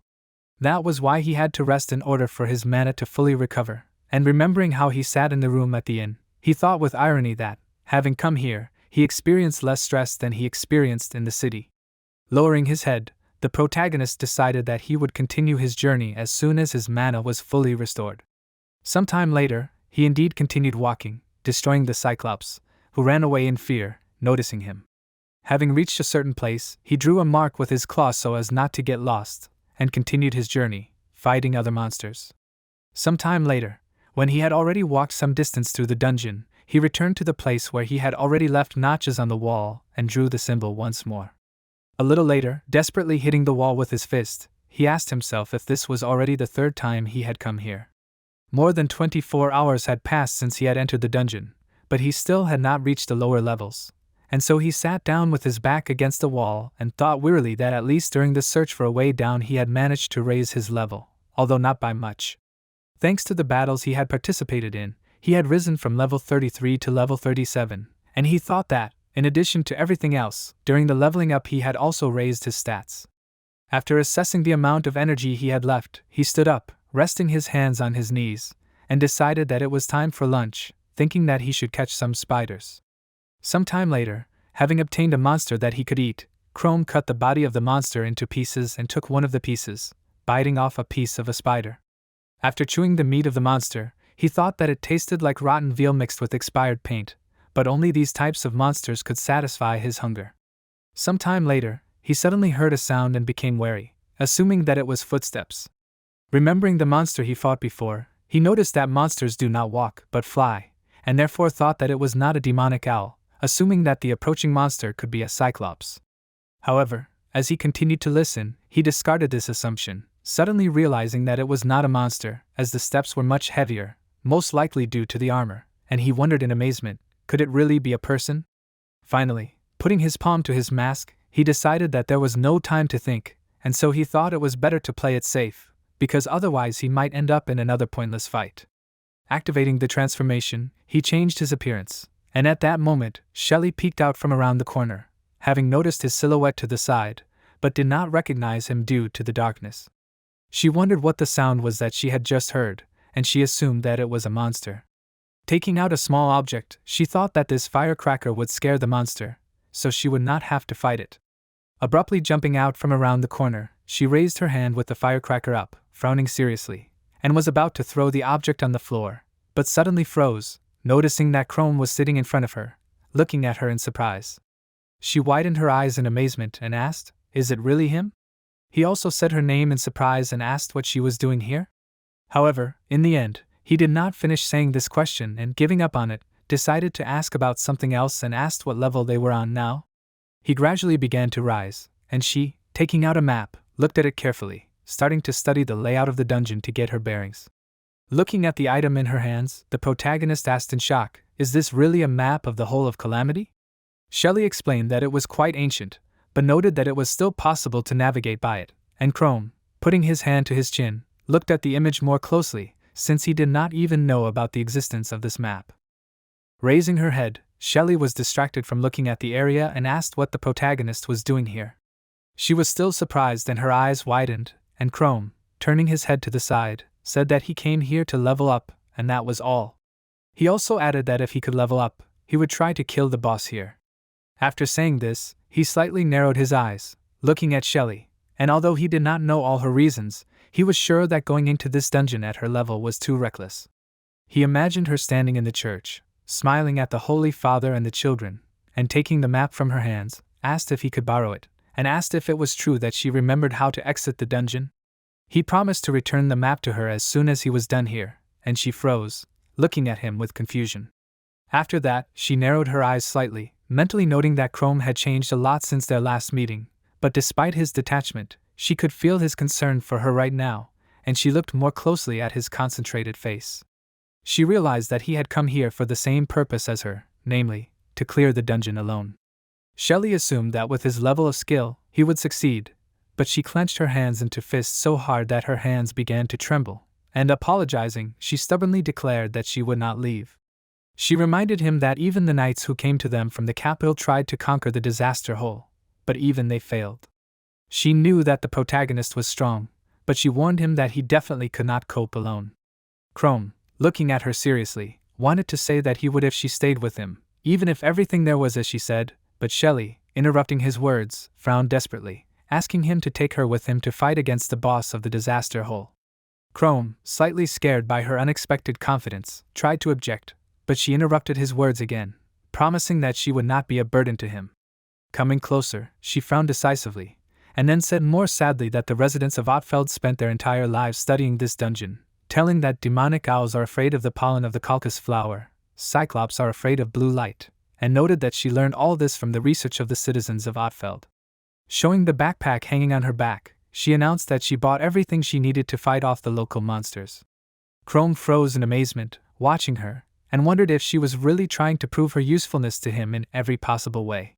Frowning decisively again, Shelly added that, in addition to this, she knew how to defeat the local boss, and confidently said that her knowledge would be useful to him, going to repeat her request.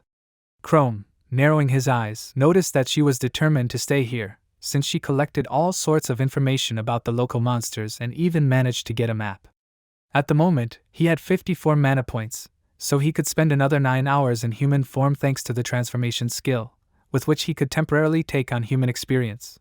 He made such calculations because he knew that this skill consumed 1 mana point every 10 minutes.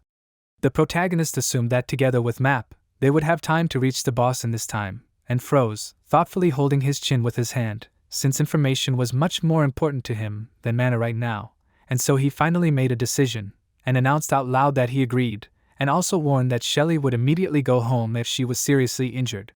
She happily looked at him, agreeing, and smiled, and at this time, Canella, kneeling on one knee, bowed her head, closing her eyes, and said that they found knights from the royal capital, noting that they seemed to be looking for a man who was called the Red Reaper. Gareth listened to her attentively and, clenching his jaw, put his hand to his chin, wondering if she was talking about the Red Reaper. He wondered if this person could be from their gang, and Canella continued, telling that she also found out that the girl adventurer went alone to the generation of the Hole of Disaster. Hearing this, Gareth shuddered, and Canella, closing her eyes and smiling, said that Shelly's decision was a very pitiful attempt, because this dungeon cannot be captured alone, and with this expedition she only doomed herself to an unenviable death. Gareth, looking seriously at Canella, asked if this was all? She, shuddering, exclaimed in fear that it was not all, but before she could add anything, Gareth abruptly walked up to her and, grabbing her by the neck, lifted her into the air. Canella only screamed, and he, looking at her menacingly, reminded her that he ordered her to eliminate all adventurers who entered the disaster hole, and asked if she had lost her memory. He thought with horror that Shelly might not be an adventurer, but a knight in disguise from the capital, and recalling the Hole of the Abyss, he decided that they could not allow them to enter there. Letting go of Canella, whose face was covered in sweat from the effort, he ordered her to quickly gather everyone she could, since they were heading into the disaster hole. Canella, kneeling down, sat with a serious frown and did not answer, and Gareth continued his speech, promising that he would not allow these knights to destroy his kingdom, and also personally get rid of each of them and feed their flesh to the monsters. At this time, several spiders came forward in the dungeon, screaming in a predatory manner, and Chrome, clenching his jaws, cried out in displeasure, stretching one hand with a sword forward, and put his other hand in front of Shelly to protect her. He knew that it would be troublesome for him to fight monsters while keeping an eye on her, but suddenly, she, ignoring the hand stopping her, frowned decisively, running forward, and the protagonist was surprised to notice this. He desperately asked her to stop, but Shelly, waving her hand in which she was holding a small bag, announced that the demonic spiders were blinded by grass powder. She threw a small bag, which flew to the spiders and, having crashed into an obstacle, opened, throwing out fine powder into the air, which made the spiders close their eyes, screaming in pain and surprise. Noticing this, Chrome froze in shock, his mouth slightly open, and said that it really worked. Hearing his voice, one of the spiders ran to attack, but the protagonist was able to easily dodge, and so the monster, without having time to slow down, crashed into the wall. Amazed by the spider's behavior, the protagonist declared that with Shelly's potions, it became much easier to fight, and frowning decisively, he raised his sword up, swinging it to strike. He wounded one of the spiders, thanks to which he received 78 experience points, and very soon all the monsters were lying dead on the ground.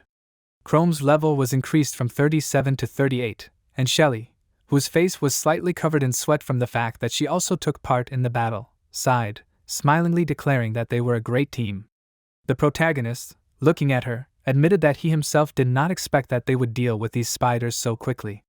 A little later, when they came to a place where the corridor forked, Shelly pointed her finger at one of the passages, telling them that they should always go on the left side, because that way they would get to the local boss much faster. Sighing, Chrome smiled nervously, closing his eyes, and admitted that he didn't even think that you could buy a map of the dungeon in the city. As a result, he wandered around the dungeon in circles all day and didn't really make any progress. However, distracting him from these thoughts, Shelly said that she didn't think he could get this map in the city, and the protagonist asked in surprise why that was so. She explained that the bandits from the Red Dragon gang destroyed all the maps of this dungeon that the adventurers had, and she got this map from the abbot. Holding it in her hands, she smiled a little sadly, and then, running her hand along the drawn route, said that many adventurers had given their lives in order to learn the right way into the depths of the dungeon. She explained that it was not in the interests of the bandits from the Red Dragon gang to get rid of the dungeon boss, because otherwise they would lose their power, because if the townspeople had a map, they would gladly go here to eradicate evil. She really wanted to fulfill their wish, and slightly lowering her gaze, decided that she would do it at any cost. Chrome, also becoming sadder, realized that this map was the hope of the people of Otfeld, but Shelly quickly distracted him from such thoughts and, smiling, closed her eyes, awkwardly apologizing, since she was completely carried away by stories about the past. She said that, in any case, she was able to get the map, so now they can navigate.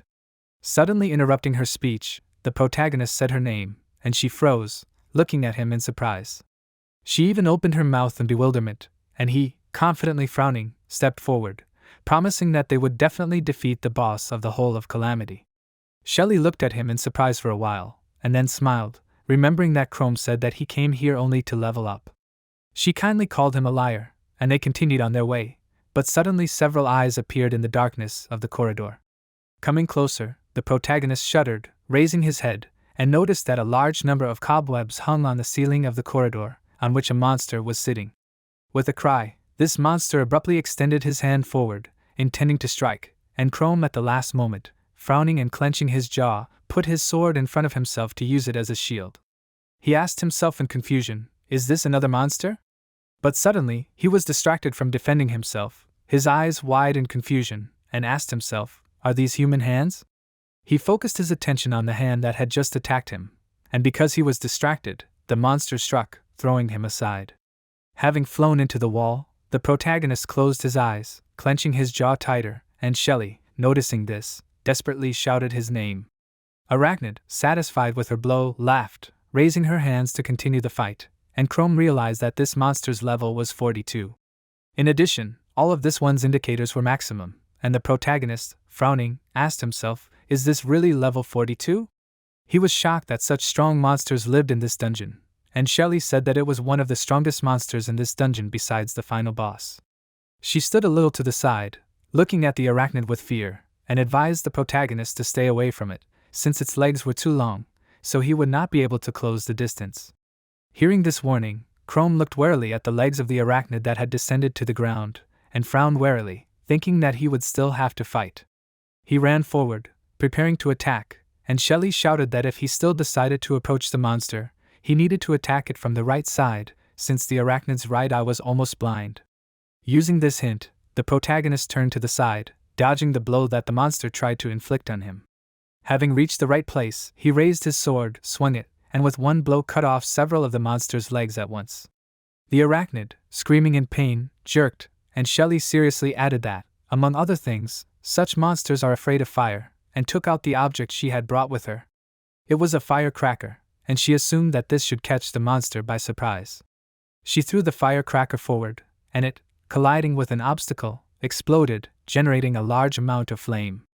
Noticing the fire, the monster screamed in fear, trying to move away from it, and Shelly, repeating that arachnids are afraid of fire, thought that if you distract this monster, you can get to the human body, which is much thinner than the spider's body. Indeed, taking advantage of the fact that the arachnid was bent over, covering her face with her hands, Chrome jumped on the spider part of this one's body and, declaring that the monster was caught, raised his sword up, striking. First, he cut off one of the monster's arms, and feeling this, the arachnid, raising its head, screamed in pain. Shelly, smiling, praised the protagonist for his excellent work, noting that this monster cannot be allowed to use skills. She was sure that with such tactics they would quickly defeat the arachnid, and the monster, meanwhile, was breathing heavily and clenching its jaws. The face of this one was covered in sweat from the pain and strain, but the arachnid was not going to give up and prepared the remaining intact arm for the fight. However, it soon fell after Chrome and Shelly dealt a few more blows, as half of the monster's spider legs were cut off, and it was difficult for it to maintain balance. Shelly, although breathing heavily, was glad that they were finished, and the protagonist, wiping sweat from his face, admitted that he thought that with such a difference in levels, it would be difficult for them to defeat the enemy, but noted that they did well. He was also breathing heavily, but the effort was worth it, as thanks to killing the arachnid, he received up to 1280 experience points, and his level was raised from 38 to 40. Suddenly seeing this, Chrome froze in amazement, as during the exploration he hadn't even noticed how he had risen to level 40 from 50. There were 10 levels left until his evolution, and the protagonist, looking at his information, thought about it, as he assumed that he would not have time to evolve before the fight with the boss, but the level increase was very fast. Previously, he was an ordinary lich without flesh, and could not even speak, but with each evolution he became more and more human. Slightly lowering his head, he excitedly asked himself, what will he look like this time? However, distracted from such thoughts, he decided that it was not so important now anyway, and drawing Shelly's attention to himself, asked if, judging by the map, they were already at the threshold of the boss's lair? Shelly, after checking the map, said that it was indeed so, and frowned decisively, looking at Chrome, and said that the demonic monkey Orbas was the boss of this dungeon, who had inhuman strength and a huge number of skills. She remembered the silhouette of this monster, noting that even the royal knights could not defeat Orbas. However, even a monster like this demonic monkey had its weaknesses, and Shelly was sure that together with Chrome, they would definitely defeat this monster. The protagonist frowned, pressing his lips tighter and slightly squinting his eyes, and thought about the demonic monkey Orbas. He wondered if he could defeat it in human form, and sitting on the floor, he announced that he needed to rest a little before such a difficult fight. Shelly looked at him with a worried expression, thinking that after defeating Orbas, the Red Dragon gang would finally leave their city, and after that, life and peaceful days would return to Otfeld again, and this nightmare would soon come to an end. Despite thinking about this, her expression remained worried and uncertain, and at this time, Gareth and his squad of warriors stood at the edge of the disaster hole. He, with force, thrust his sword into the ground, shouted that due to the mistake of his subordinates, a little adventurer snuck into their dungeon, and he frowned in disdain, declaring that if she defeated the boss of the disaster hole, they would lose control of Otfeld. His subordinates frowned, clenching their jaws tighter, and Gareth, stretching his hand forward a little, declared that he would not allow a mere girl to destroy what he had worked for so many years. He grinned evilly, shouting that they needed to find Shelly, whether she was alive or dead. Recreating the image of a smiling Shelly in his mind, he said that she was called the Hope of Otfeld City, and promised that he would kill her and hang her body on the central city gate and prove to whom this city really belonged. Some time after defeating the arachnids, Shelly and Chrome were studying the map, and pointing to one of the places on it, Shelly said that in the deepest part of the dungeon, the demonic monkey Orbas lived. They used one of the devices that Shelly brought to light the area around a little, and she, having told about the demonic monkey, imagined the silhouette of it. Chrome thought that for the dungeon, the boss was like a heart that kept the local monsters alive with its own mana. If they killed this boss, new monsters would stop appearing, and Otfeld would finally be saved. Frowning, he stubbornly pursed his lips, slightly lowering his head, but he thought about his current stats and asked himself if he could defeat a monster in human form. Although he was already level 40, his HP was 157 out of 179, and his mana points were 36 out of 60. The protagonist planned to send Shelly home once he found the boss to restore his mana to the maximum, but imagining the corpses of the knights on the dungeon floor, he remembered that according to Shelly's words, even the knights from the capital were unable to defeat this monkey. He would have a better chance of winning if Shelly stayed here, since she knew Orba's weaknesses among other things, and yet, he doubted it, and looked at Shelly, who was sitting next to him, continuing to peer thoughtfully at the map, holding her chin with her hand. He said that she could tell him all the loopholes in the boss fight and leave, and hearing his voice, she slightly flinched, turning her head in his direction. Without waiting for her to say anything, he seriously asked if it was true that she would prefer to stay here with him.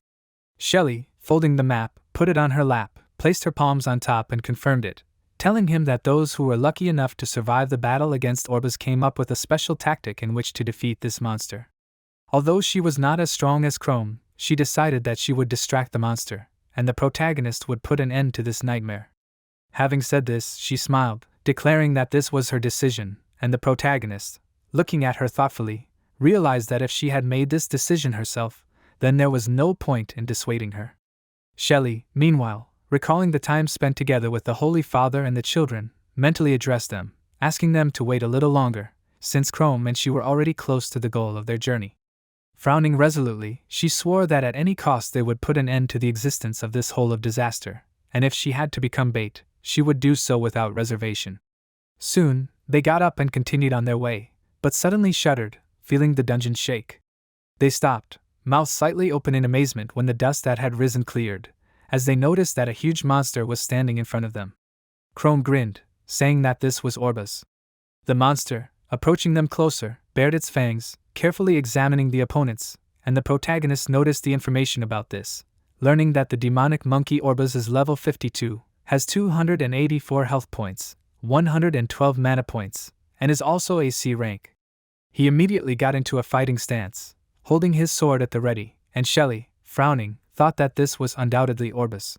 For the sake of all the residents of Ottfeld, she decided to put an end to the existence of this monster, and resolutely frowned, not going to give up. Chrome stood for a while without attacking, and noticed that there was a huge difference in their levels, remembering that, judging by Shelly's words, Orbas is incredibly fast, and this one's paws are equipped with sharp claws. Thinking about the claws, the protagonist looked closely at the monster, noticing that each finger on this one's paws really ended in long, sharp claws. In a fair fight, especially in human form, there was no way that Chrome could defeat Orbas, and he understood this. But he thought that when Shelly went into the dungeon, she realized that she could not defeat the demonic monkey. Suddenly, the protagonist remembered how, before they continued on their way to meet the dungeon boss, she had said his name to get his attention and told him that they would not be able to defeat Orbas in a direct confrontation, all because of the monster's extraordinary speed. She remembered that some people said that this monster once killed an entire group of adventurers with one blow, and as she said this, she imagined Orbas suddenly running forward and swinging his paw, inflicting terrible, fatal wounds on several adventurers who were ready to fight. Repeating that the demonic monkey did this with one blow, Chrome asked if it had any weaknesses. Shelly declared it to be trivially simple, telling him that Orbas mainly moved using his front legs, while his back legs were much smaller and weaker, and also disproportionate to the monster's huge body.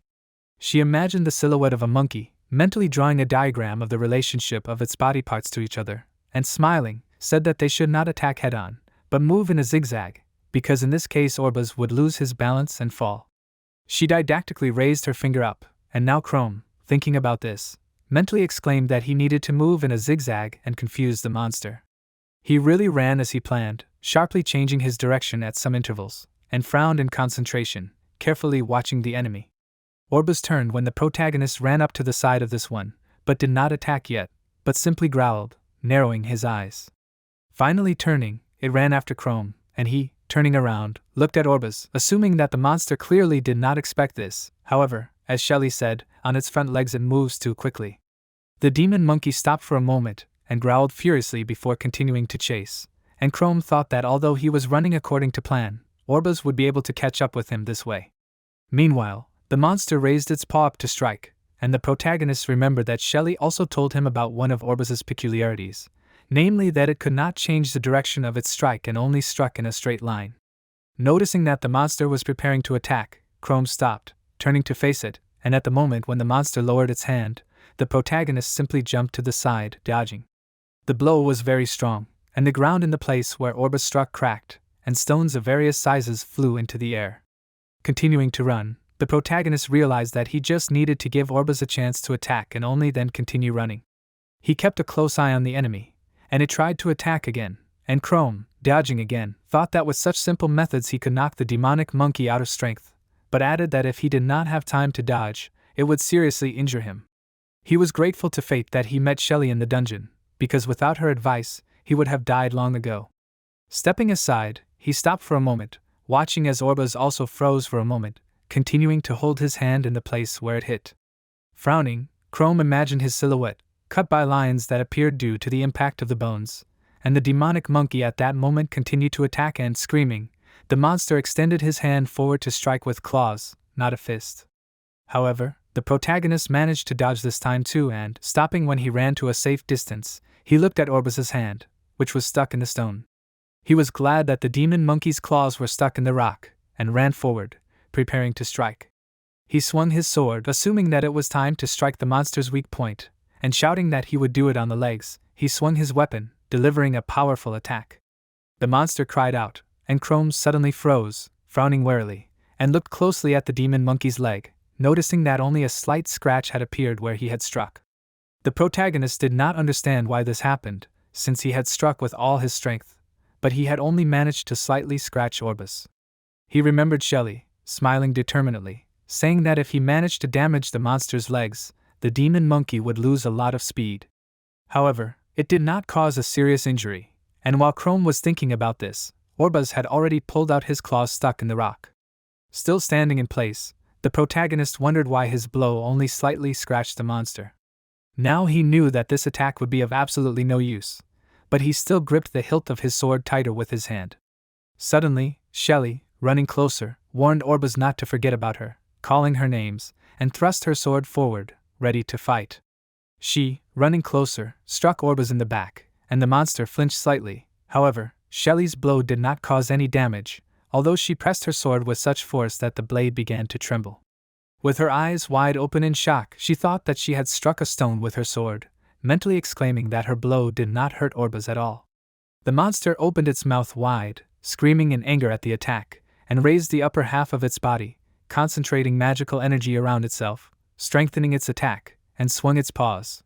Shelly, pursing her lips in concentration, managed to dodge, but Chrome, who was not expecting such a sudden attack, screamed as the blows still hit him. He flew far to the side, dropping his sword in surprise, and fell to the ground. Noticing this, Shelly excitedly shouted his name, but he sat up and asked her not to worry, noting that he was only slightly grazed. He covered his stomach with his hand, activating regeneration to immediately heal the wound he received. At the same time, he thought that regeneration consumed too much mana, so at this rate, he would not be able to maintain his human form. He estimated the amount of mana points he currently had, but ordered himself to calm down, and taking the sword, began to use it as a support, helping himself to rise, deciding that the plan should remain the same, since he needed to run and, if possible, attack the demonic monkey's legs. He immediately ran forward, frowning decisively, and running up to the monster, dodged its attack, changing the direction of his movement.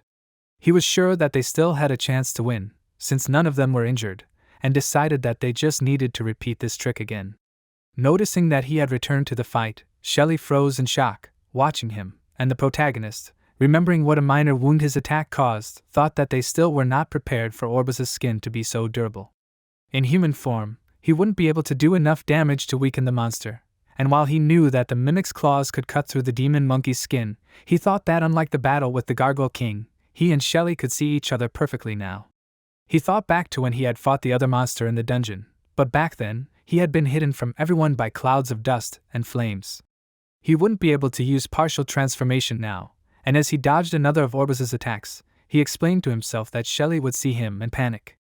Imagining the mimic, he assumed that she would run away out of fear upon seeing his true form, but he was briefly distracted from his thoughts, noticing that the demon monkey had begun to attack again, its sharp claws pointing straight at him. He realized that if they continued with their original plan, they would not be able to kill the monster, and so he frowned in displeasure. As long as Shelly was here, he would not be able to fight at full strength, and thinking of her, the protagonist looked at her, noticing the worried expression on her face as she watched him. Meanwhile, the monster turned around, looking at Shelly, and narrowing its eyes menacingly, growled, and she, noticing Orbuz's attention to her, slightly tilted her head forward to look more threatening, frowned and pressed her lips tighter. Chrome, getting up, thrust his sword forward, as he understood that Shelly would not be able to escape if the demonic monkey attacked her. Picking up a stone from the ground, he began to run forward, simultaneously throwing it at Orbuz's back, but the monster only slightly turned in his direction, and after that again returned its attention to Shelly, ignoring the protagonist. He, frowning furiously, reminded that the demonic monkey's opponent was actually him, and swinging his sword, he struck Orbuz's tail, ordering the monster to look here.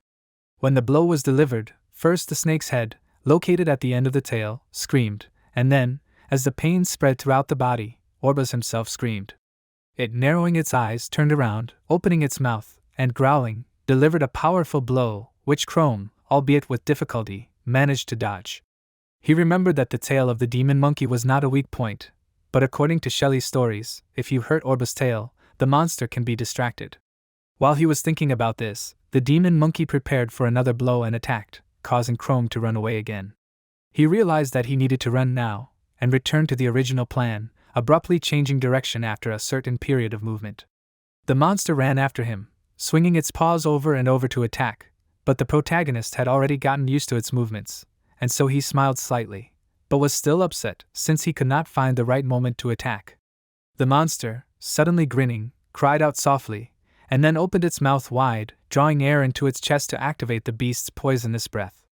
Chrome froze, watching this, and then thought about Orbas' special skill, namely the beast's poisonous breath. He jumped back a little, his mouth slightly open in amazement, and realized that after exhaling, the demonic monkey covered the entire surrounding area with poisonous smoke. At that moment, while Orbas continued to inhale, Chrome suddenly took a fighting stance, thrusting his sword forward, as he realized that there was no point in running away now, because the radius of this skill was too large. If the monster managed to activate it, he and Shelly would have no way to get close to Orbas. But even this skill had its weaknesses, and realizing this, Shelly and the protagonist looked at each other decisively. After that, Shelly ran forward and, taking out a small bag, swung the hand in which she held it, and offered Orbas to try it. She frowned confidently, throwing the bag, and the monster was distracted from gathering energy for its attack. It looked at the bag flying towards it in bewilderment, and waving its hand, hid it, wanting to throw it aside. However, the attack inflicted by Orbas only improved the effect of the bag, since fine powder poured out into the air from the torn fabric of it, and the demonic monkey froze in shock, noticing this. Shelly, calling out to Chrome, warned him to hold his breath for a few seconds, and covering his mouth and nose with his palm, the protagonist announced that he understood everything. Orbas at that moment again tried to draw air into his lungs for his attack, but suddenly it coughed, shuddering, since fine particles of powder got into its throat. Grasping its neck with its paws, the monster, crying pitifully, bent over in pain, and Shelly thought that this was powder from poisonous mushrooms, and upon contact with a living creature it could corrode soft tissue. She still stood there, also covering her mouth and nose with her hand, and realized that now, thanks to the powder, the demonic monkey would not be able to use its skill for some time and would have poor vision. She noticed that Orbas, in addition to bending over, holding his neck, also closed his eyes, and realized that this was their chance. Taking out another item, she ordered Chrome to run away, explaining that she would use the firestone. The protagonist simply nodded, showing her that he would do as she asked, and she, swinging, threw the firestone towards the monster. In order to retain heat and hide the light, the firestone was wrapped in cloth. However, when it fell to the ground near Orbas, the cloth opened, and the demonic monkey's already restored tail, feeling the warmth, became interested in it, stretching out towards the stone. The thing was that the demonic monkey's tail was able to find prey by sensing the heat emanating from living creatures, and since the stone emanated heat, the tail should have perceived it as prey. Orbas himself could not see anything now, and that was why Shelly and Chrome were sure that the demonic monkey would easily fall into such a trap. Meanwhile, the monster's tail had already leaned closer to the fiery root, and opening its mouth, hissed, and the demonic monkey, understanding the signal, roared furiously, raising its hand. Shelly, frowning, thought that the prey that Orbas had noticed was very small, so that the demonic monkey would have to bend over a lot to catch it. Indeed, the monster, having made a dash forward, bent over, striking and bending its hind legs at the knees.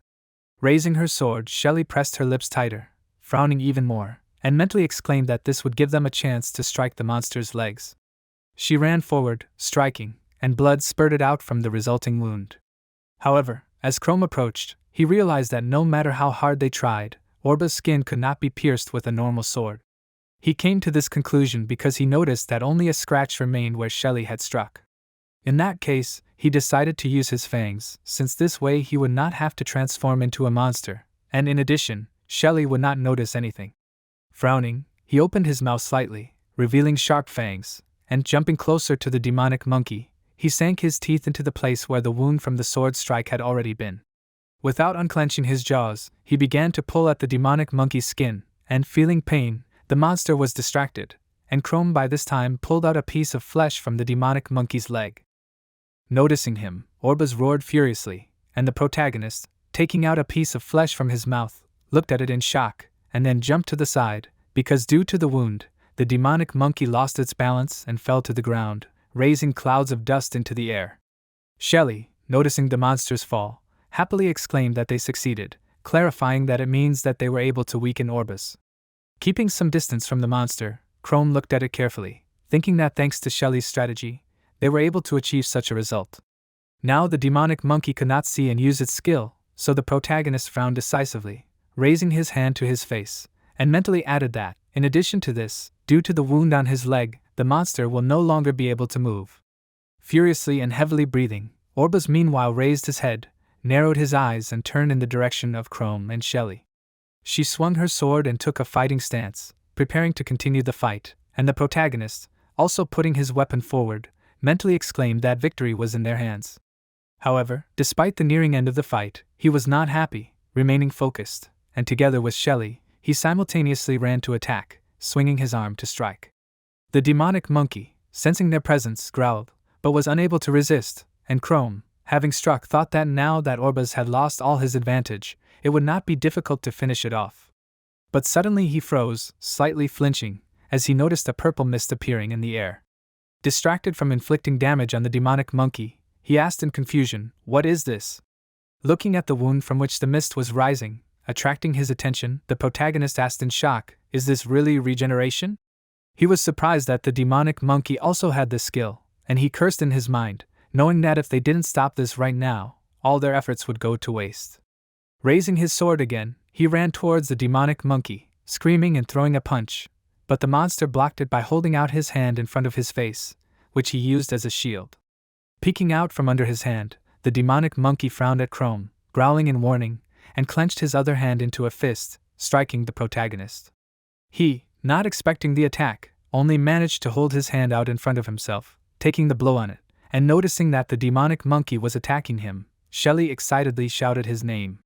Flew back, Chrome managed to regroup, falling to his knees, and cursed in his mind, breathing heavily and looking closely at his opponent. If it weren't for his monster body, he would have died from such a blow, but he was sure that he couldn't lose to Orbas. The monster had already managed to rise up by this point, concentrating on the protagonist, and he frowned, mentally exclaiming, if he died, then the days of Otfeld's city would be numbered. He remembered the episode from his childhood when he saw monsters killing his parents, and squeezing the hilt of the sword tighter in his palm, he thought that in order to prevent people from going through the same hell that he went through, he became an adventurer. Frowning furiously, he ran forward, swinging his sword to attack instantly, and jumped into the air, approaching the demonic monkey's head. Shelly stood there, looking at him in shock, even opening her mouth, and Orbas, growling, raised his paw to attack with it, but before it could do anything, the protagonist, still frowning, hit the demonic monkey's fist with his sword. The monster narrowed its eyes, turning its head slightly to the side, and Chrome, clutching his sword with both hands, continued to head towards Orbas's body. The demonic monkey raised its hand to protect its head with it, and the protagonist, clenching his jaw, continued to direct his blow to the right place. He didn't strike the head, and when he reached the demon monkey's chest, he stabbed his sword into it, causing blood to spray into the air, and Orbas, opening his mouth wide, screamed. Shelly, noticing this, put her hand to her chest, her eyes widening in astonishment, and Chrome, when the demon monkey fell to the ground, raising a cloud of dust, got off it, moving to the side. Beads of sweat were pouring down his face, and he asked in shock, breathing heavily, did he really win? Thanks to killing the demon monkey, he received 5,678 experience points, and thanks to this, his level was raised from 40 to 47. Grinning in amazement, he realized that if he raised his level, it meant that Orbas was dead. Despite his fatigue, he smiled happily, and Shelly, still standing in place, said in amazement that the boss of the Calamity Hole was defeated. She looked at the demon monkey's body lying in front of her with disbelief, and fell to her knees in relief, repeating that Orbas was dead. She burst into tears, pressing her palms to her mouth and exclaiming that the demon monkey was finally dead, and thanks to this, after so many years, Otfeld would finally gain freedom. Chrome, noticing her reaction, extended his hand towards her, excitedly saying her name, and she, apologizing, began to wipe the tears from her eyes, admitting that until the very end she did not believe that they could cope. She honestly said that she realized that she would not be able to cope with Orbas, and also understood how stupid she was acting, going into the dungeon all alone. Removing her hands from her eyes, she looked at Chrome, exclaiming that she simply could not turn back, as she wanted to save all her brothers and sisters, the abbot and the people of the city, even at the cost of her own life. Recalling the Holy Father and children, she added that it was only because she had met the protagonist on her way that they were able to defeat Orbas, and Otfeld would finally have peace and quiet. She repeated that it was all thanks to Chrome's power, but he calmly said that it was not true, because if she had not risked her life by coming to the dungeon, he would never have learned of the demonic monkey's weaknesses and died at the hands of that monster. Saying Shelly's name to further attract her attention to himself, he declared that he had defeated the demonic monkey only thanks to her. Hearing these words, she opened her eyes wide, looking at him in amazement, and even the tears from her eyes did not flow as profusely. She, embarrassed, said the protagonist's name in amazement, and he, frowning, seriously thought about the fact that the capital had stopped supporting Otfeld due to the overpopulation of monsters. But now the dungeon boss was dead, and the Red Dragon gang would soon lose control of the city. Using regeneration, he healed the wounds he received in the battle with the demonic monkey, but suddenly his eyes widened in fear and, asking himself to stop, mentally exclaimed that he almost had no mana left. He looked at his stats in horror, realizing that at this rate, he would soon turn into a mimic. He imagined how the moment the transformation disappeared, he would turn into a monster, covered in sweat and hunched over to hide his appearance, and Shelly, having noticed him, would scream in horror. Evaluating his remaining mana points, which were 17 out of 76, Chrome thought that it was not enough, and yet he assumed that these points should be enough to exit the dungeon in human form, since he wanted to save face at least in front of Shelly. Thinking about this, he became slightly embarrassed, smiling, and mentally added that, in addition to this, there were only 3 levels left until his evolution. If the evolution of monsters depended on their desire, then at the next stage of evolution, Chrome should become closer to human form. Squeezing his eyes, he imploringly folded his palms together, mentally exclaiming that this is exactly what he wants. Looking at his strange behavior, Shelly came closer and asked in bewilderment what was happening to him. Turning to her side, the protagonist excitedly exclaimed that nothing special was happening, and smiling, explained that he was just very happy that he received so many experience points when killing Orbas. He assumed that Shelly had also raised her level, and she smiled and said that she had entered the dungeon at level 19, but after defeating the boss, she had risen to level 28. Chrome, using his skill, noted that this was indeed the case, and Shelly, putting her palms to her cheeks, exclaimed that Guido and Frank would be very surprised when they found out. She remembered that Frank was level 20 and Guido was level 19, but suddenly her joy turned to uncertainty, and she admitted that she had a feeling that she did not deserve these points at all, because it was Chrome who did all the work. The protagonist looked at her in bewilderment upon hearing these words, and then, awkwardly scratching his cheek with his finger, looked away, admitting that he did not think so. It was all thanks to Shelly's tactics that they defeated the boss.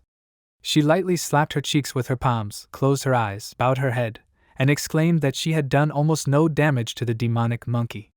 Frowning, she clenched her hands into fists, declaring that she had relaxed too much, and although they had defeated Orbas, she had decided to take on all the monsters on the way back herself, since she assumed that Chrome was tired after such a protracted battle.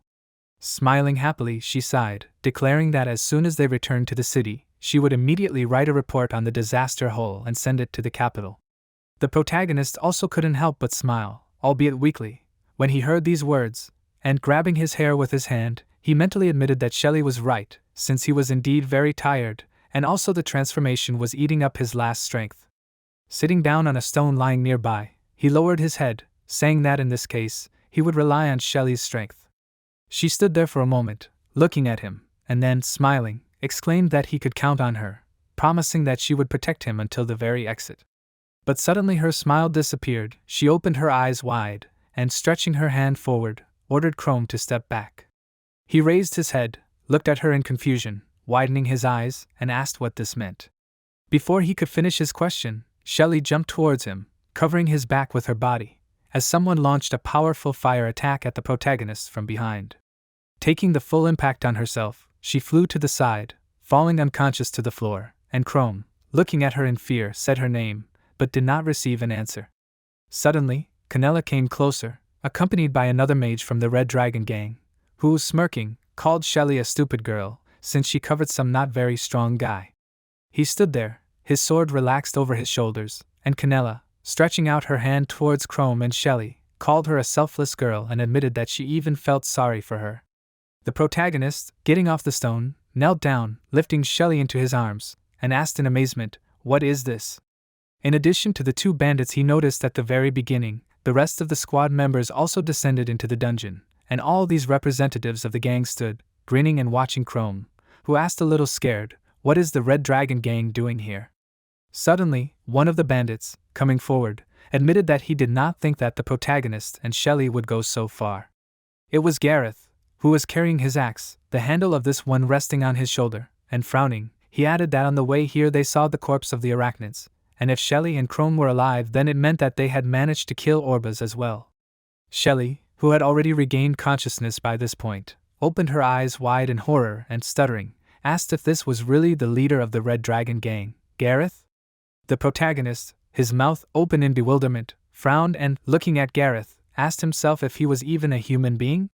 Jeff, whose lips trembled with rage, declared that when he met Shelly and Chrome in the church, he thought that they were just kind simpletons, but furiously shouted that he was wrong and called them just stupid idiots.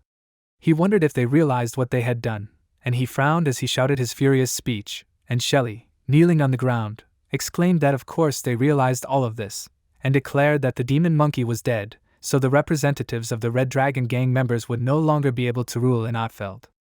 Chrome, standing up, stood next to her, and she, trembling, added that they, the adventurers, had defeated the legendary demon monkey Orbas, so it would not be difficult for them to deal with the bandits as well. One of the bandits, crossing his arms over his chest, laughed and asked if she was really saying that the monster was legendary. He found this funny, and calling her and the protagonist children, he noticed that they were getting carried away. He assumed that Shelly must know that knights from the capital once came to this dungeon, and he asked what if he said that it wasn't monsters at all that killed them, but ordinary people. As he spoke, he looked at Gareth, who had remained silent, frowning and clenching his jaw. Hearing the bandits' words, Shelly frowned and asked what they were saying. She was sure that it was impossible, since an entire expedition of knights from the capital had been sent here, and they could not lose to simple bandits. However, the bandits said that it was true, since the Red Dragon gang had deceived the capital knights, and said that they had spread a fake map of the dungeon throughout the city, set up many traps on the way to the boss, and those lucky ones who had managed to reach the depths of the dungeon, they had killed with their own hands.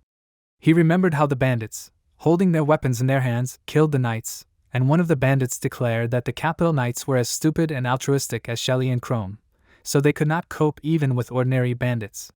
Hearing this, the rest of the gang laughed, and the protagonist, hearing this, mentally called them names, frowning and clenching his jaw. Gareth, drawing attention to himself, declared that Shelly and Chrome, like these knights, would meet their end here, and admitted that he did not intend to lose his kingdom even if the dungeon boss was dead. He declared that no one would know what happened here today, since the gang would still not allow adventurers to enter the dungeon. They would release several monsters on the outskirts of the city, and in addition, spread the rumor of Shelly and Chrome's heroic death. In his mind, he imagined the monsters, as well as the splashes of blood, and with a smirk, he said that all the efforts of the protagonist and his girlfriend were in vain. Hearing this, Shelly froze in fear, opened her eyes wider, and said that Gareth could not do this.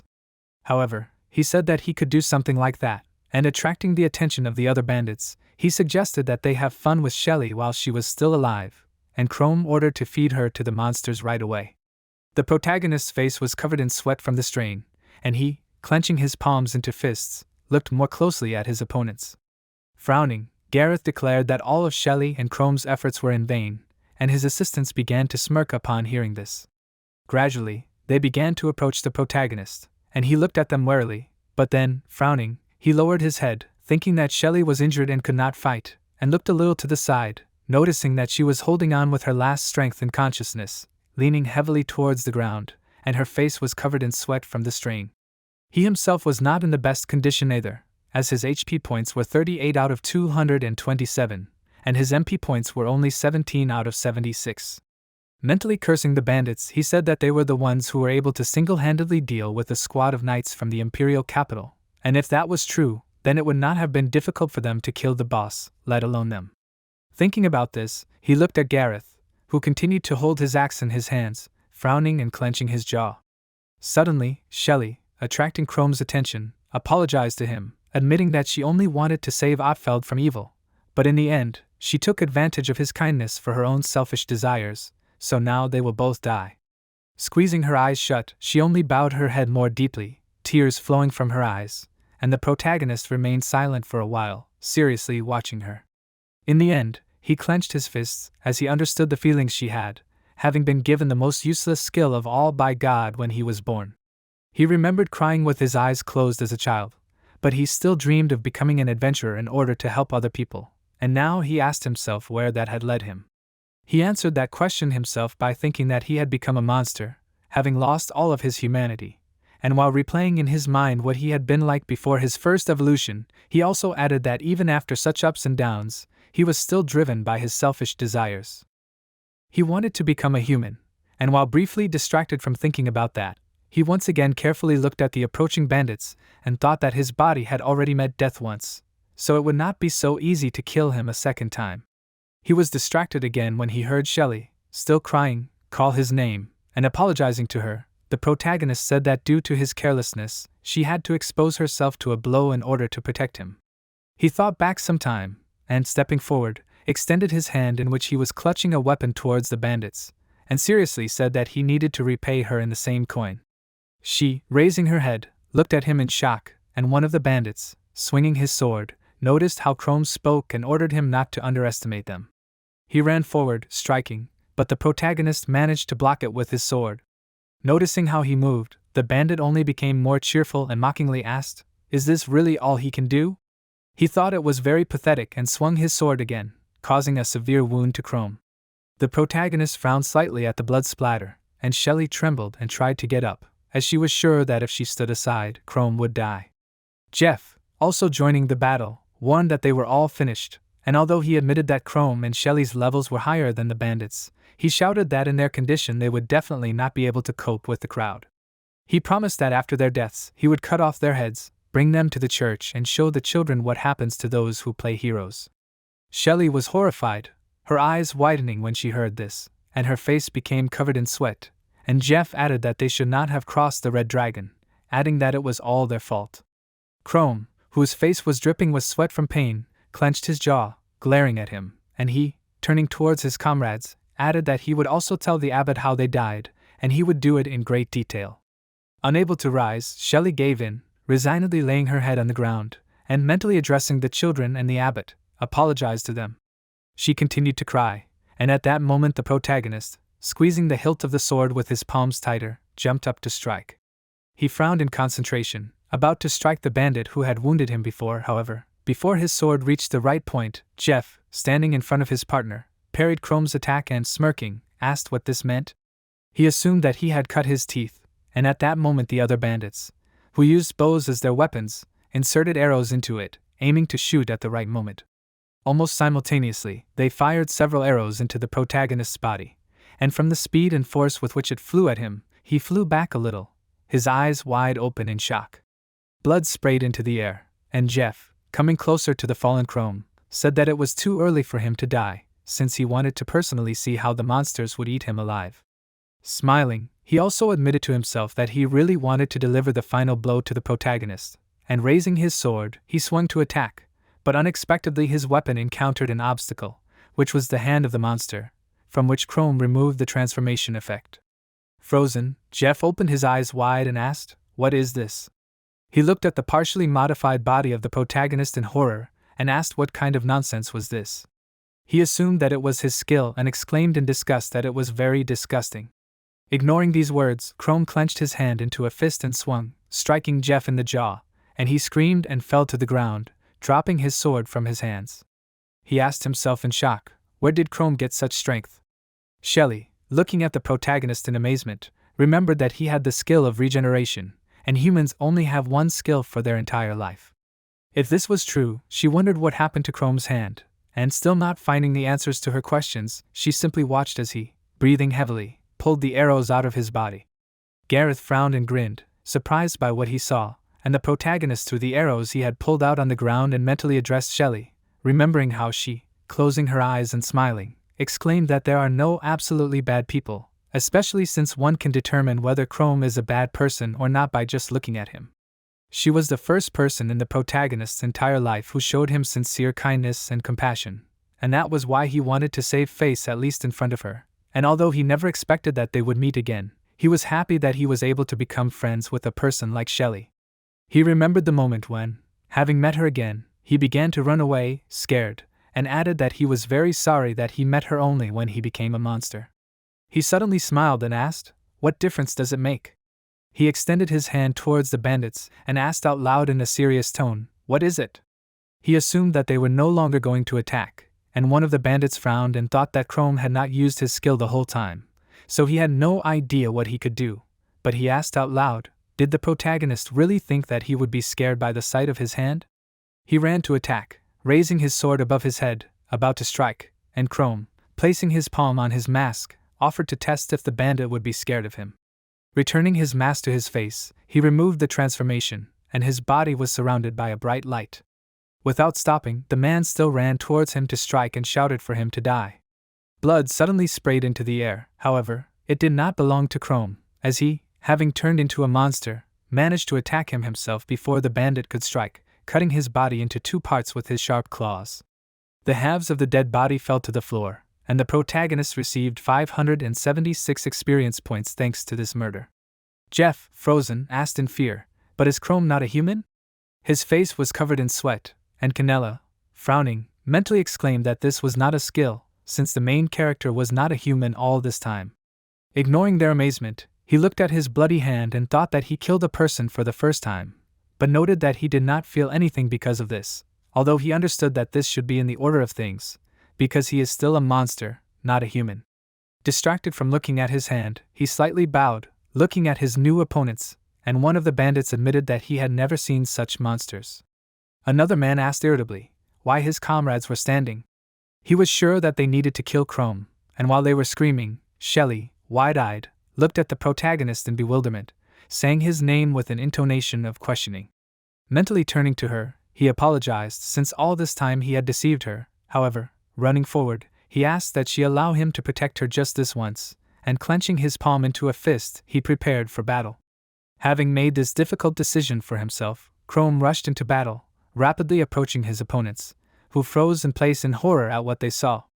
One of his opponents raised his bow, shouting that no matter if he is a monster or a man, he will still die there. They fired arrows from their bows over and over again, trying to hit their opponent, but it was all in vain, because the monster's defense was significant. Realizing this, one of the gang's men shouted that the protagonist's skin was too thick, so the arrows were of no use against him. He threw his bow to the ground, shouting that in that case, they would chop him into pieces. He pulled out his sword, looking warily at the approaching Chrome. The protagonist thought that he still had some mana left for regeneration. However, looking at the system window of his status, the protagonist realized that this skill would not save him from a direct hit from the sword. Chrome looked around the battlefield, noticing that the gang boss was standing behind them. 3 bandits were preparing to attack him, swinging their weapons, while the protagonist thought that Gareth was simply watching his henchmen trying to kill him. The protagonist knew that against an armed mob, all he had was his claws and brute strength. But he assessed the situation and realized that it would be enough, because he was much stronger than ordinary people. Chrome continued to rush towards his opponents, ready to engage in this fight. Suddenly, one of them jumped into the air, raising his huge club above his head, shouting at the protagonist to die. Chrome immediately examined his opponent, thinking that his face was distorted with fear and anger, so this was even in his favor. He blocked this blow with his hands, not allowing the club to reach its target. While the protagonist was confronting one fighter with a club, another bandit arrived from the other side, preparing his sword for an attack. The bandits rashly thought that Chrome had finally become distracted, so he needed to hit him right now. But this was a false assumption. Kicked him on the ground so hard that it cracked, the protagonist lifted his face up, starting to scream so loudly that the sound wave made the bandit with the sword stop. It was as if he was pinned down in place, when he was already approaching the enemy. Taking advantage of this, Chrome immediately knocked the same sword out of his hand, the next second attacking his opponent, who managed to get behind him. His sharp claws immediately pierced the neck, tearing off the bandit's head. Chrome then directed his rage at another bandit, who attacked him earlier with a club. Readying his fist, Chrome hit the bandit in the face, pressing his body to the ground, continuing to inflict more and more blows with his clawed hands on the bandit's body. For killing one of these bandits, as was said in the system window, the protagonist received 474 experience points, and for the second 388 experience points. The system also notified him that his level had been raised from 47 to 48. Chrome rose from the ground, and his hand was completely bloodied. He looked ominously at his opponents, and the cave was briefly silent. One of the bandits shouted that he was too strong. He wondered, where did such a strong monster come from in a hole without? All the bandits who came were really shocked by how easily the protagonist dealt with their comrades. Canella turned her gaze to the side, thinking that this was bad, because the guys were too scared, so they could not focus on the battle. They stared at the monster for a few more seconds in silence, while Canella thought that this monster, as if knowing about their fear, was doing everything to make them afraid even more. Indeed, Chrome inspired fear with his appearance and speed, the accuracy of his attacks. Canella wondered in her mind, how is this even possible? She gritted her teeth, looking at Chrome with confusion. Somehow gathering their strength into a fist, the bandits, shouting that they were not going to lose to some monster, still decided to accept this fight. They headed towards their opponent, while Canella and another mage began to create magic circles to prepare for an attack. Canella understood that she had to take control of the entire situation, otherwise something terrible could happen. But contrary to her hopes, Chrome continued to accurately attack his enemies, effortlessly fighting the bandits who were constantly swinging their weapons without much tactics. He dodged the bandits' club once again, forcing them all to come as close to him as possible. The mage who was about to attack them had already put his hand forward, but then shouted that the guys were standing too close, so if they used magic, they would get it too. He didn't know what to do, because the magic power had already been gathered, and the moment to attack still didn't seem possible. Gareth and Canella watched in silence as the monster used strategy to prevent the bandits from getting too far away from him. Chrome knew very well that he couldn't withstand a magical attack, so he needed a plan. When Canella realized this, she thought in horror, did he really let himself be surrounded on purpose so that they couldn't hit him from behind? Chrome thought that the two he was currently fighting were much stronger than the others. But even they couldn't get close enough to the protagonist to attack. After a while, they became exhausted, catching their breath and breathing heavily. Chrome also understood that in addition to this, the mages had finally decided to make their move. Canella and the mage were still ready to attack him with their magic circles. And the protagonist knew that he was already at his limit, however, he had only dealt with a couple of bandits. Chrome was also breathing heavily, catching his breath in the middle of the battle, knowing full well that a much more serious fight awaited him ahead. His gaze fell on the leader of the bandits, Gareth, who was also watching the progress of the battle, holding his axe. Having hit one of the bandits he was currently fighting with his fist in the jaw, he finally dealt with one of them, for which he received 396 experience points. But then another attack flew at his god. The second bandit, cursing loudly, plunged his sword right into Chrome's side, furiously asking how he liked that.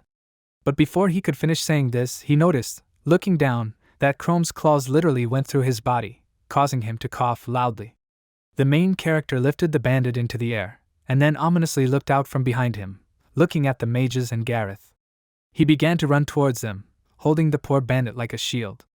Canella was confused, so the magic circle dissipated around her. She flinched, stepping back, when suddenly her teammate called out to her, asking what she was doing. He told her to shoot him. Immediately, having gathered enough energy, the mage fired a powerful stream of fire towards Chrome, shouting that if they did not do anything, he would kill them too. The bandit, who was still impaled on the protagonist's claws, screamed in a pleading voice at them to stop. But it was too late. Chrome ran at his opponents, using him as a shield from the fire strike, causing the bandit to be fried in an instant with loud screams. The mage breathed heavily, watching his comrade burn. He turned pale, realizing that this was the end. Throwing the burning bandit off his claws, the protagonist received 856 experience points as a reward. He stood against the backdrop of the burning dungeon, as if he were a phoenix rising from the ashes. There was still a sword stuck in his stomach, but he didn't care about it now. The system notified the protagonist that his level had been raised from 48 to 49. The mage thought in horror, wondering, is he really still alive? This monster looked even more terrible among the fire. The mage thought that now this creature was finally in front of his nose, but he wouldn't even have time to cast a spell. He put his hand forward, trying to defend himself, but Chrome quickly caught up with the mage, cutting off his head with the sword he pulled out of his stomach. For this, the system awarded him 674 experience points. Now the protagonist's gaze fell on the head of the red dragon. He looked at Gareth, throwing out of his hands the sword he had just finished off the mage with. The protagonist looked at his opponent's face, thinking that if he killed him, the red dragon would no longer exist, and then Ottfeld would finally gain freedom. Canella worriedly called out to the head of the red dragon when she saw Chrome gradually starting to approach him, quickly moving his legs. Gareth arrogantly said that he had never fought such a monster in his life. He raised his axe behind his head, smiling, preparing to attack. Gareth slammed his axe into the ground, creating a powerful blast wave that immediately destroyed the dungeon floor. But the protagonist managed to dodge, moving away from his opponent. The head of the red dragon said that he was very curious. He raised his eyes to the protagonist, saying that he was even inspired by this. The surviving members of his team looked at this in horror. Chrome nervously began to think that his opponent was able to kill Orbas himself alone. He stood in front of Gareth, wondering if he would be able to kill him in this state. Indeed, the system window did not give comforting results. The protagonist's mana and life points were not so much, although his level was very high. Having considered this in the system window, Chrome again turned his gaze to his opponent, who dismissively told him that now only he and the protagonist remained. Chrome sweated from nerves, looking at him, while Gareth also confidently spoke, offering him a fight not for life, but for death. He threw his axe on his shoulder, continuing to smile. Without thinking for long, Gareth rushed to attack, gritting his teeth. He swung his axe, attacking Chrome for the first time, but the main character quickly dodged the attack, pressing himself to the ground. However, before he could do this, Gareth immediately attacked him from above, almost managing to touch him with this unexpected attack, shouting at the same time to the main character to get what he deserved. But Chrome still managed to dodge and from this, landing on 3 of his limbs away from Gareth, thinking that if only a little more, he would have smashed his skull with his axe. The main character's mask even cracked slightly because of this. The system notified that Gareth Gebhardt was at level 50th. He looked at the protagonist with anger in his eyes, and his strong body easily made it clear that the enemy was strong. Chrome thought that his opponent was too high level, so he would not be able to defeat him in this state. However, he understood that he had no choice but to fight, otherwise he would not be able to free the city from the oppression of the Red Dragon. The protagonist thought that he needed to disarm him first.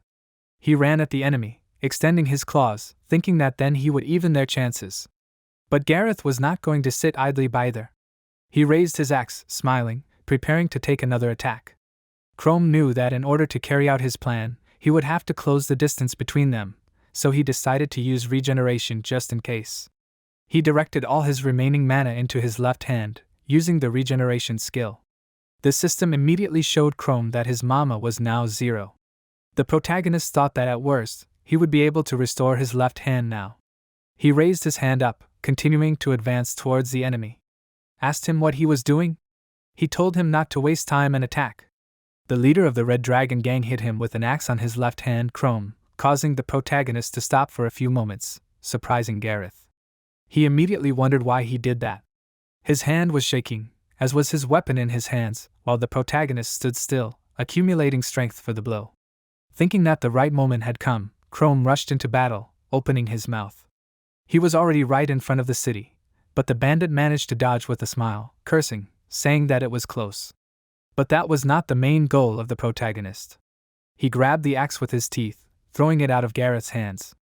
Gareth wondered in surprise, did he really aim not at him, but at the axe? He clenched his teeth, and a vein appeared on his forehead from irritation. Chrome swung his pancake claws, pointing that dangerous palm at the leader of the Red Dragon gang, thinking about how he had no mana left, so this was his only chance to end his reign. He rushed at his opponent, soaring above him in the air, thinking about how now there was nothing stopping him from finishing him off with one blow. But Gareth just smirked, using his diamond fist skill, swinging at the protagonist with his powerful weapon, which was now his body. His durable fist hit the target right on target, knocking the protagonist off his feet. Chrome flew back a few meters, falling to the ground, and then Gareth mockingly asked him if this was really a cool thing. He pointed at his hand, which was completely made of diamonds, asking the protagonist how he liked his skill. Gareth mockingly smiled, towering over Chrome, telling him excuse him, because even if he doesn't have a weapon, he can smash his head with his bare hands. The protagonist sat up on the ground, cursing in his mind in surprise, asking himself, what is this? At this time, Gareth continued to stand in front of him, waiting for Chrome's next move. The protagonist at this moment reasoned that this skill was good not only for defense, but also for attack. He carefully examined Gareth's diamond fist, asking himself, how could he defeat someone like him? The protagonist looked down, and Gareth thought that even this monster was horrified at the sight of his skill. He was already preparing to accept the victory, so he plunged into memories, thinking about how his parents were real scum. His father often beat his mother, calling her terrible words, and the woman took the beatings, but never resisted her husband. In Gareth's memories, she plaintively asked us already, for what and why does he constantly beat her?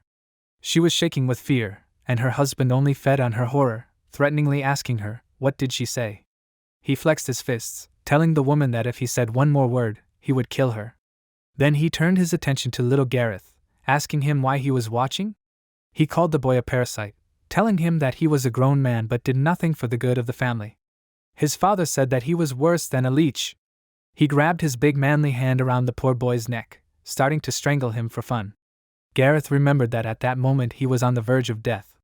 He remembered his father's arrogant face, smiling, continuing to strangle him, while his mother tried unsuccessfully to dissuade him from doing so. But the city wanted to survive so much for itself and for his mother.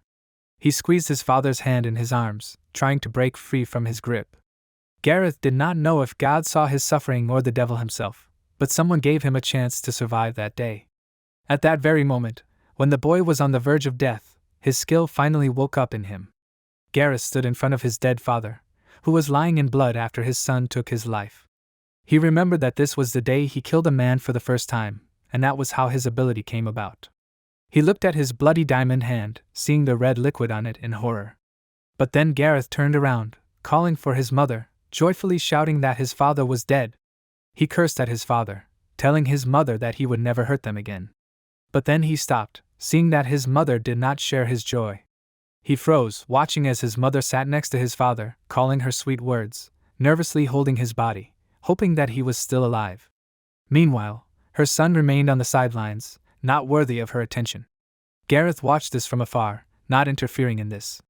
His mother turned to face him, and her eyes were filled with tears. She called her own son a monster, looking at him with contempt and fear at the same time. Gareth's gaze was filled with fear and guilt at first, but then a smile lit up his face.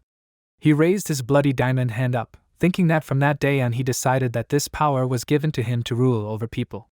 Behind him lay his parents, killed by him. Their blood was all over the floor of their poor house. But there was a triumphant smile on the boy's face. He did not tell his wife about it at all. While Gareth was in his memories, the protagonist was still lying on the ground, thinking that he had absolutely no strength left. The system window said that he had 6 health points left out of 241, and his mana level was still 0. Chrome knew that he would no longer have enough mana for regeneration. His opponent, meanwhile, was mercilessly approaching, smiling at him with a sly smile and preparing his fists for him. Chrome asked himself in horror, is this the end? But then a new idea came to his mind. As Gareth approached him, he turned his gaze to the sword behind him, thinking about his idea. Clenching his fist, the protagonist waited for Gareth to make his move, raising his fist above him. When this happened, Chrome, doing a somersault, dodged the attack, slipping behind the man's back. He grabbed the sword that was lying there, tightly clasping it with his fingers. Chrome took a comfortable position, standing behind his opponent. He said that he saw that the protagonist was completely desperate. He mockingly asked him, does he really think he can defeat him with this? But the protagonist was not going to accept these words at all, because he had a clear plan of action. Jeff turned to his boss, said that he was cool as always and he has no equal. He clenched his fist, supporting him with a smile, telling him to finish off this jackal. Then Chrome threw the sword he picked up from the ground, which flew past his opponent's chest. Gareth asked him, did he really take him for a fool? He said that even a child could dodge something like that. However, the protagonist thought that he wasn't aiming at him at all. He was waiting for his plan to work. The sword he threw reached its target and crashed right into Jeff's chest, causing him to fall to his knees, screaming loudly. He looked up at his boss and the protagonist in horror, asking him why he did this. Jeff cursed as he fell on his back, finally losing consciousness. The system immediately notified that the protagonist had received 101 experience points for this, so his level was raised from 49 to 50. Gareth thought in surprise that this sword had hit Jeff right on the head. He shifted his gaze from his dead subordinate to the protagonist, asking himself in his mind, why would he kill him? Wasn't he the main target? Chrome meanwhile lowered his face down, holding his arms down tiredly. He thought happily that he finally did it. The system notified him through the system window that he had reached the maximum level of the mimic race, so now the next stage of evolution was available to him. Chrome thought that evolution was bringing the monster closer to its ideal form based on his desires. He put his hand forward, looking at his demonic appearance, thinking that he didn't want to be a human anymore. Gareth looked at the protagonist with confusion as he reasoned that he now wanted to protect Shelly. He remembered her smiling face, think about how he also wanted to save Otfeld and become strong enough to finally finish off his enemy. Chrome clenched his fist, starting to make horrible sounds before the evolution began. Gareth asked out loud in horror what was going on. But the horror was just beginning, because his opponent had grown in strength significantly. When the protagonist's evolution ended, he came out to the bandits in a new guise. Now it was a creature with 4 arms and an even more terrifying appearance. The system window notified him that a new stage of evolution called Shadow was now available to him. The system told the protagonist that this was a monster that drove its victims crazy, turning into their deepest fears. It was a monster without a face. The system window of characteristics appeared in front of Chrome, showing how his stats had improved. New skills such as Phantom and Magic Devourer also appeared. Gareth, gritting his teeth, thought, did this creature really evolve? Then, shouting that he didn't care, he asked Chrome if he thought he could handle him by growing horns. He swung his fist at him, shouting at him to die. Meanwhile, the protagonist remained motionless, and then easily caught Gareth's fist with both of his hands, and with the other 2 hands he swung and struck his opponent, using the skill Magic Devourer. Gareth stepped back, asking why he couldn't move and what was this weakness in his body. He raised his gaze to the protagonist, holding his wound, looking at him with anger. Gareth screamed in horror, did he really pump out his mana? The protagonist, using the enemy's mana, immediately began to restore his body using the skill Regeneration. Chrome thought that thanks to the Magic Devourer, he was able to restore mana a little, and with this he also used Regeneration. The protagonist decided that now he could defeat his opponent. Having finished with the restoration, Chrome headed towards his opponent, forcing him to retreat back again. Gareth clicked his tongue, thinking nervously that he had never met such monsters. Remembering his subordinates, he asked them, why are they standing still? He ordered them to finish him off as soon as possible. Canella and the bandit next to her looked at Gareth in horror, accepting his order. The bandit shouted that he obeyed and pointed his bow at the protagonist, and Canella again began to create a magic circle around her. But Chrome thought that it was useless. He put his hands to his head, and then the eyes on his hands opened. These eyes glowed in a purple hue, so he calculated the action of the Phantom skill, which allowed him to create a universal hallucination and avoid damage of any type. It seemed that the bandit still hit the protagonist's shoulder with his arrow. Canella was able to defeat him with her magical powers. The girl happily shouted that they finally managed to do it and hit their enemy. However, before she could say this, the illusion created by the protagonist began to dissolve. His monster form blurred, causing horror to Canella. In reality, the two had hit their boss right on the spot, who was now looking at them furiously, gritting his teeth in pain. Canella thought with horror that this couldn't be true, because she was aiming right at the monster. Her hands were shaking as she thought about it, and her boss cursed loudly, calling them fools, asking what they were doing. He pulled out the arrow that hit him, breaking it in his hand. And while he was distracted by his subordinates, the protagonist, deciding to take advantage of this moment, directed his sharp claws again at his enemy, leaving another cut on him again. Chrome thought that, although they were strong, but both his subordinates and himself were already on edge. Gareth no longer knew what to do against his opponent. He gritted his teeth, looking at the protagonist, and then cursed again, shouting that he was the terror of the field, so he did not dare to mock him. Grabbed the protagonist by his shoulder, directing his diamond fist straight at his face. However, Chrome easily dodged this attack as well, bending down. Dodging this, Chrome grabbed his opponent, but Gareth was still able to parry it. The head of the red dragon looked at the monster in front of him, thinking that a blue glow was emanating from it, so perhaps it appeared when activating the skill. Gareth carefully assessed the situation, thinking that his opponents specialized in mental attacks, turning their own fears into weapons against them. Gareth thought that he had nothing to fear, because there was no one he could not defeat. The protagonist again brought his demonic hands closer to his monster's face, using the phantom skill. The space around him and the bandits began to distort. Gareth thought that he would not give in to this, but seeing the force that the protagonist used, he was horrified. When Chrome removed his hands from his face, the face of Gareth's father appeared in its place, which was bloody and distorted with anger. Gareth thought in shock, could this really be his father? He thought in horror, how did this monster know what this man looked like? While Gareth was thinking about this, the protagonist in the form of his father cursed at him, asking how dare he kill his own father? Gareth's legs shook, he laughed convulsively, asking him if he thought that this fool was scaring him? He clenched his strong fist again, shouting that he was no longer the same little boy he used to be. He shouted at him to go to hell. He hit Chrome in the face, causing him to fall to the ground. Watching his opponent lying in front of him, Gareth said with concern in his voice that he was not afraid of anything, so he would not be able to scare him with his stupid tricks. But Chrome used the illusion again, the protagonist's body began to gradually distort.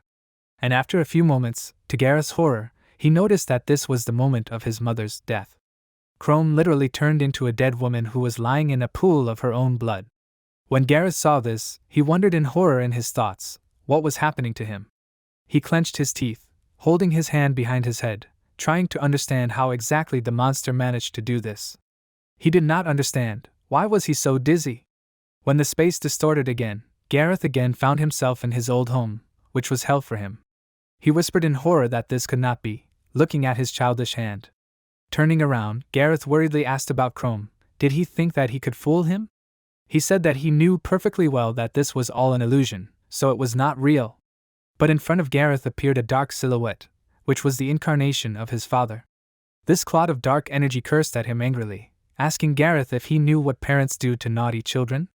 The dark silhouette towered over the little boy, who was now the gang leader, telling him that he would pay for this, because he was grieving for him hungry himself from the alleys.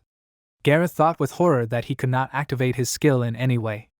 The fear that haunted him all his childhood was now right in front of him again. He desperately screamed for the monster to go away. Throwing his hand forward, Gareth screamed for it to not come closer.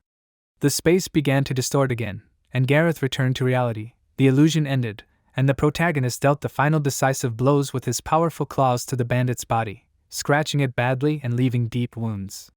Gareth fell on his back, losing consciousness. Finally, the tyranny of the Red Dragon gang came to an end. The leader of the gang was killed. Now no one could harm the residents of the city of Otfield. Thanks to this, Chrome received 2,868 experience points, and his level was immediately raised from 50 to 51. Having finished fighting Gareth, he thought that the leader of the Red Dragon was finally defeated. Now he had time to examine his new appearance. Lowering his eyes to many hands, the protagonist thought that the shadow was already his third evolution. He thought that he had never seen such monsters before, but was glad that he received 2 more new skills. He used these skills in the fight against such a strong enemy as Gareth. The system window immediately told Chrome that the Magic Death Eater skill consisted of a skill that allowed one to look into the memories of opponents, while passively absorbing their mana, and the Phantom skill allowed one to create a common hallucination, so these 2 skills worked well together. When the protagonist raised his head at the remaining members of the gang, he thought that now he should deal with them. Canella screamed in horror, trying to call Gareth by name. The other bandits whispered with the same fear that he killed their boss, so they had no idea what would happen to them now. Canella fell to her knees from the shock, while the bandits retreated slowly back. Chrome screamed loudly, thereby frightening the bandits even more, causing them all to flinch. They shouted for him to not come near them, and then, gathering their strength, began to run away from the cave. A few seconds later, only the protagonist and his companion Shelly remained in the dungeon. Chrome was lost in his thoughts, thinking that he had managed to stop the overpopulation of monsters, and the leader of the Red Dragon gang was now dead. He had managed to deal with 2 problems at once, so the knights from the capital would soon arrive in the city, so there was little left to do. He watched the bandit walk away from him, realizing that Otfield now had a bright future. This city had gained freedom, so now the residents would be able to forget about the nightmare that had tormented them for so many years. Images of children he had seen when he helped Shelly in the church surfaced in his memories. Now he had to explain himself to Shelly herself. He carefully looked around, noticing her kneeling behind him, breathing heavily, and her face was filled with fear and horror. The protagonist mentally called her name, thinking that he could understand her feelings, because her comrade, whom she trusted, turned out to be a monster. Chrome turned away, starting to walk in the opposite direction away from Shelly. As he stepped over him with his clawed feet, he thought that she must be in shock right now and couldn't even take her eyes off him. He remembered that he had faced the same reaction when he had protected the people of Ottfeld from a sudden attack by a monster. Chrome reasoned that if she had returned to Ottfeld and learned the whole truth about me from the people of the city, she probably wouldn't have believed them and would have started looking for him, so this search would have brought her even more suffering. Chrome understood how she would have reacted based on their history of meeting. Now she had seen the whole truth about him with her own eyes. He wondered in his mind, wasn't that bad? The protagonist thought that with Ottfeld as an example, he realized that he no longer had a place among people. He clenched his fist, sadly lowering his head down as he headed towards the exit of the dungeon, because the man named Chrome had already been dead for a long time. The protagonist thought that he was now an ordinary monster who should live as a monster should. The image of a monster in his mind was now much higher than his own personality. The more often Chrome encountered humans, the more he realized the truth, because even if he met Carmi, she would not accept his brother in the form of a monster. He thought that reaching out for a human life was the most foolish of all on his part. He left Shelly behind him, thinking that in the end, he was still able to do something good for humans, right? Shelly, biting her lower lip, finally stood up on her shaking legs, starting to walk towards the protagonist. Hearing her footsteps, he turned around in surprise, mentally calling out to her by name. Shelly ran up to Chrome, hugging him without any fear, even though he was in his monster form. Chrome asked herself in surprise, what is she doing?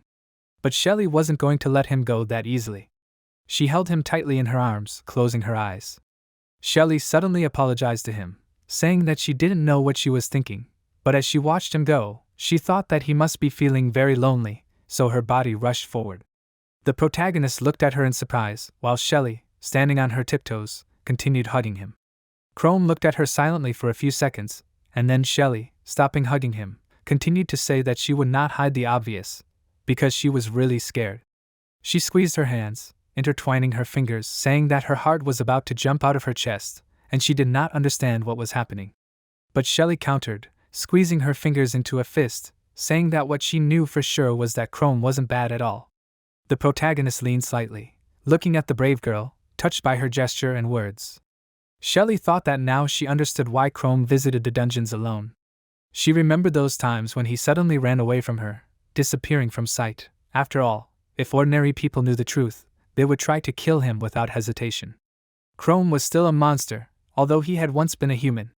Shelly understood that it was very difficult for him to trust someone, and yet he risked his life and saved Ottfeld, saved her from the bandits. Bringing her brow together, she enthusiastically said that thanks to him, Ottfeld would finally know peace and quiet. She said that she would help him get used to being around people and also tell everyone that he was a good person, because she couldn't just leave him alone. While the brave Shelly was saying all this, Chrome looked at her with gratitude. She said that she would do her best to repay him, but then after a lot of stress, her strength still left her, her body couldn't withstand it, so the girl began to stagger and fall, losing consciousness. Chrome caught her, holding her by the shoulders so that she wouldn't fall. Shelly grabbed her head, thinking that she was too nervous and spent all her energy talking to him. Chrome was on one knee, holding the girl in his arms. Shelly awkwardly apologized, saying that she was very tired, and then completely fell asleep right there. Chrome wondered in surprise, did she really fall asleep? However, he knew that it was not surprising, because a lot had happened that day. The protagonist wondered, did she really spend all her energy talking to him? He looked at the girl's sleeping face in surprise, and then spoke in a hoarse monster voice, thanking Shelly for everything she had done. He thought ironically that even now he didn't sound like a human. Chrome thought that it would be much easier if she perceived him as a monster, and not as a human. He thought that Shelly was a sincere and kind girl. In his memories there were moments when she smiled at him. He also knew that she loved the people of Ottfield City with all her heart. Therefore, if she tried to reveal the whole truth about him to someone, then she would only bring trouble on herself. He began to concentrate some of his powers in his hand, thinking that instinct, and the monster told him that a magic eater can not only look into memories, but this skill can also search for them. He looked at Shelly, wanting to destroy all her memories of him. However, he stopped, remembering how she screamed that, looking after him, she thought that he felt very lonely. Chrome froze, not knowing what to do. After a while, Shelly was already lying outside the dungeon. Someone was shouting insistently, asking if she was okay. Shelly distantly asked the man who was waking her where she was. The man happily shouted that she had finally woken up. There were 2 more men there besides him. They explained to her that they had found her outside the city. The man warned her that it was dangerous there, because there was a disaster hole nearby, in which there were many monsters. Shelly rose from the ground, finally remembering that she had been in the disaster hole. She also remembered how she had fought with the Orbas, and then met the Red Dragon gang. When all this appeared in her head, she immediately remembered Chrome. Shelly began to ask the men if they knew where he was. She told them that he was a boy with white hair. Shelly knelt on the ground, trying to find out this information from the men, but they awkwardly apologized to her, saying that they had only found her. At this time, the protagonist was sitting on a cliff, looking down on the city, thinking that it would be better not to involve Shelly in her problems. However, he could not bring himself to erase her memories. He watched the sun set on the horizon, his legs dangling from the cliff. 2 days after clearing the disaster hole, the streets of Otfeld City were still deserted, the surroundings were still dark. Inside one of the buildings, several adventurers gathered, asking each other in surprise, "Is the demonic monkey dead?" They could not believe it, whispering among themselves, wondering, "Is Otfeld free now?" Then someone from the crowd objected, that there were still monsters that managed to sneak into their city from the dungeon. The man who cheerfully told this was sitting on the table with a mug of drink, saying that they had already sent a letter to the capital, so very soon they would send a new ruler to the city. He enthusiastically raised his cup and said that the dark age of Othfield was a distant memory, so they should drink to Shelly, the heroine who was able to defeat the demonic monkey Orbas all by herself. Everyone present also raised their cups of drinks, smiling happily. One of the adventurers turned to Shelly, asking her if she really went against the Orbas all by herself and defeated it. Shelly awkwardly stood in the corner, uncertainly answering that it was not really she who defeated this enemy, because the one who did it disappeared without a trace. She lowered her sad gaze to the floor, remembering Chrome, thinking about how the rumors of the demonic monkey being defeated instantly spread throughout the city. The disaster hole was no longer a threat, so even though there were still monsters in the dungeon, the population of these creatures would not replenish for some time. The surviving members of the Red Dragon quickly left the city with Canella. At this rate, Outfield would soon become a city that everyone would want to come back to again.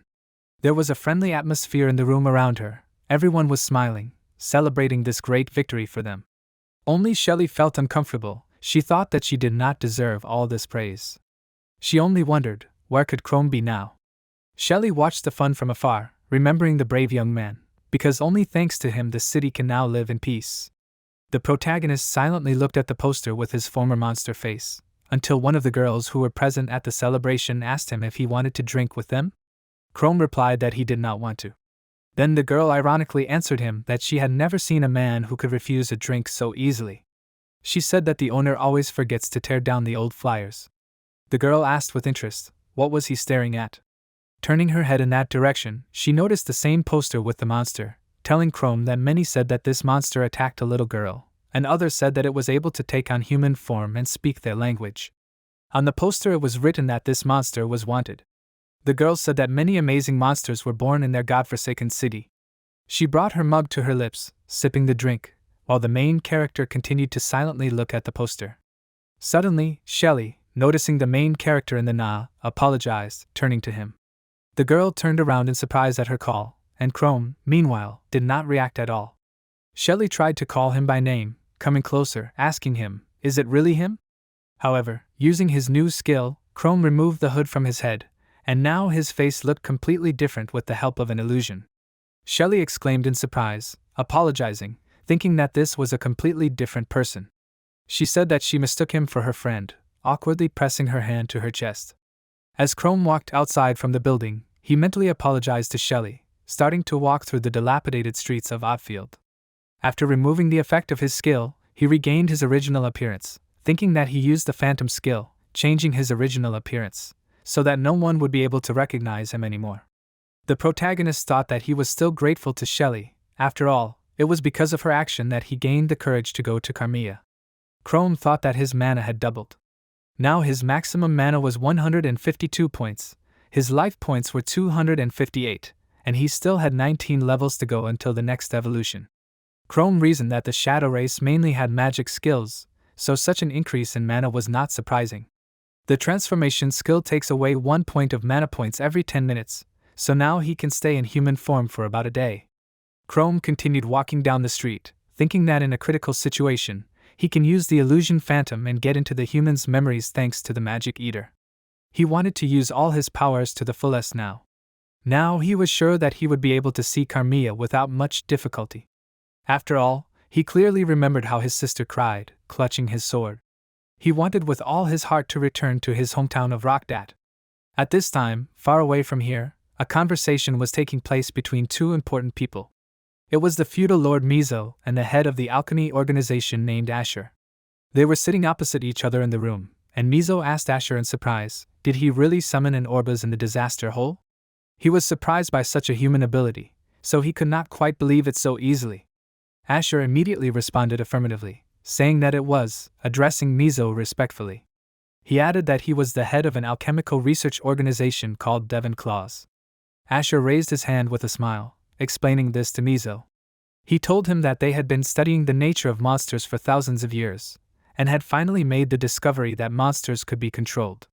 Mizo smiled slyly, saying that it was quite a useful discovery. However, he wondered why they did not go directly to the king with this news, instead of coming to him, an ordinary feudal lord.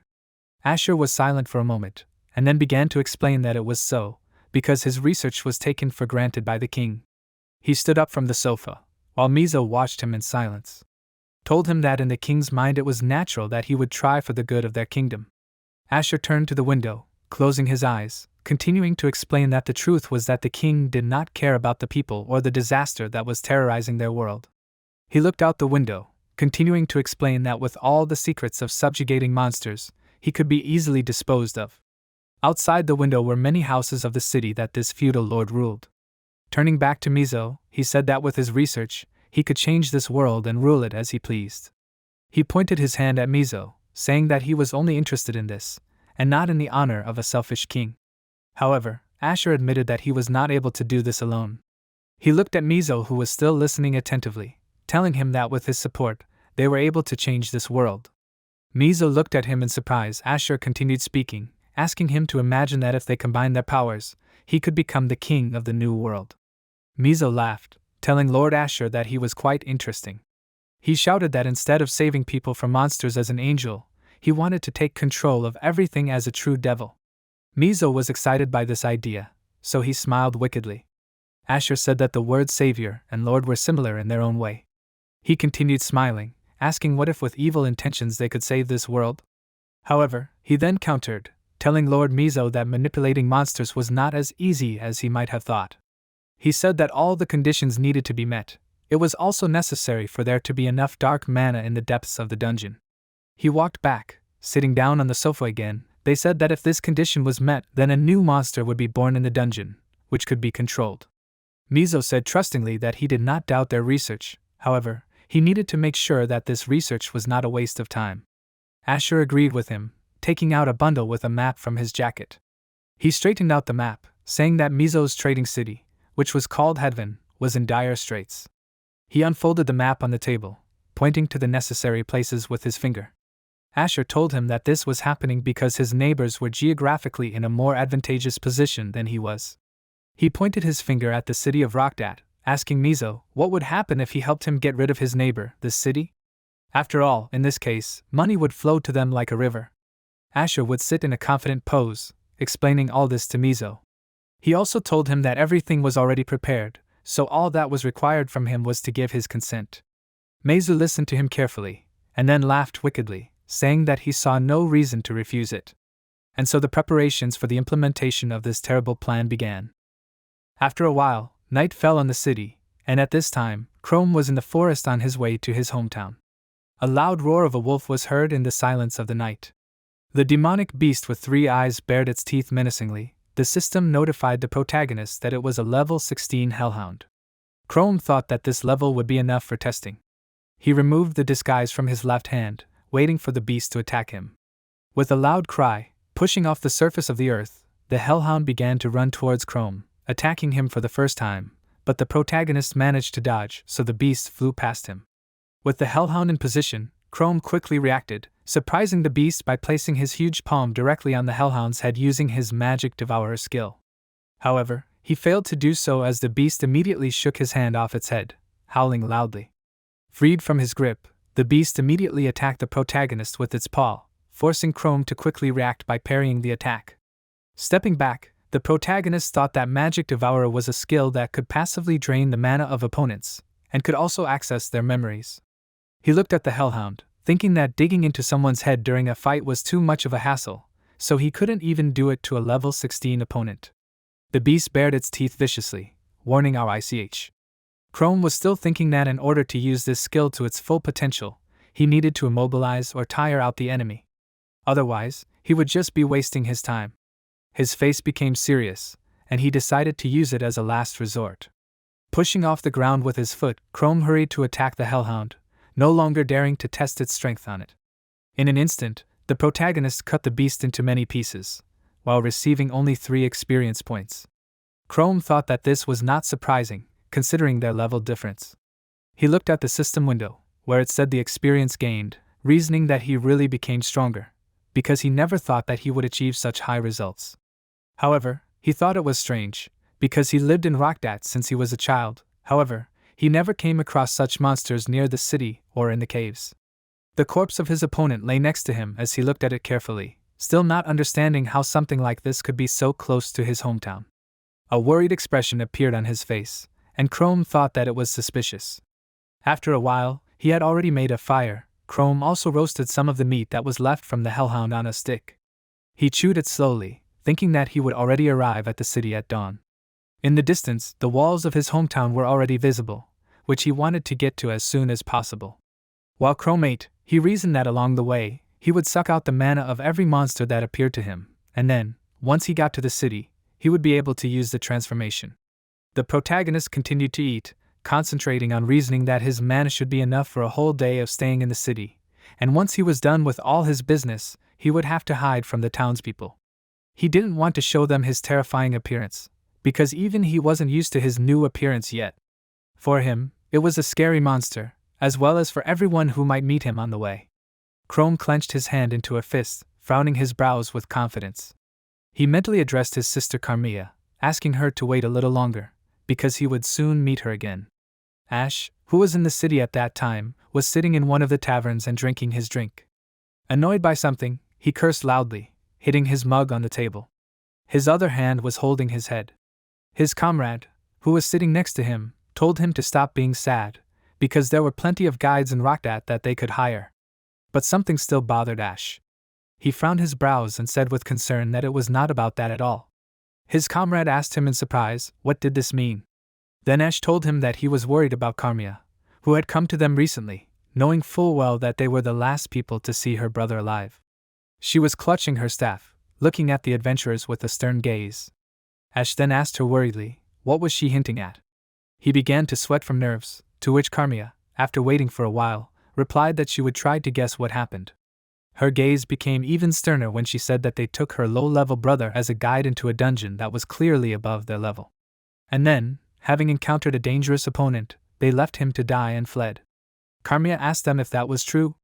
Remembering this, Ash shouted that it was all because of her. He was sure that she was the one who spread the rumor that they killed her brother, so now no one wanted to mess with them. His eyes filled with madness, he sat at the table, holding his head with one hand. He shouted that it definitely had to be because of her.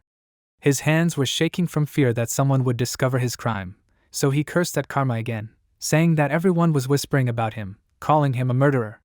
His comrades worriedly called his name, telling him that he was making it up. After all, no one was whispering about him. He looked at his comrade with concern, when suddenly Ash jumped up from his chair, knocking his mug with a drink, causing it to spill on the table.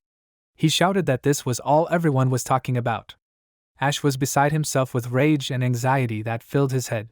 He grabbed his collar with his hands his comrades, continued drinking loudly, that he was not guilty. Ash frowned his brows, looking at his comrade. He was lost in his thoughts, trying to convince himself that Chrome had taken this job himself, and he had paid him, and Chrome had gone with him himself. The image of the main character, whom they had recently thrown to be eaten by cannibals in a cave, popped into his head. Ash continued to try to convince himself that it was all Chrome's fault, because he had not run away from the demons. Ash wanted to ask himself if it was his fault that Chrome was so weak, and also stupid. Returning to reality, Ash again shouted that he was not guilty. He asked his comrade if he heard that he did not kill him. Ash continued to hold the man by the collar, and in the meantime, he said that he knew about it and asked Ash to calm down. Ash again sank into his thoughts, thinking that he had done everything right, because it was everyone for himself. He clenched his teeth, repeating in his thoughts again and again that he was not a murderer. Therefore, he did not deserve such contemptuous looks. All this was because of that little girl, the brother they left there to die. Her gaze was truly full of disgust and contempt at the same time. Ash thought that he would not allow that fool to continue spreading dirty rumors about him. There was madness in his eyes. He let go of his comrade, still unable to accept that it was his fault. Meanwhile, in one of the dungeons, the barely audible steps of women's boots were heard. It was Gerda, who entered there to take something important.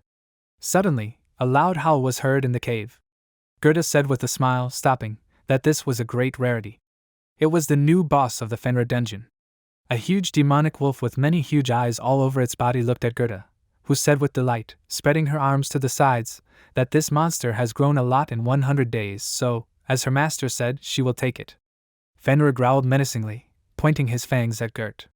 But she only mockingly asked the beast, "Does it know that dogs are obliged to listen to their masters?" Gert reached her hand into the pocket of her clothes, taking out the mysterious item from there. The item was round in shape, and something about it greatly frightened the monster, causing the beast to step back. Gert was still smiling, watching how the huge Fenrir shook and whined, looking at her. She told the beast to listen to her first command, ordering it to sit. Her face distorted with a haughty smile, the monster obediently sat, continuing to whine. Turning away from the Fenrir, Gert said that the master ordered not to kill Ito, so the monster had nothing to fear. And with the same smile, she headed towards the exit of the dungeon, telling Fenrir that she would take it to a wonderful place where the monster could get his fill of delicious human flesh. Her face lit up with the same terrible smile again, when she excitedly said that they were going to the city of Rockdat. At this time, the protagonist finally reached his goal, arriving in his hometown. Chrome thought that he hadn't been to Rockdat for a long time. Now he had enough mana, and if the guard stopped him, he would just use an illusion. He looked around cautiously, walking along his familiar streets straight to his home. Chrome thought that he needed to calm down, because he just wanted to check how Carmilla was doing, and then he would leave right away. He hoped that everything would be fine, and he would definitely cope. The protagonist walked from side to side, nervously fiddling with his fingers. One of the passers-by, noticing the protagonist's behavior, asked himself, "Who is this suspicious guy?" He thought that Chrome's face looked like a criminal. But deciding not to interfere, the passerby decided to quickly run away from there. While the protagonist was uncertainly wandering around the area, his sister was studying magic spells at the table in their house. Using the magic circle, she created an ice bird. It was ice magic, which was called transmutation. Carmilla thought that it was too slow. She was not satisfied with this result. So she decided to try it again, holding a book in her free hand. The protagonist, finally making up his mind, stood outside her window, watching her practice. He thought with concern that his sister, as usual, sitting until late at night and practicing magic. Now he was tormented by the question, what should he do? Thoughtfully, he watched Carmilla, thinking about how to explain everything that happened to him. Chrome placed his hand on his chin, trying to think of at least one logical scenario for his appearance. The protagonist thought, could he just walk in, explain himself, and say that he was leaving? However, he immediately discarded the thought, thinking that it would be stupid. Meanwhile, his sister continued to train while he admired her, thinking that they had not seen each other for a long time. And they had not even really talked, since he was mired in his work even before his reincarnation. Chrome placed his hand on the glass of the window, thinking that now he was just happy to see her alive and well, since he really missed her all this time. After a while, many ice birds appeared on Carmi's table, created by her magic. After finishing this exercise, she sighed heavily, placing her hand on her forehead, closing her eyes and putting the book aside. The protagonist thought that she was sitting practicing much longer than usual. He did not understand why she needed to do this. His sister got up from her chair, heading to the other side of the room. Chrome looked at this in surprise, watching her pick up the very sword she had received in the dungeon. She carefully examined it, and then the protagonist finally realized that it was his sword with the message he had left for her. Carmilla called out to her brother with a sad voice, leaning her forehead against the sword, saying worriedly that her brother should definitely wait for her, because she would definitely find him. Chrome looked at this in surprise, and then, unable to bear it, he opened the window, rushing inside. Carmilla exclaimed in fear, pointing the sword she had been holding in her hands right at him. An awkward scene ensued, where the protagonist was sticking out of the window, and his sister was standing inside the room, pointing a sword at him. After examining the intruder more closely, she screamed in surprise, "Is this really her brother?" She spoke in fear, asking him, "Is he really alive?" Her whole face was covered in sweat from misunderstanding, and Chrome squeezed his lips, looking at her with the same frightened look. When the main character was finally able to get inside the room, Carmilla immediately began asking him millions of questions, asking him what to understand this. She clenched her palms into fists, angrily looking at her brother who appeared, yelling at him. Does he imagine what she had to go through to find him? Carmilla irritably yelled that he went to an unknown place, having such a low level, and also got involved with suspicious guys. She was very worried and had been looking for him all this time, which she immediately told her brother. Then Carmilla stopped, cursing in her mind, asking herself, why was she arguing with him? Chrome apologized to her, addressing her by name, guiltily lowering his eyes down. Noticing this, his sister looked at him in surprise.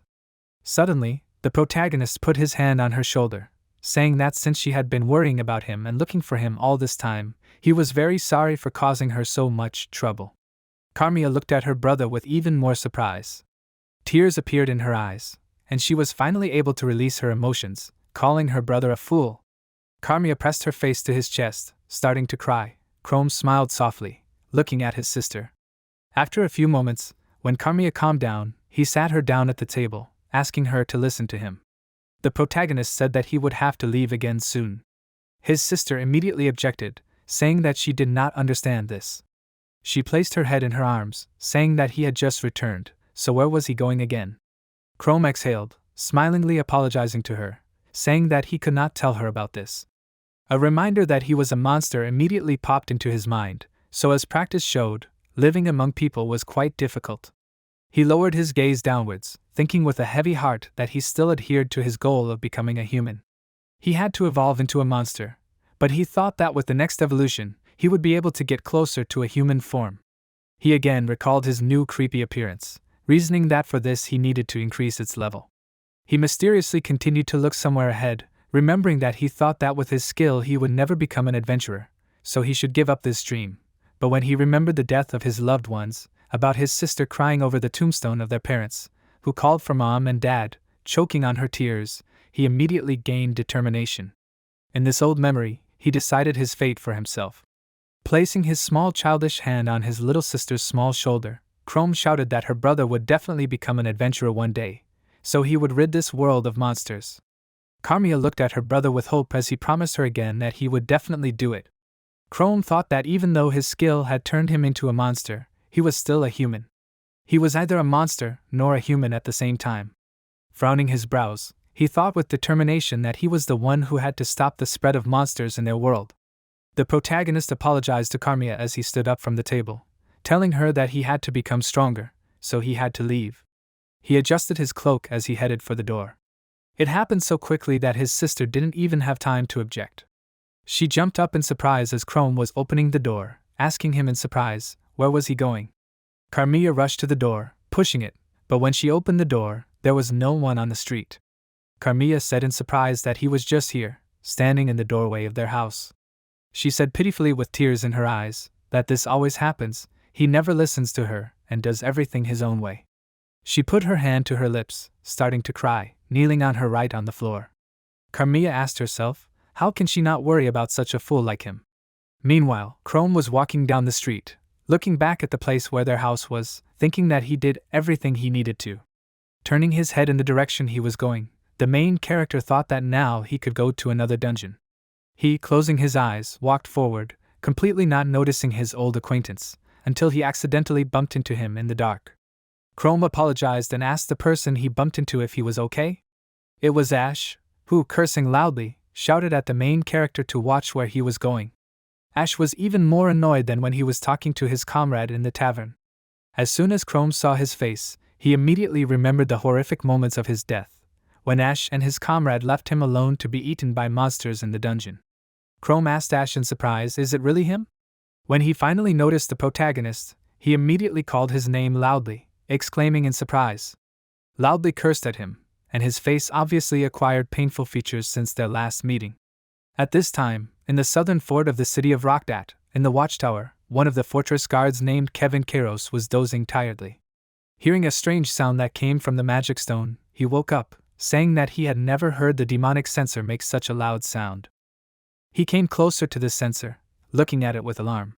Approaching the window of the tower, he looked outside in surprise, trying to find the source of this terrible energy. When he looked closely, to his horror, he saw a huge Fenrir and other wolves in the depths of the forest, surrounding him and walking in a pack.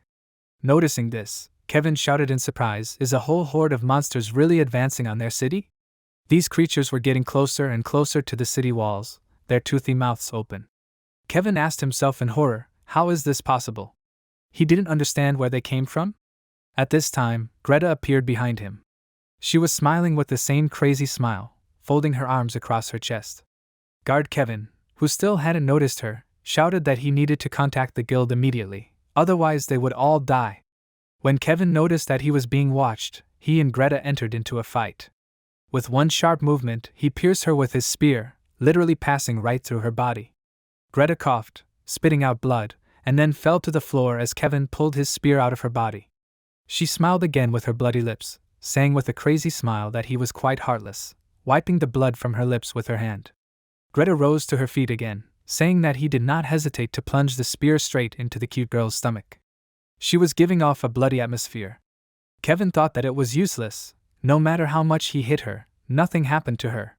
He was sweating from the strain. Kevin's Kairos was level 24, and although he was quite strong, Greta was superior to him in strength.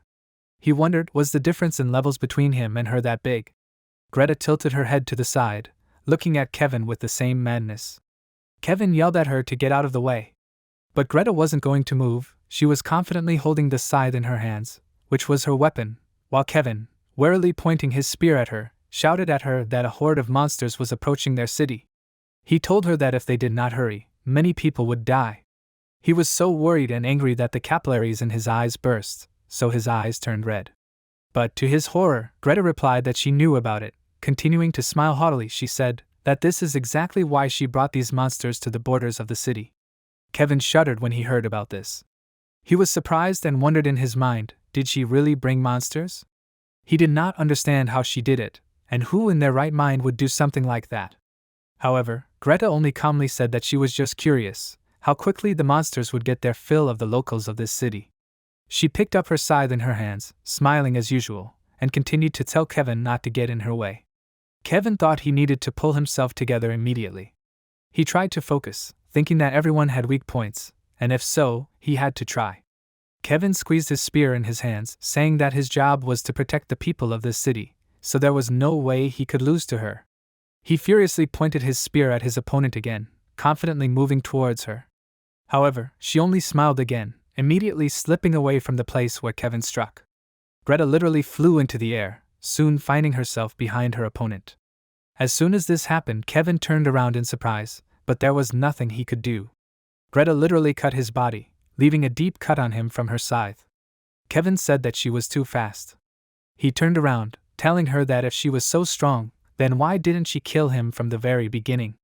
A few moments later, brave guard Kevin found himself on the floor of the watchtower, completely exhausted. He could no longer fight, and Greta mockingly told him that it would not be interesting at all, would it? She pressed her weapon to her chest, cheerfully offering him to chat with her. Greta told Kevin that if he answered her questions, then perhaps she would not kill him. One raised her scythe over the body of the wounded Kevin, who was lying on the floor. Greta told him that he himself saw that the monsters were approaching from the south side of the city. She asked him if there were those in that part of the city who could prevent the attack of the monsters. Greta squatted in front of guard Kevin, holding his chin with a smile and looking into his eyes, waiting for the answer she needed. Kevin looked at her in horror, indignant in his thoughts. Did she really decide to torture him? He furiously asked her what she thought herself. Greta did not like this answer at all. So she swung her weapon hard and struck Kevin in the back again. Kevin cried out in pain, raising himself up on the floor. In his mind he thought that she had damaged all his bones, crushing his spine. His hands were shaking. He muffledly said that he did not want to die. Much again smiled slyly, healing Kevin, squatting in front of him again. Kevin pressed himself to the ground in surprise, opening his mouth. Finally, he understood why he could not defeat her. He wondered in his mind, did she really have the skill of healing? Greta with the same smile asked Kevin to talk to her. After all, she asked him a question. Kevin clenched his teeth, looking at her from under his brows. He understood that it was obvious that she would not save his life, so he should not give in. Kevin said that he was not going to give in to her. He asked her if she could hear him. Kevin reached for his weapon, but before he could do so, Greta struck him again with her scythe. Kevin screamed loudly in pain, but then Greta cast a healing spell again. After a while, when Kevin was completely exhausted after so many attacks, Greta stood over him, holding her scythe. Kevin lay in front of her, almost unconscious. Greta said that she could save his life. For this he just needed to answer her. She frowned, still smiling. But Kevin was not going to give up. He said that he would not die until he reported the impending danger to the townspeople. After all, that was his mission. He tried to get up again, raising his hand up. But he did not manage to do it. When Greta got tired of playing with him, she sighed heavily, saying that he was very boring. The game had headed towards the exit, leaving the wounded Kevin behind.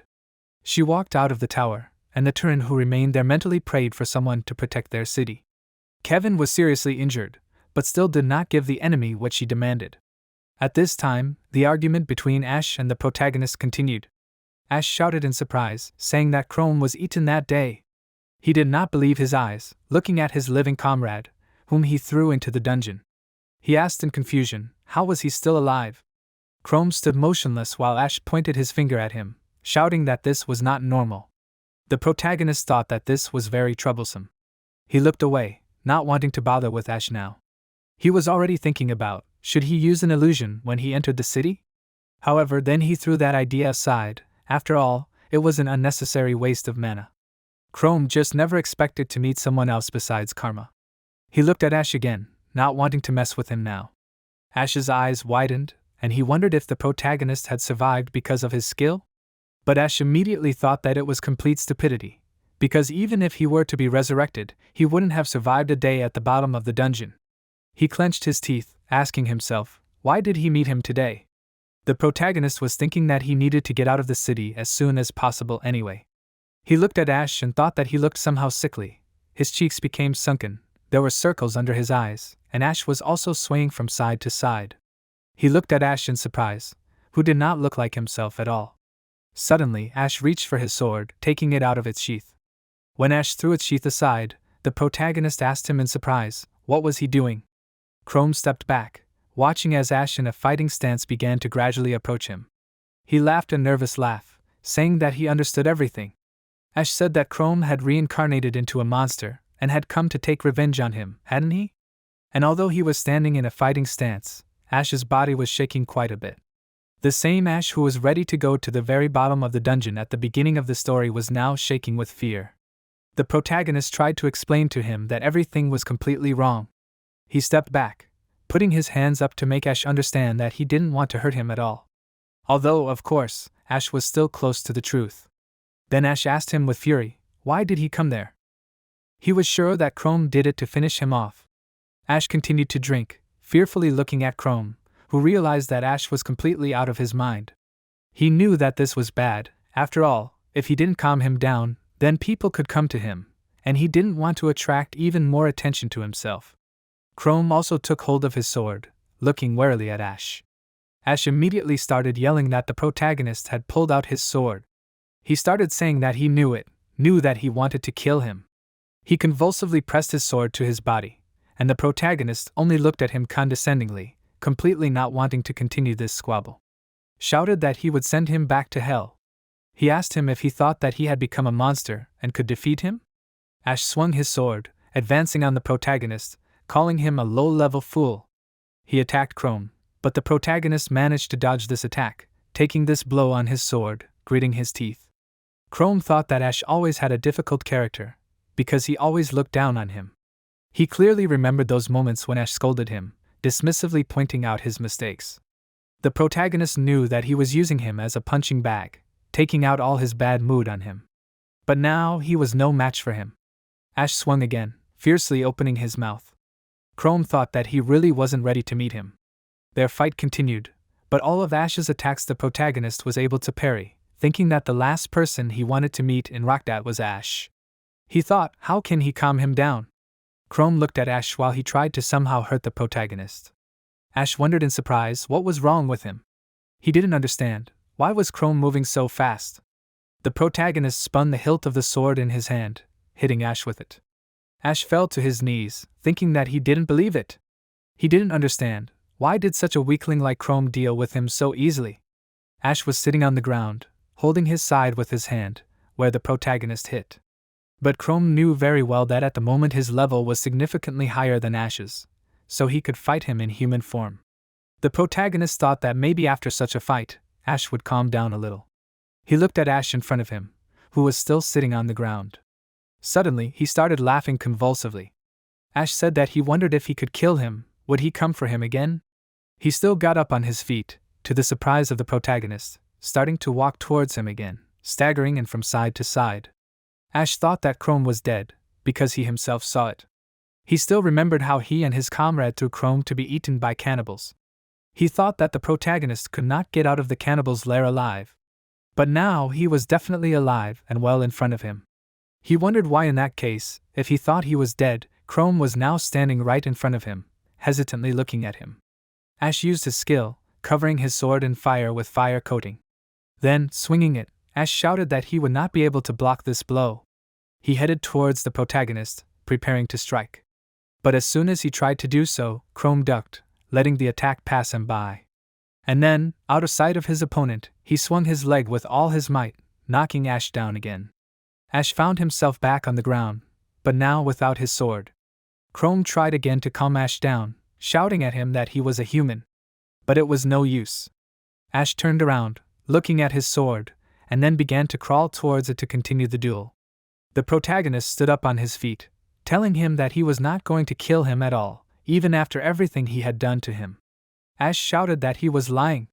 He pointed his finger at Chrome, lying on the ground, asking him if he was waiting for the right moment to devour him. Chrome looked at him awkwardly, watching Ash shake, his lips pressed together. The protagonist turned to God in his thoughts, thinking that Ash was very pathetic. He sighed heavily, feeling at home that he would have to use his skill to escape. He was about to put his hand on Ash's head to deprive him of his memories, but suddenly a loud scream reached the protagonist's ears, which was emitted by monsters who had destroyed the wall that led to the city and burst into it. The guards of the city with horror on their faces shouted that monsters were coming. They pointed their spears in the direction of the invading monsters, but in reality they could do nothing to counter them. As soon as Chrome heard the strange sound, it was as if lightning had pierced him. He raised his head up, wondering to himself in surprise, was that the howl of monsters? He thought in surprise, did monsters really infiltrate Rockdat, like 10 years ago? Horrible images of his family members dying that day 10 years ago, mercilessly killed by monsters that had broken into the city, surfaced in his memories. Ash also looked in surprise in the direction where the sounds were coming from. He asked himself in confusion, could it really be monsters? He thought it was crazy, because they didn't have an overcrowded dungeon. However, the fact remained, monsters had really broken into the city. Ash opened his eyes in surprise, asking Chrome, did he really do all this? He asked him if he had brought monsters to their city. He ordered him to answer immediately. Chrome turned around to look at Ash, thinking that he didn't seem to be calming down. Deciding to ignore this crazy opponent, the protagonist turned away, looking at his hand, from which he had partially removed his disguise. He needed to understand what was going on, so Chrome knew he didn't have time to deal with Ash. Just as he was about to do what he had planned, he suddenly heard quick footsteps behind him. Chrome turned around and saw Gert, cursing in his mind, thinking that he couldn't use his skill in front of her. The protagonist hid his demonic hand under his clothes so that Gert wouldn't notice. Surprisingly, Gert stopped Ash, holding his hand out to the side, asking her to wait. Gert looked at him in surprise, stopping next to Ash. He pointed at her braid, asking if she was an adventurer. He stood in front of her, looking at her worriedly. Gert asked him emotionlessly, what difference does it make to him? She told him to get out of the way since she was in a hurry. Ash pointed at Chrome, saying that this guy brought monsters to the city. The protagonist looked at Ash in surprise, who was clearly not himself. He kept saying that they should have killed him now. Chrome mentally prayed to God, scratching the back of his head. He apologized to Gert awkwardly, telling her that his friend had been drinking a lot and was talking nonsense. However, then the protagonist felt a strange energy around this girl. Gert cursed at Ash, asking him how a person could bring monsters to the city. Ash said that he swears it was Chrome. He repeated again that they needed to finish him off, otherwise they will all die. He continued to talk this nonsense, trying to explain all this to Gert, who was watching him without much reaction. Chrome thought that this girl was emitting a strange aura that awakened the monster in him. He carefully studied her, watching her, and then shouted at Ash to urgently move away from her. Ash turned around, telling him to shut up. He said that he will not listen to him, while calling him a monster. While Ash was distracted by the protagonist, Greta behind him with a mad smile swung her scythe again. Chrome didn't have time to do anything, as she stabbed him in the back with just one movement, leaving a deep cut. The protagonist worriedly called Ash's name, but it was too late. Ash fell to the ground, shaking in his body, turning around, looking at Greta, asking her why she did this. She answered, mockingly asking Ash, did he really think that Chrome brought monsters to the city? She said that it was she who brought them there, calling Ash stupid. Her braid was completely covered in blood, and she smiled devilishly, looking at him. The protagonist was confused, thinking, what did she do? He looked at her, while Greta with a smile on her face thought that she needed to deliver the master's creation to the center of the city. She said that she did not have time to play with him. Then, raising her braid in the air again, she grinned, preparing to strike again. Ash asked in surprise, what was going on? He was still lying on the ground, preparing to die. But Chrome did not let that happen. He kicked the ground with his foot, blocking Greta's attack with his sword. In response, Greta pouted her lips in an offended manner, saying that she thought he was annoying him. She said that he should have let her finish him off. Chrome stood up for Ash, covering him with his body. He said that he couldn't stand aside when others were in danger. He frowned, saying that he was interested in learning the details of the monster incident.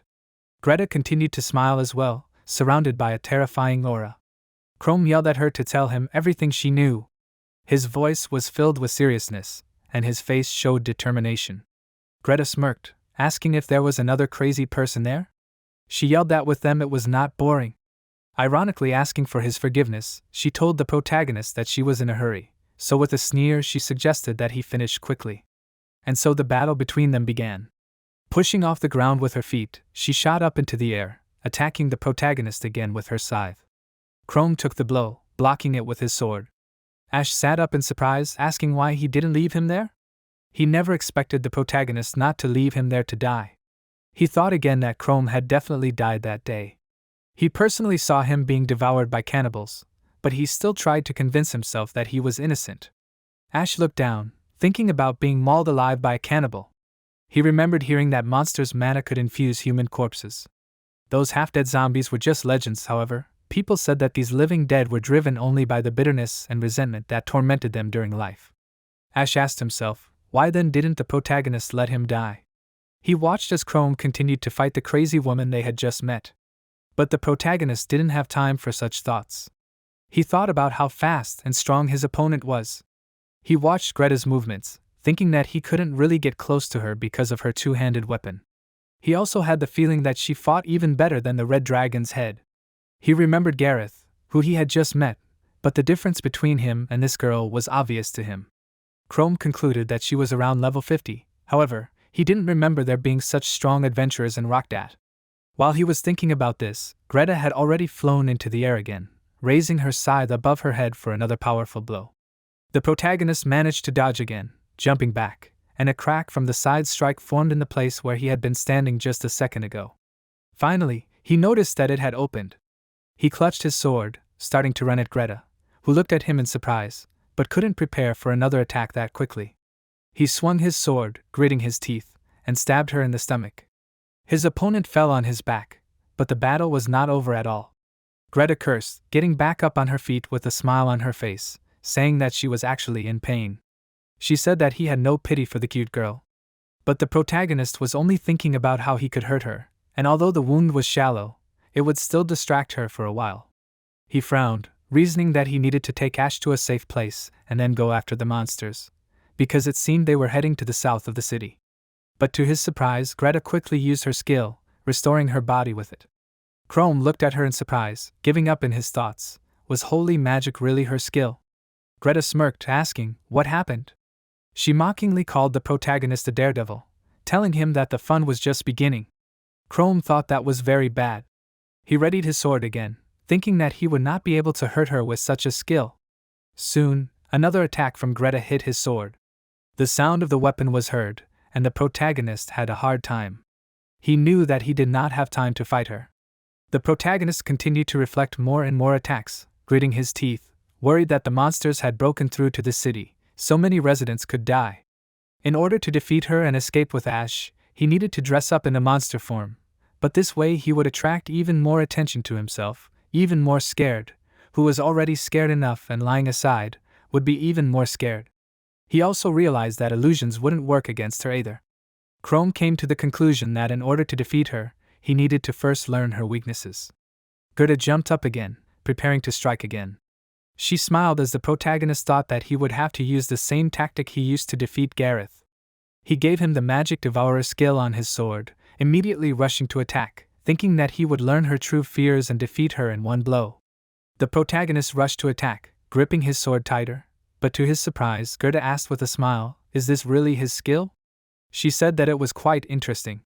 Their weapons flashed every now and then, replacing each other. But Greta said that it would be of no use, because he didn't have enough strength to strike anyway. Her gaze was cold, she was confident in her victory.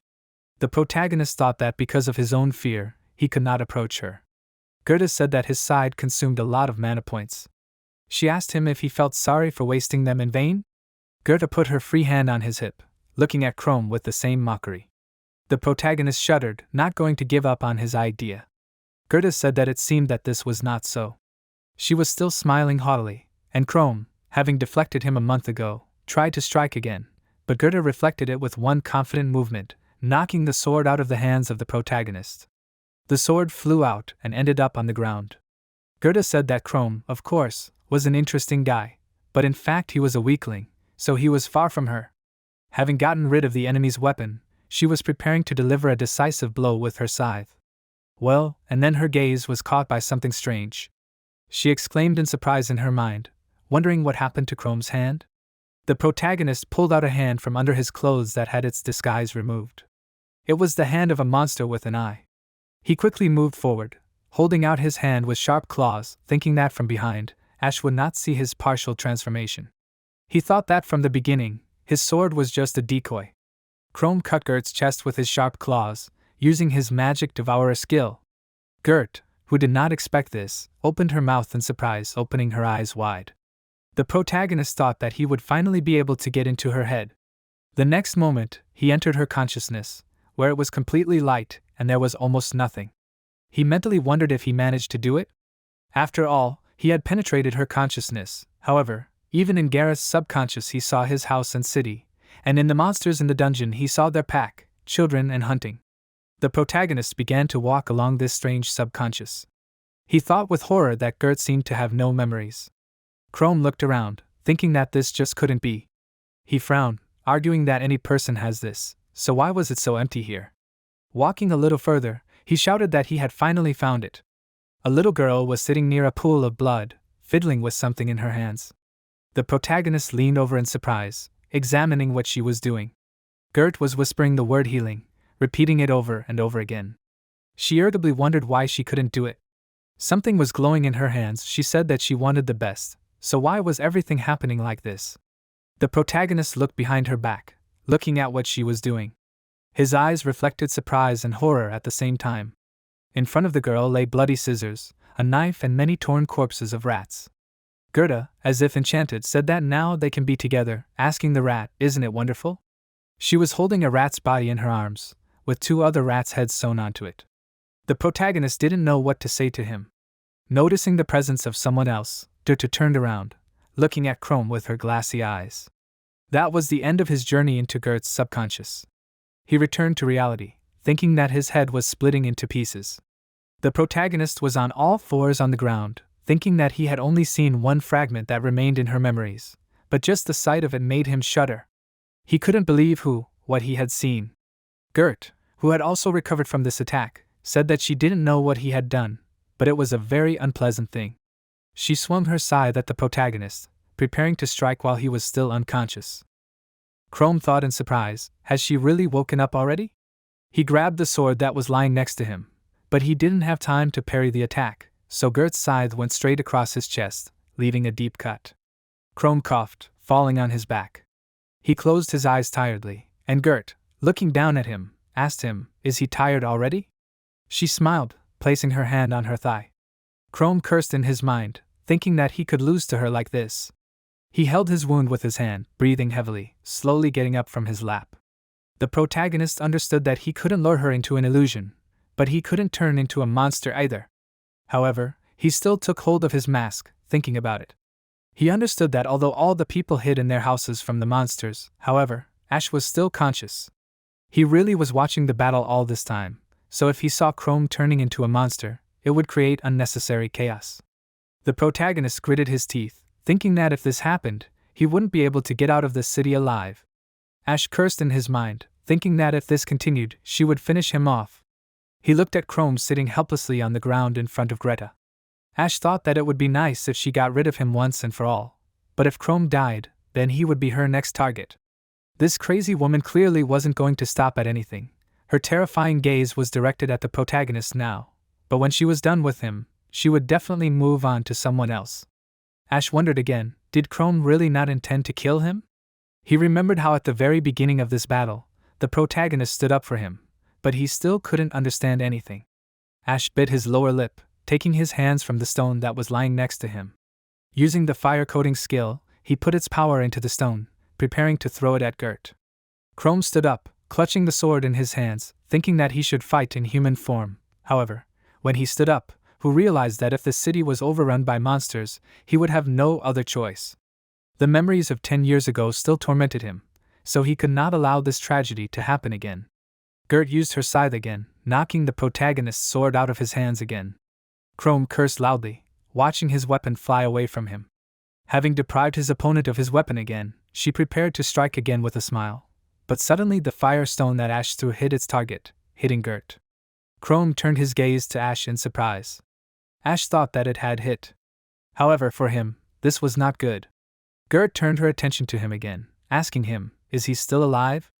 Shouting that she would fix it now, Gerda threw in a void at Ash, the next second stabbing her scythe right into his hand. He screamed loudly in pain, while Chrome worriedly thought that she would really kill him like that.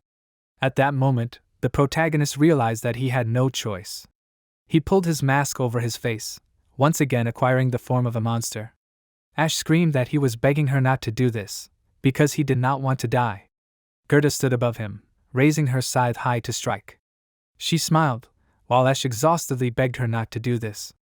Suddenly, Gerda noticed something strange. She turned around, seeing this strange glow. The protagonist was holding her scythe in the form of a monster, which scared Gerda very much. She opened her eyes wide, wondering in her mind, what kind of creature was this? Chrome loomed over her, staring at her intently, while Gerda thought that this was the first time she met such a monster. She immediately remembered the guy she had fought with just a few seconds ago, wondering, could this really be the same brave? Chrome pushed her scythe away with his powerful hand. Gerda staggered back, starting to fall. Her eyes widened again, and the next moment the protagonist struck her in the chest, severely wounding her.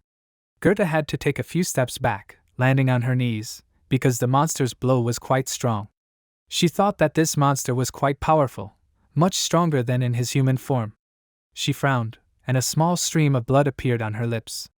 Ash wondered in surprise, who was this? He thought that this monster seemed to have come from the abyss itself. A vein bulged on his face, he clenched his teeth and sweated heavily, sensing the danger. Greta's face became serious. She thought that the monster's whole nature was incredibly scary. Besides, he was not only strong but also smart like humans. She looked at the reincarnated Chrome, thinking that the master had never told her about such monsters. She understood that if she did not get rid of him, then their whole plan would go down the drain. But she decided that this was not the end. Greta squeezed her scythe tighter in her hands, thinking that she had a way to deal with someone like him. She said that she planned to fill the city with monsters and feed them to all the citizens. A magic circle began to appear around her. The system notified the protagonist that she was using the holy magic of immortality. Greta said that Chrome ruined all her fun. Her body was covered with small cracks from the magic penetrating her. Greta stopped smiling, looking at Chrome with disdain. He shuddered in surprise, watching how she changed. Greta asked him haughtily, was he surprised? She told him that her skill wasn't just about healing wounds, as it was a special technique that accelerated the circulation of her life energy, making her literally invulnerable.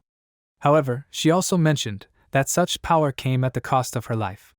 Greta's eyes were glowing with the readiness to truly give up her life if necessary. She turned to Chrome again, calling him a daredevil, offering him a waltz with death itself. Jumping into the air again, Greta smiled, attacking the protagonist. She stabbed her scythe into the hand of the monster in front of her, smiling in anticipation. However, the blow had no effect. Chrome grabbed his scythe with his hand, saying that she was caught. Probability widened her eyes in surprise, giving into questions in her thoughts. Did he really expose himself to the blow on purpose to get closer to her? While he held her weapon with one hand, he cut her with his other hand, cutting Greta's face. She thought with a smile that he did it. Mucho pressed her hand to the place where she received the wound, jumping back, to have time to recover. Her eye tightened in the blink of an eye, returning to its previous shape again. She thought in surprise that he was able to take away her weapon, coming to the conclusion that, it seems, she has no choice but to use immortality. But while she was thinking about it, Chrome, pulling her scythe from his hand, with a quick movement threw it right at her, hitting the scythe right in her chest. Gorda lowered her gaze down, looking at her weapon, wondering, did he hit her with her own scythe? She pulled the weapon out of her chest, but at this time, Chrome had already managed to approach her. With one powerful blow, he hit her face, sending Greta flying straight into the wall. The blow was so strong that Greta destroyed the wall she hit. And she cursed in her mind, thinking that Chrome really was incredible. Standing up on her feet, she said that he was the first one to make her feel so much pain. But there was still a smile on her face, which was more like an evil grin. The protagonist was thinking that the city was filling up with monsters every second, so it didn't matter to him whether she was vulnerable or not, because he had to end this stupid fight as soon as possible. The fight continued. The protagonist desperately used his claws against Gret, who was fighting him with her scythe. She screamed that she would not die until her mana ran out. There was still the same crazy smile on her face, but now there were also signs of fear on it. Gret said that there was only one thing she didn't understand. The protagonist was a monster, so why did he protect ordinary people? Hearing her question, Chrome didn't answer. He just silently continued this confrontation. But Gret's interest continued to grow. She asked why he had to save this guy. Chrome didn't listen to her, continuing to fight her silently. Greta yelled again that Ash was literally asking to finish him off, calling the protagonist a monster. Ash, who was watching this, also couldn't understand Chrome's motives. Greta asked the protagonist with rage in her voice, so what was the meaning of this? She cursed loudly, and then the protagonist was able to hit her in the jaw, literally breaking her neck. Greta froze for a few moments. Her neck was really crushed. She cursed at the protagonist, calling him a fool, and then quickly restored her body, saying that she is immortal as long as her skill was active. Chrome quickly swelled Greta's arm with the next move, which flew far away due to his strong blow. Then, with a quick move, he cut his opponent's body literally in half with his next attack. Greta was shocked, because she thought that she was absolutely invincible, but now she no longer felt that way. Her body literally separated from her legs, flying in different directions. The part with the legs remained kneeling in front of the protagonist, and the part with the head lay on the ground. Chrome turned away, starting to walk away from the scene of the battle, when suddenly the maddened Greta grabbed him from behind, screaming at the protagonist not to let his guard down. She grabbed him tightly with one hand, which she still had left. Greta desperately screamed that, unlike her, he was not immortal, so every mistake he made could cost him his life.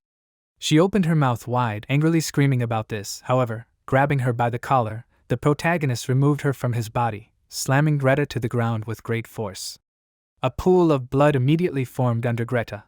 Her body trembled from pain and exhaustion. She laughed nervously, calling Chrome pathetic.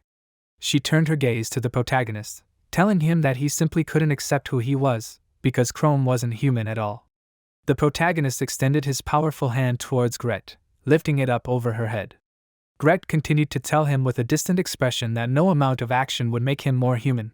She said that he would remain a most common monster for the rest of his life. She smiled one last time with her crazy smile, and a small stream of blood flowed from her lips. The protagonist said with irritation that he was already tired of her.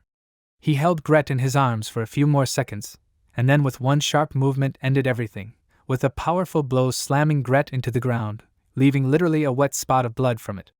Chrome sank into his thoughts, thinking that as a human, he wanted to be recognized as a hero. However, now he did not need anyone's gratitude, because he simply did what he thought was right. After finishing the battle, the protagonist straightened up. The system window informed him that he had received 5,062 experience points, and his level had immediately increased from 51 to 53. He turned around, thinking that he didn't care that no one would ever accept him for who he was. Chrome turned to Ash, who was in the house, and that he should now take him on. He began to say in fear that he knew Chrome was a monster.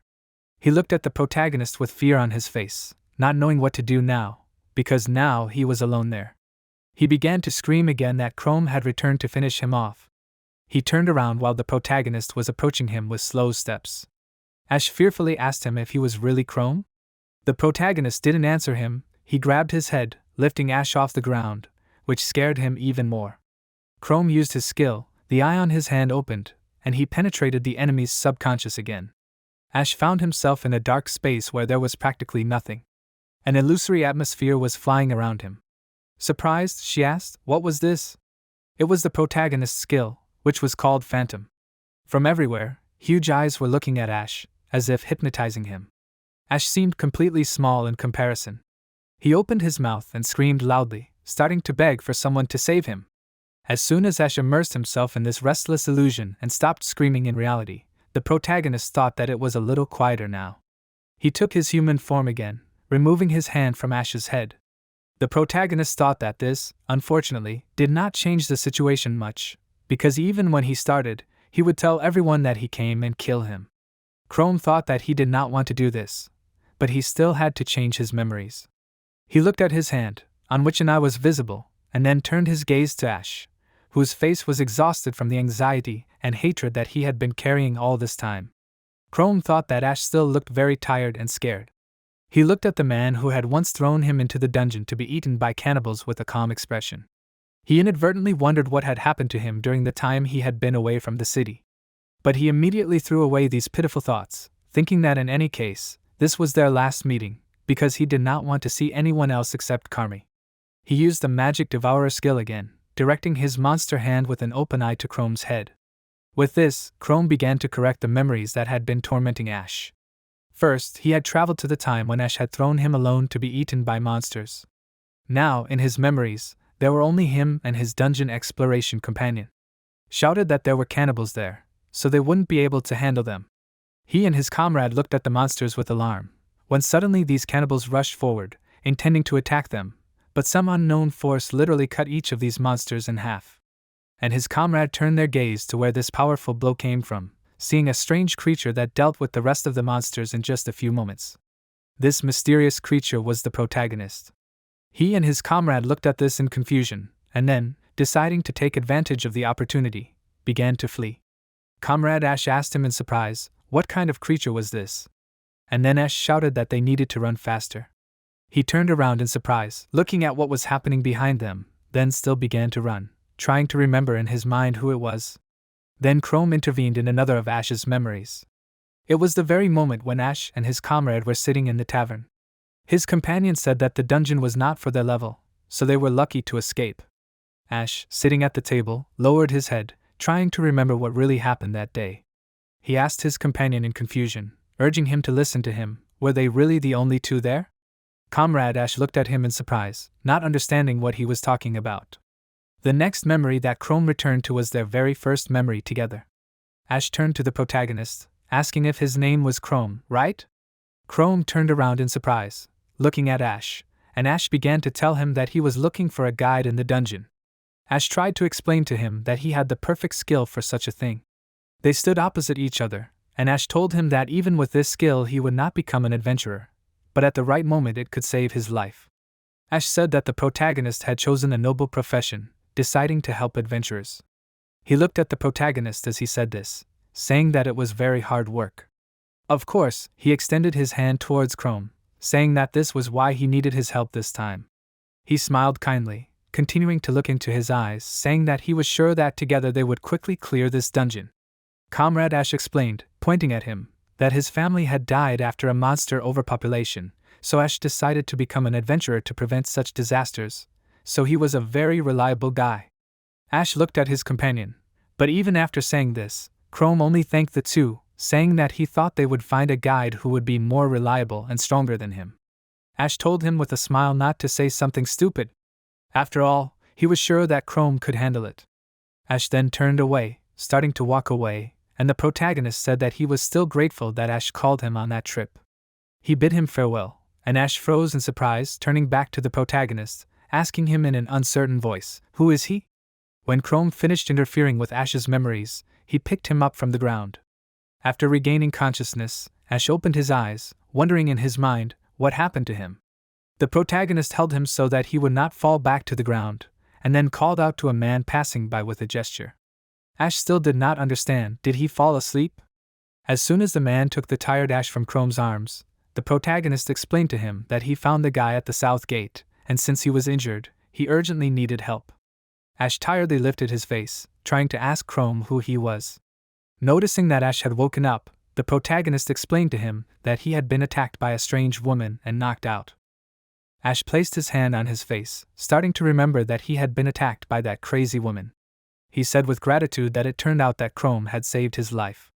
Ash removed his hand from his face and said that he had not seen him before. Ash asked him, "Isn't he a local, adventurers from another city?" The protagonist thought that he had erased all of Ash's memories that were related to me. He smiled, thinking that now he would finally be free of the burden of guilt, so he would no longer bother Carmi and him. He thought that this was the best decision of all. Ash smiled, but then his look became scared again. He abruptly fell to the ground, standing in a bow in front of the protagonist. The man who had been holding him until now and the protagonist looked at him in surprise. The man worriedly asked him what had happened. Chrome was also shocked by this behavior, but Ash could only answer that he did not know. He looked down, unable to get up, saying that his body had gotten into this position on its own, so he could not even move. Chrome thought that even though he had erased all of his memories, the guilt was too great. Ash continued to stand in front of him on all fours, and the protagonist replied that it was very cold outside, and there were mad hunger monsters walking around the city, so he told the man and Ash to hide before it was too late. He turned around, starting to walk away, leaving the man and Ash behind him. Finally, he stood up, watching Chrome leave. Finally, the protagonist said goodbye to Ash again with the same words, letting go of his grudges with a calm voice. He will also try to erase all his memories of this person from his memory. At this time, there were also battles between people and monsters at the ruined fortress. Greta brought to the fortress, in addition to the huge Fenrir, many monsters of the Hellhound race, all of which were level 18. These hounds easily dealt with the city guards. This did not cause them almost any problems. One of these hounds dug into the sword of a guard, who, cursing loudly, tried to fight off the attack of this one. One of the guards shouted that there were too many of them, so they urgently needed to evacuate women and children to the northern part of the city. He tried to lead people out, while the other guards tried to repel the attack. The huge Fenrir, which was the head of these hounds, raised its head, growled loudly, starting to howl. The guard thought that it must have been the boss in the dungeon. He was very huge. It really towered over the houses of the city, as if they were just doll houses. The guard knew that even if the boss of the dungeon himself came out, it meant that all his children would follow him. After all, no matter what the boss ordered them to do, they would carry out the will of this creature without question. The hounds were really serious, so the guard thought that at this rate, only ruins would remain of their city. He closed his eyes, realizing this sad truth. The hounds growled loudly, rushing into battle, gradually advancing on the guards. He thought that he must do everything in his power. Clutching his weapon tighter, he shouted for them to attack him. Cursing, he swung, shouting that even if he died, he would not let them go further. Suddenly, a calm voice asked the guards to step aside. Right in front of him appeared the protagonist, who was ready to join the battle, holding his sword in front of him. The guard warned him, saying that he couldn't handle them alone. There was worry on his face, but it was in vain. The hounds were getting closer and closer to the protagonist, but the moment they got close enough, he was able to defeat 2 of them with one jerk, causing the monsters to fall to the ground unconscious. For this victory, he only received 6 experience points for killing one hound and 8 experience points for killing the other. The guard spoke in surprise, asking who he was. The hounds immediately gathered around Chrome, growling, looking at him. Chrome told them to come closer, beckoning them to him with a hand gesture, saying that he would deal with each of them. A few moments later, all the opponents who wanted to defeat him lay on the ground in a pool of their own blood. The protagonist easily dealt with another hound, cutting the monster's body in half, but because his back was left open, one of the hounds still grabbed his shoulder, squeezing it hard in its teeth. But Chrome did not stand on ceremony with the monster for long, simply hitting the hellhound on the head with the hilt of his sword, causing the monster to fly back, whining pitifully. Then he cut this hound as well, receiving only 6 experience points again. The protagonist used the regeneration skill, healing his shoulder. His face was serious. He thought about how he needed to get himself some mana. Using the magic devourer skill on his sword, he attacked the next enemy, which was also a hellhound. For killing this monster, he only received 5 experience points. The protagonist thought that the magic devourer could be applied to a weapon, thereby sucking out the mana from the enemy's body. His sword entered the monster tightly, and then he pulled it out abruptly, thinking that thanks to regeneration and the magic devourer, he had no problems with his mother and health. And the enemies themselves were low enough level, so there was no need to leave the human form. Now it was enough for him to fight without using his monster form. One of the guards happily shouted that he was their savior. They all believed that with his help they could save their city. Comrade Ash, who was standing in the crowd of locals, recognized Chrome, with surprise on his face, thinking that he died in that dungeon. He involuntarily wondered, could this guy just look like him? The protagonist boldly continued to deal with the hellhounds that attacked the city. Comrade Ash continued to peer into Chrome's face, thinking that the guy in front of him only had a different hair color, and also that Chrome had never been so strong. In addition, the kind Chrome had never had so much cruelty in his eyes. Chrome's face was really too serious and scary for the Chrome that people knew before. One of the guards shouted with gratitude that thanks to him, most of the monsters were defeated. He thanked Chrome, with a smile on his face, saying that now they needed to evacuate the residence. But before the guard could finish talking about this, Chrome suddenly noticed a big bang. After that, the main monster, the boss of the dungeon, Fenrir, appeared from the smoke. It, with its mouth open, looked at the main character, towering over him. One of the guards cursed, shouting that it was the leader of the monsters. He moved his eyebrows to the bridge of his nose, looking at this with fear. He turned his gaze to the corpses of the children of this dungeon, and seeing this, he screamed loudly, looking with anger at the culprit of this grief. Fenrir destroyed the building that stood next to it with its tail, intending to kill all those who were involved in this tragedy. One of the guards ordered the others to line up, because the dungeon boss would be much stronger than the monsters before. The guards looked at him with concern, horrified to realize that they now had to fight this monster. However, the protagonist interrupted him, telling them all to leave. There was confidence on his face when he said that he alone could handle it. The guard asked him excitedly, did he really want to do it alone? He told him not to joke like that, because fighting the hounds was one thing, but he simply couldn't handle the boss. Meanwhile, Fenrir was not going to wait for their dialogue to end. The dungeon boss roared loudly, looking at the main enemy in the face of Chrome. A system window appeared in front of the protagonist, where it was said that this was the Fenrir race dungeon boss. This monster's level was 46 out of 50, and its life and mana points were almost completely unused. It was a C-rank monster. The protagonist said dismissively that this monster was weaker than Gareth and the demon monkey he had fought before. Grasping the hilt of his sword with both hands, Chrome cut the dungeon boss's body with just one movement, leaving a large wound.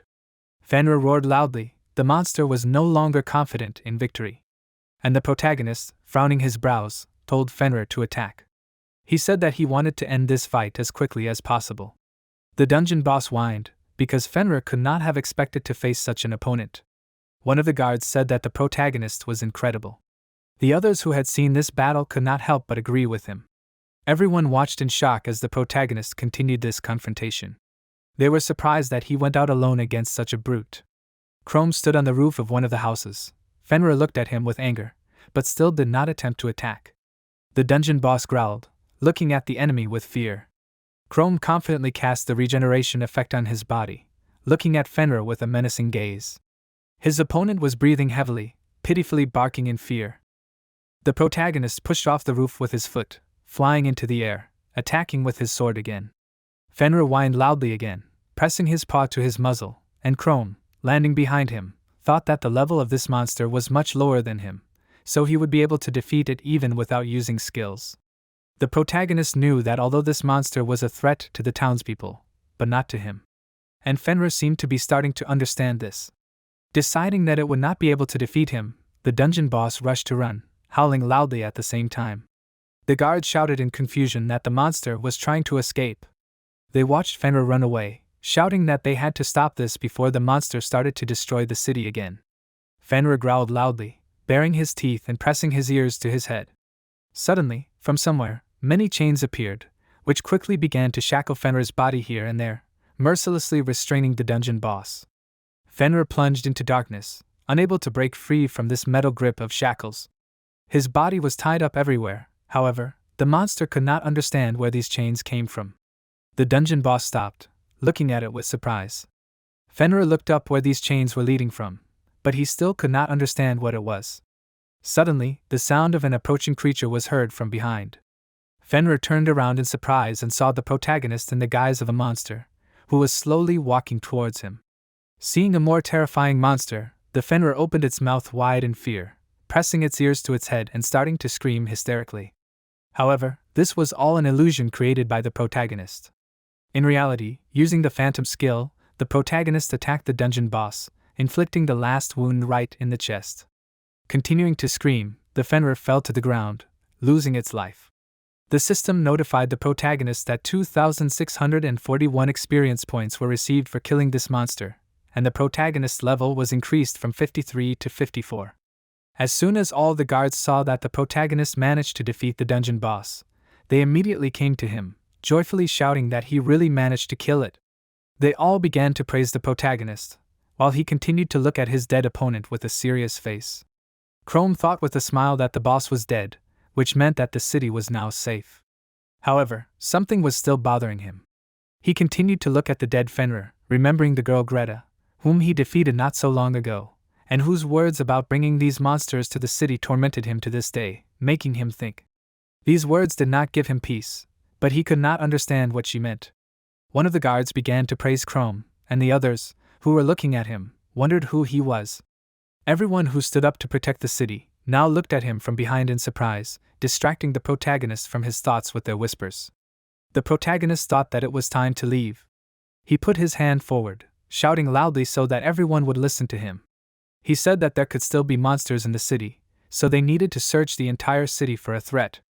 Everyone who was there immediately agreed with Chrome, said that he was right. After all, people could still be in danger. The adventurers and guards, puzzled by this, began to disperse throughout the city to find victims and monsters that were still alive. The protagonist, with all the adventurers busy, thought that he could easily escape from the city this way.